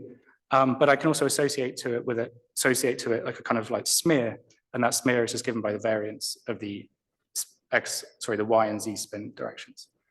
And so it's kind of obvious that then what we want to do in order to get high precision measurements, we just want to make this smear smaller. Now we can't just make this smeared area smaller because there's a kind of uncertainty bound between delta y and delta z. But what we can do is try and make it narrow in one direction, the direction we care about, and wide in another. And particularly in this case, if I make it narrow in the SY direction and long in the SC direction, then my estimate of this precession angle, theta, which goes like delta SY over n, will be improved. So can we make these kind of squeezed spin states? And then in particular, can we make them in a simple way? And so what would that look like? It'd be preparing a system in some initial product state and then evolving it under some local interacting Hamiltonian, and then you get your squeeze state. Okay, so there's a canonical example of a model where you can do this, and that's the one-axis twisting Hamiltonian. And the basic picture is that you prepare your product state, and then you think about the dynamics of this Hamiltonian. If I kind of write it in terms of like these big spin operators, which is just the sum of all my individual spin operators, and then consider the Heisenberg equation of motion, it looks like a normal kind of Heisenberg equation of motion of a spin in a magnetic field, except that magnetic field itself kind of depends on the configuration of the spin. So it's a kind of spin-dependent magnetic field. And what that means is that kind of different parts of this sphere are rotating in different directions. So the top of the sphere kind of rotates clockwise, and the bottom of the sphere rotates counterclockwise. And so that leads this kind of distribution of uncertainty to get kind of stretched in this way. And that means that it basically develops a long direction and a narrow direction. And then, using very simple operations, I can rotate and move this thing around so that I can use this to do quantum measurement, where I would only ever have uncertainty limited by the narrow direction of this spin squeeze state. Okay, cool.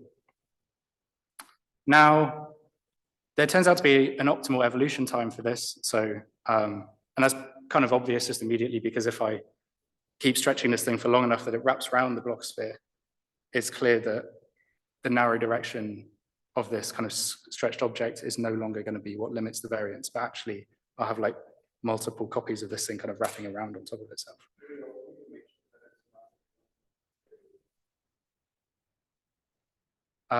Yeah. I guess I'll kind of come to that later, and then, yeah, that's a kind of natural question. But yeah, the important thing I just want to flag here, though, is that there is some optimal time, and if you just kind of do the calculation on it, it turns out that this optimal time scale is like n to the third, and if I kind of plug that in for what that means for my optimal measurement, you get this kind of 1 over n to the 5/6. So it's between the classical scaling of 1 over n to the half and the Heisenberg limited scaling of 1 over n.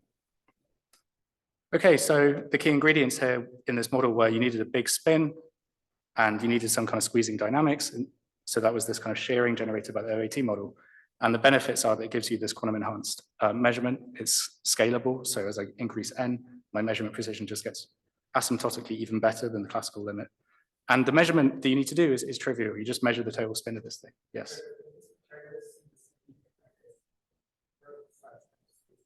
Yeah. So I can then, if I apply a field along the x direction in this thing, then I would rotate it. So then the narrow direction would lie on the equator, and then you can kind of use it. Yeah. So there's trivial operations you can do on these things that make this usable, basically. Cool. Now the trade-offs are that it didn't saturate the Heisenberg bound, so I didn't get this 1/n scaling in my error. And it's an all-to-all Hamiltonian, so I needed n spins coupled with these exactly equal interactions. So the question is basically, can we do this with physical models? So can we realize this kind of spin squeezing physics in realistic local models? And the kind of example I'm going to consider is this XXE model which is kind of naturally realized, for example, in systems of nitrogen vacancy centers. And so the key ingredients we needed were this big spin. And for that, we're basically going to use the order parameter. So we're going to make sure that the system is in the ordered phase. And then my big spin is just going to be the magnetization of the system. And I need the squeezing dynamics. And what I'm going to show you is that basically occurs whenever the symmetry breaking is continuous. So for example, as you get for free in this kind of U1 symmetric model. So if I kind of think about the Heisenberg equations of motion in this system, the microscopic dynamics are basically, again, each spin is rotating around a local field, and that field is made up of a sum of what all of the other spins are doing. But I can kind of take a mean field picture where I only care about the mean part of that local field on each spin, and I'm just going to shunt everything else into some noise term. So, which is to say, if I think about the coarse grain dynamics of the order parameter in this XXE model, I basically get back that one-axis twisting-like behavior, which is, the big spin, the magnetization of the system is rotating around an effective field, which is itself given by the Z polarization of the total system. But I also get this noise term. So it's kind of like the order parameters dynamics are like one-axis twisting plus fluctuations. And the only question is, how do the fluctuations alter this overall picture? So there's a bunch of things you could basically worry about them doing. You could worry about them causing the order parameter to decay. Now, that would occur if the temperature was too high, but as long as you're below the critical temperature, it means that the dynamics of the system is naturally going to preserve the symmetry broken state, and so you'll have an overall order parameter in your system. So it's not going to cause the order parameter to decay. It could cause Z sectors to mix. That's not going to happen because the model is manifestly U1 symmetric. But it can cause the order parameter to kind of random walk within a Z sector. And so what does that look like? Well, what it means is if I kind of have this uncertainty distribution and I evolve under the one-axis twisting dynamics, I get this kind of pure shear. And that's what led to this 1/n to the 5/6 behavior in the measurement precision.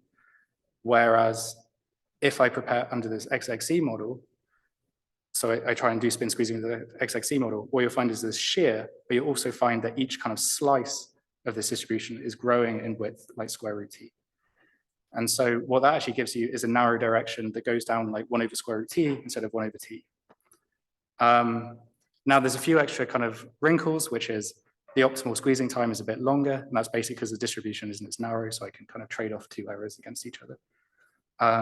And so if I kind of plug these things all together, so I take this T opt, I put it in my delta S min to get a kind of delta S opt, and then think about what that means for the angular uncertainty given by the minimal measurement, the narrow measurement direction, I get this delta theta to 1/7. Sorry, delta theta goes like 1/7. Yeah, exactly. So what we basically saw is that introducing the physics, the kind of generic many-body physics of local interacting systems leads to this kind of diffusive broadening in addition to the shear, which changes the asymptotic scaling that you get.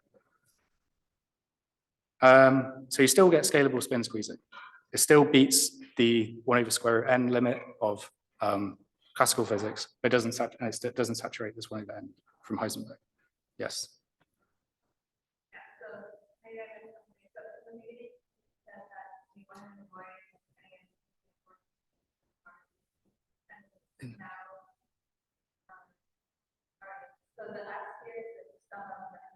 Yeah, exactly. So you're not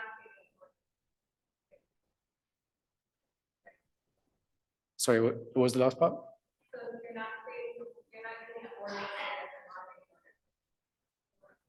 Oh, yeah. So I start with a product state, exactly, and then I'm allowing the dynamics to kind of do its thing. And of course, it's a model with an ordered phase, and so if I waited infinitely long, you'd imagine it would, everything would get kind of mixed up and it would saturate to some spontaneous symmetry broken state. But in these dynamics, I guess because we're looking at finite times, there's still some imprint of the initial state on this finite time step. Yeah, cool. Okay, so how long have I got? Who's sorry? Okay.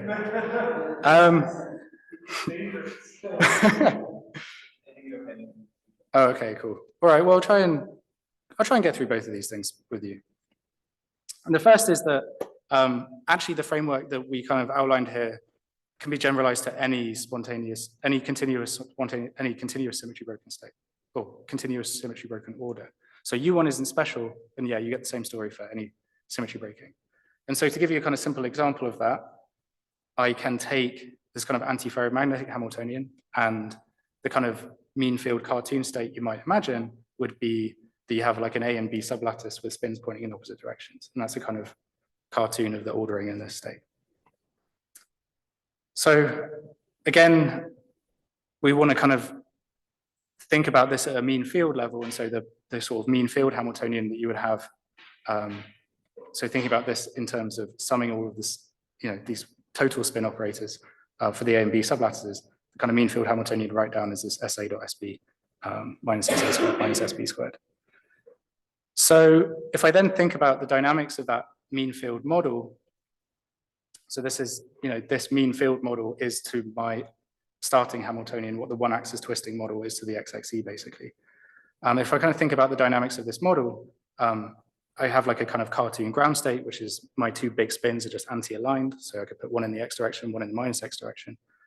But if I perturb it such that the total spin is positive, so if I change coordinates to this S plus, S minus, which are the sum and difference of the two sublattice total spins, so I perturb it in a way that the S plus Y increases, and I get these kind of dynamics where it kind of tends to rotate one way. So, which is, got that thing in the way now.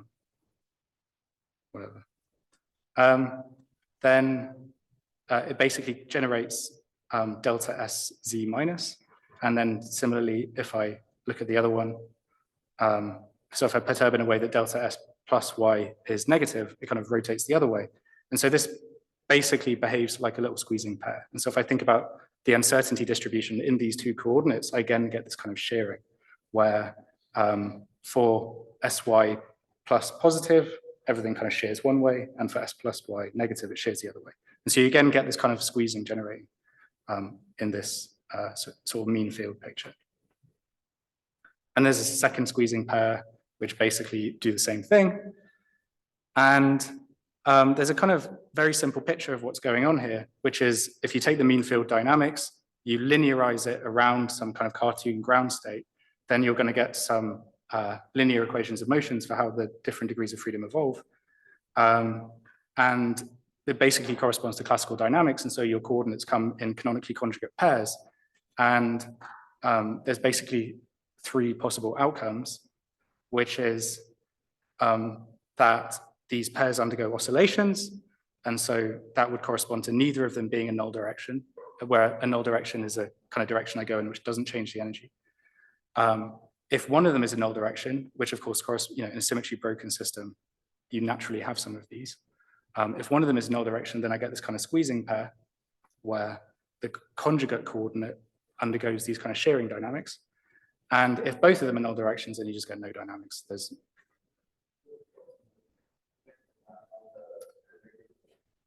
Yeah, so we're kind of thinking about the dynamics of the order parameter, the low energy dynamics of the order parameter, basically. And in the XXZ model, you have this U1 symmetry, which means I can rotate my order parameter and it doesn't cost any energy. So that's a null direction, right? So it's like a Goldstone mode, basically. Yeah, so basically, this gives us a kind of generalized picture for what's going on in these systems and tells us that the number of squeezing modes is just equal to the number of type A Goldstone modes. which is just another way of saying exactly what I said previously, which is basically the number of Goldstone modes that are not conjugate to other Goldstone modes. So for example, in this situation, it's basically I've got two canonically conjugate Goldstone modes, and so they don't contribute anything. But for each Goldstone mode that's conjugate to a non-Goldstone mode, then you get this kind of squeezing dynamics in the conjugate direction. Cool. Okay. And you can kind of map these things out. So you can kind of consider all kinds of mean field order, ferromagnetic, antiferromagnetic, orthogonal, 120 degree, and you can count the number of type A Goldstone modes, and that just gives you the number of squeezing modes. And so for the XXE model, you had one Goldstone mode that was rotation around SC. For this antiferromagnetic model, there were two squeezing modes, and they correspond to the two Goldstone modes of rotation around SC and SY. So overall, the kind of generalized picture here is that continuous symmetry breaking is precisely what gives you access to this kind of metrologically useful squeezing. So in the final few minutes, if I have any, I don't know when I started, 3 minutes, perfect. I'll kind of tell you about some work towards realizing this with itinerant molecules. And so basically this is motivated by the fact that in experiments, you very naturally realize a bunch of this in cold atoms, cold molecules, I guess, experiments specifically. You very naturally realize these kind of long range XXE interactions, but the difference is that you have kinetic degrees of freedom. So you have some molecules, they're in a trap, they're interacting with each other. You can encode two-level systems in the rotational degrees of freedom of these molecules. And the question is basically, how does the fact that these guys are flying around and bumping into each other and colliding and undergoing all kinds of other dynamics, as well as the spin dynamics, how does that actually affect the squeezing? And there's sort of like two immediate reactions you might have to this. And one is you might be like, it hurts it, they're bumping into each other, that causes extra noise. There's more extraneous degrees of freedom. So you can kind of think, maybe you'd think of the kinetic degrees of freedom as just like an energy bath with which the spin degrees of freedom are exchanging energy. And all of this just points to a picture where you'd have increased kind of random fluctuations and thus just see faster broadening, more noise, and basically you'd see that as you're undergoing this kind of shearing dynamics that we want, that this kind of broadening effect would be much more severe and kind of damage the amount of squeezing you can generate. But there's a kind of conjugate picture you might think, which is actually it helps because by the molecules flying around the trap, they're actually kind of self-averaging their environments. And this would lead to a kind of motional narrowing effect where this broadening effect would actually be decreased. And what I'm going to argue is that there is importantly a regime where it does help and that this is actually accessible in the experiments. And so the basic picture is that this kind of angular broadening, which is limiting the squeezing, is coming from the fact that these individual spins are kind of each experiencing a magnetic field, which is made up of, their precise coupling to all of the other spins in the system. And so that contributes like a kind of mean field each of them feels, and a kind of noise term that fluctuates from spin to spin, and it fluctuates from time to time. And this noise term, if I look at its autocorrelator and then integrate it, that's precisely gives me this kind of diffusion constant that is responsible for this kind of angular broadening on top of the spin squeezing. And the basic picture is that you can calculate this diffusion constant as a combination of the mean free path of the molecules, so that sets the time scale, and the kind of RMS angular velocity of the angular degree of freedom. And the important observation is that the angular velocity scale is basically set by the spin dynamics, and so it doesn't know anything about the kinetic properties of the system, whereas the particle scattering time does know about the kinetic properties, and so scales with the mass. Yes? What is the time or the relative distance between scattering rather than the distance inside some characteristic angle? What matters is how long I can spend, what matters is how long I can listen. That's not scattering, that's how long it's supposed to.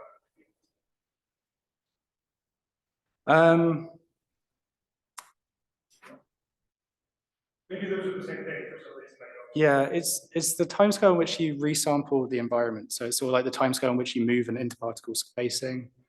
I appreciate that generically those things are not. I think, sorry, yeah, you're right. And I think it basically boils down to the fact that because these are long range interactions, your particle cross section is like formally infinite. But actually, it just turns out that the right length scale you should substitute in there is just the interparticle spacing. If I'm more than an particle spacing away, this guy just sort of blends into the background. Yeah, you're primarily coupled to the nearest guys the whole time. Yeah. Okay. Yeah, so basically your particle scattering time knows about the dynamics of your particles. And so in particular, if I make the particles faster by making the mass smaller, then this scattering time goes down. And that means that this diffusion constant overall goes down. Okay, so you can kind of see this physics. So you can just like do semi-classical integration with this system and basically look at the angular wandering of the order parameter under the dynamics of the system. And as you tune the mass of these particles, and indeed what you see is that as you make the mass smaller, the kind of angular diffusion of the order parameter goes down. Now, here I've picked a bunch of small values of the mass. And so if I actually extract these diffusion constants, they all correspond to the left-hand side of this plot where I'm looking at the actual value of this diffusion constant as a function of the mass. And so this data on the left all corresponds to the motional narrowing regime on the left-hand side here. But what we see is that there's indeed other regimes. So there's kind of like frozen spin dynamics. So when the mass is extremely large, basically the particles don't really move on the whole dynamical timescale of the system. And so you're just looking at fixed spins. Then you have a regime where the motion hurts you. As I make the particles lighter, then I kind of have energy sloshing around between spin and kinetic degrees of freedom the whole time. But then when I get into this very low mass regime, my particles are moving sufficiently fast, so they're just resampling their environment the whole time. And you get this kind of motional narrowing effect.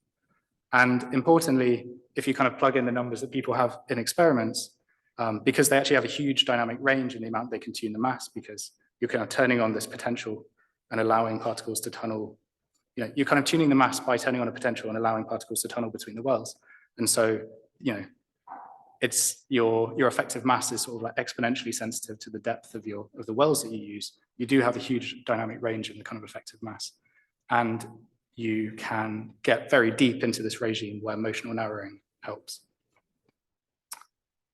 Okay, so the threshold of motional narrowing, there's a kind of very simple picture for where this kind of crossover, where it starts to help you is, and it's exactly where, as I guess I already mentioned in responding to Chris's question, it corresponds to where the time to travel a typical interparticle distance falls below the time to undergo spin exchange with your nearest neighbors. And so what that basically means is that your spin, you know, as you kind of follow some spin, as it kind of moves through this fluid of other spins, it's not moving very much. The spin is undergoing very little dynamics before it resamples its environment. And so then you can kind of benefit from this, from the kind of cancellation between errors as I resample the environment again and again. Cool.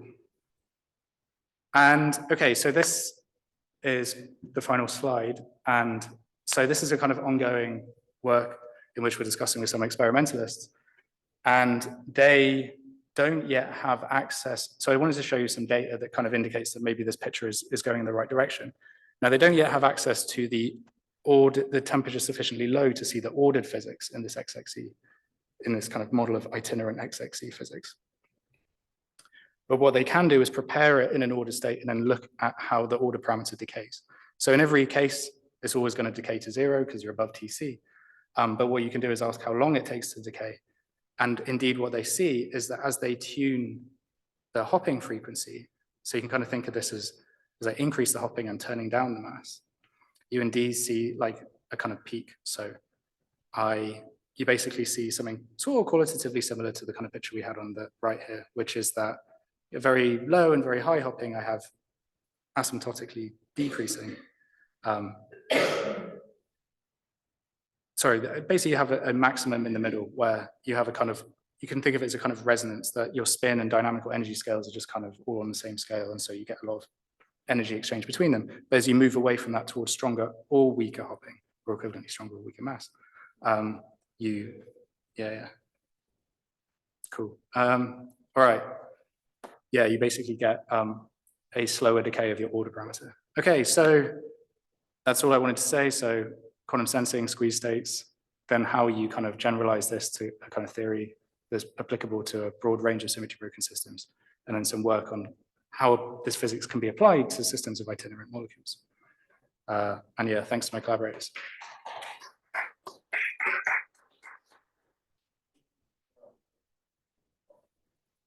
Cool.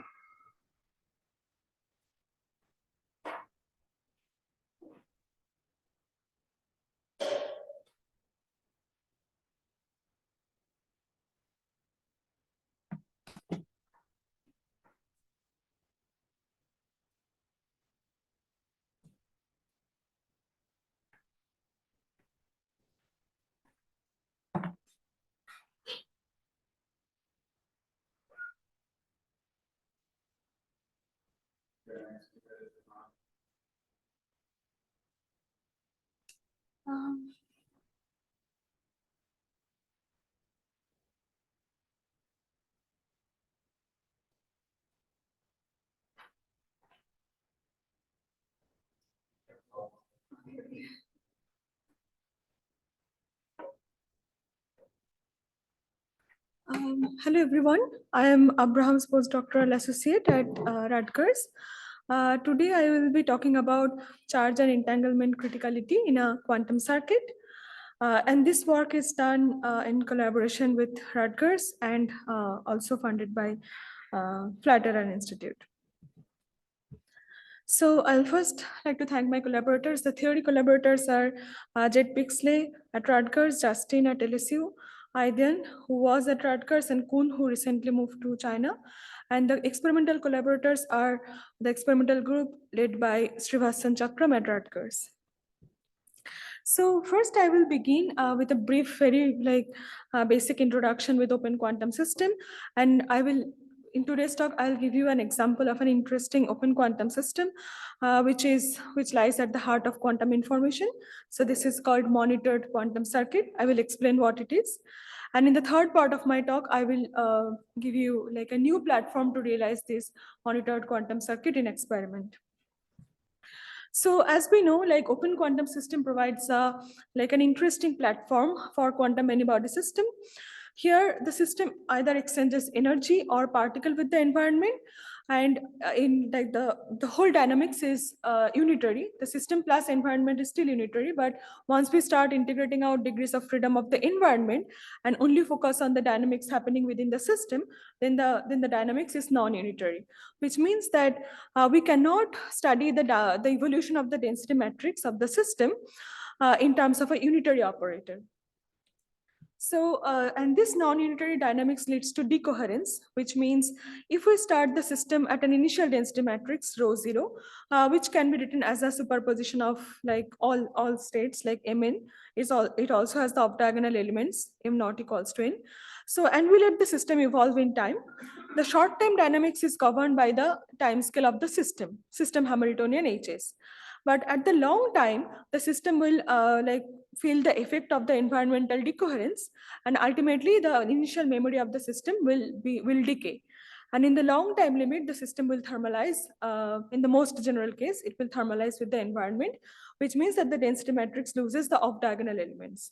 In Boltzmann case, it's just the diagonal element is e to the power minus En by t. So in today's talk, we'll take a different look at this open quantum system. So here I will give you an example of an open system. I will manipulate the system externally, and I will use this openness to induce novel phases, which are otherwise not present in a closed system, but still maintaining quantum coherence. And how do we do that?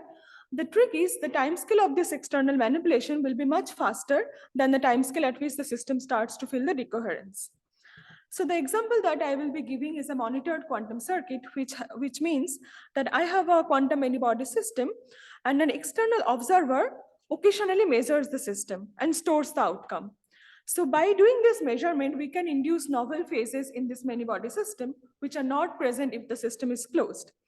And this monitored quantum circuit not only provides an ideal platform to study thermalization, this system is being used at all quantum devices now. Like take the example of trapped ion system or cold atom system or superconducting qubit array in Google experiment. So let me first briefly explain what is this quantum circuit. So here the quantum information is stored in the form of superposition. So if we take a spin half system, so then between all these superpositions, C1, C2, and C3, the quantum information is stored. Now we let the system evolve in time. So if the system evolves alone, the dynamics is unitary. But an external observer occasionally measures the system locally and projects the local wave function, which means that I am reducing the superposition.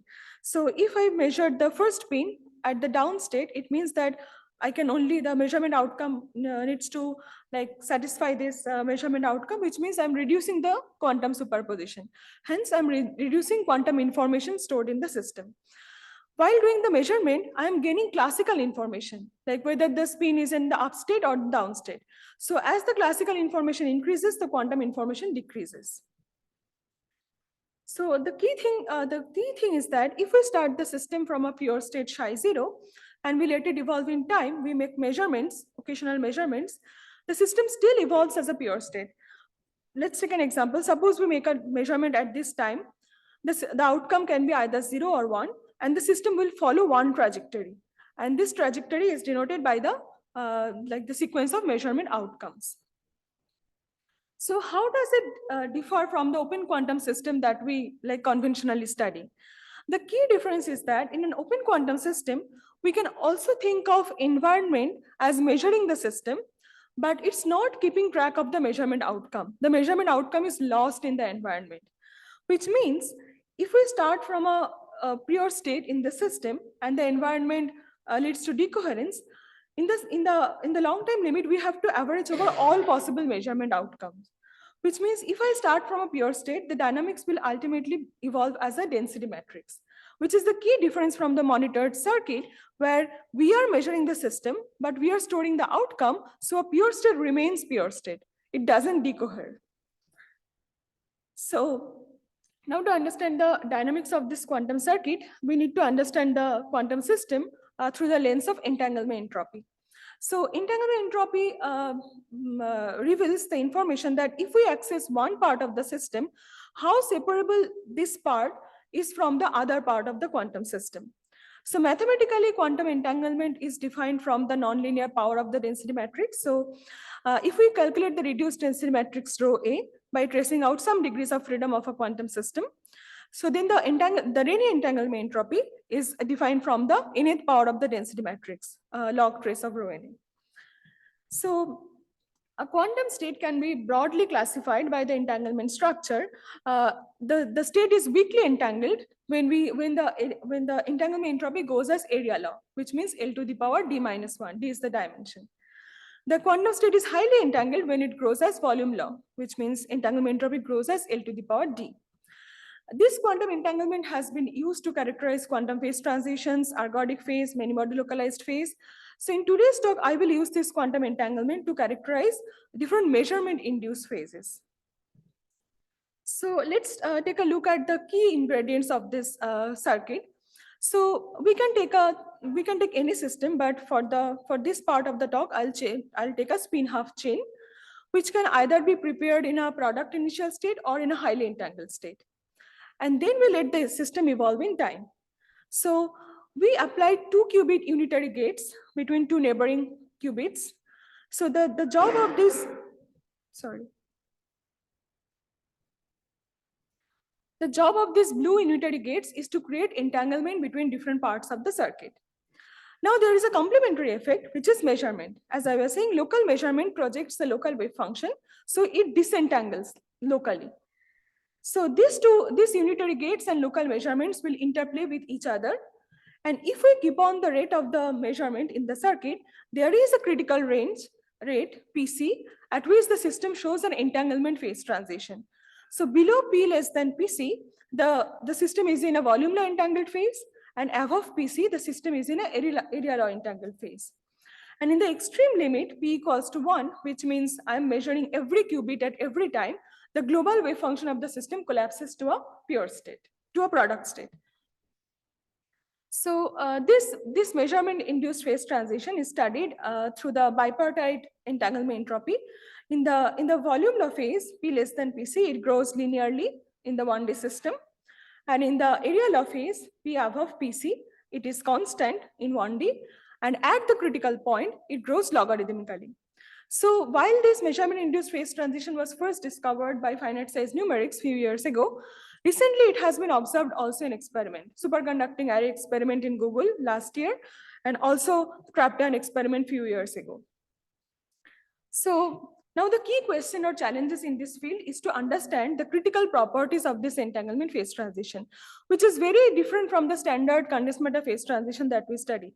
So this phase transition cannot be captured in correlation function, because correlation function is a quantity which is linear in density matrix. So to understand or to observe this phase transition, we need a quantity which is nonlinear in density matrix.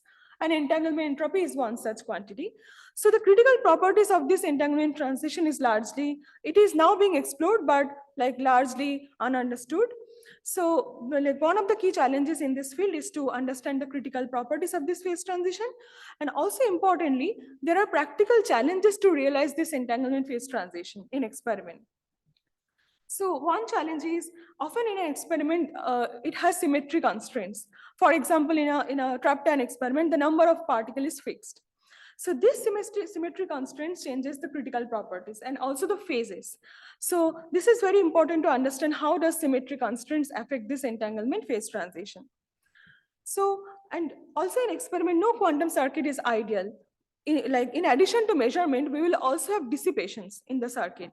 So how robust is this phase diagram in presence of weak dissipation events? And the third challenge is entanglement entropy. The bulk entanglement entropy is not measurable in experiment, because to calculate the entanglement entropy in experiment, you need to reproduce the exact same sequence of measurement outcomes many times in experiment. This is called post-selection challenge. So although this measurement-induced phase transition is a very hot topic at this moment, but it is also very challenging to realize in experiment. So in today's talk, I will focus on how symmetry constraints can affect this entanglement phase transition and how does it change the phase diagram. So in our recent work, we take a quantum circuit where the unitary gates has a U1 symmetry, which means the unitary gates can only act within one symmetry sector, so which conserves the global charge. So generally a 2-qubit unitary gate is a 4x4 matrix. But if you have U1 symmetry in the circuit, this can only create entanglement within this 2x2 sector, which takes 0-1 spin to 1-0 spin, but it cannot take 0-1 spin to 1-1.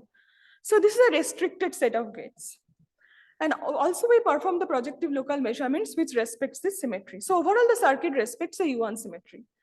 So then a key question is, how does this symmetry constraint weakens the entangling part of the circuit?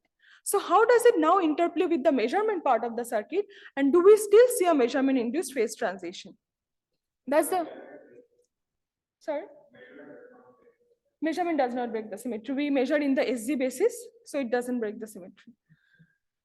So, before answering the question, let's first understand how do we probe this system? How do we probe the entanglement entropy of the system? So we couple an ancilla qubit locally to the system to 2 orthogonal states of the circuit. So these are the up and down state of the ancilla qubit. It couples to 2 orthogonal state of the circuit. And we will track the entanglement entropy of the ancilla to the rest of the system. So this probes the purification of the system, which means that if I calculate this entanglement entropy, it serves as an order parameter of the purification dynamics. So if the order parameter is finite after a long time, it means the system is entangled within itself. And if the order parameter vanishes after a long time, it means that the system has been disentangled. So by tracking the purification in the system, we in turn track the entanglement transition. So that's how we bypass the post-selection challenge. So now if we have a U1 symmetry in the circuit, as I asked the question, do we still see a phase transition? The answer turns out to be yes, and the phase diagram becomes even richer. So with increasing rate of measurement P, There is a critical rate PC at which we see the entanglement phase transition from the volume law phase to the area law phase. In addition to that, we see a new phase transition, like last year. So they observed a new phase transition, which is called charge sharpening transition, happening at a lower critical rate. So let me first explain what is this new phase transition.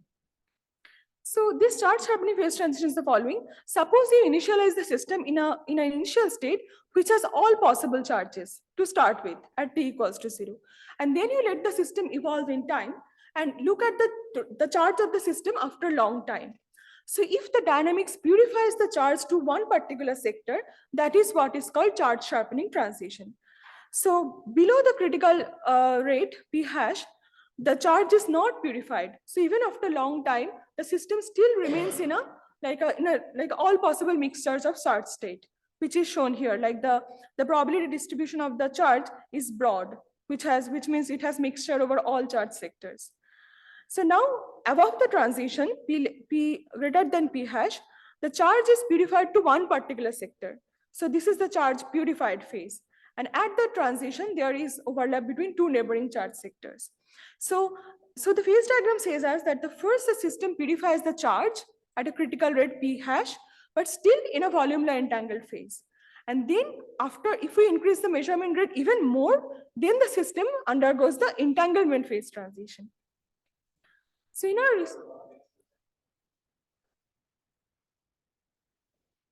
sorry? Yes, so in a thermodynamic limit, it will always pick the middle sector because that has the most weight. So a charge which is L by 2. So in a finite system size, you can have some little bit mixed over the other charge sectors, but if you increase the system size, it will always be picked in the middle sector because that has the most weight. Sorry?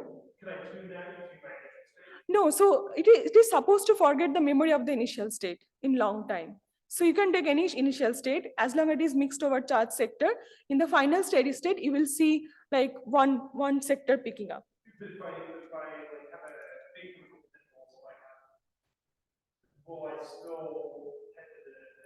Yes, so by tuning chemical potential, you can actually pick at other charge sectors. Yes. Yeah, that's what we actually did. So in few slides, I'll show that. So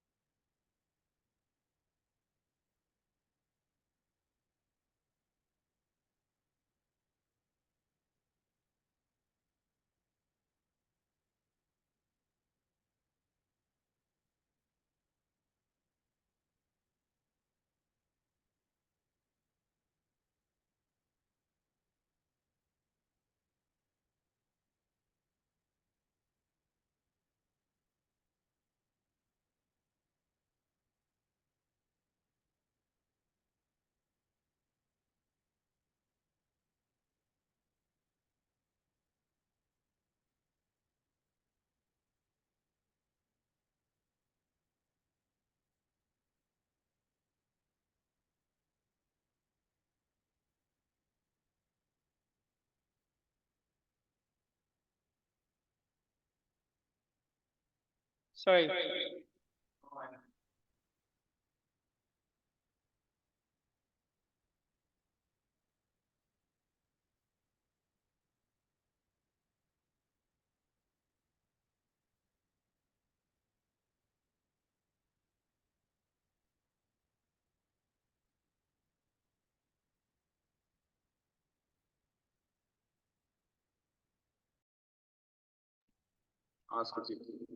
Yeah.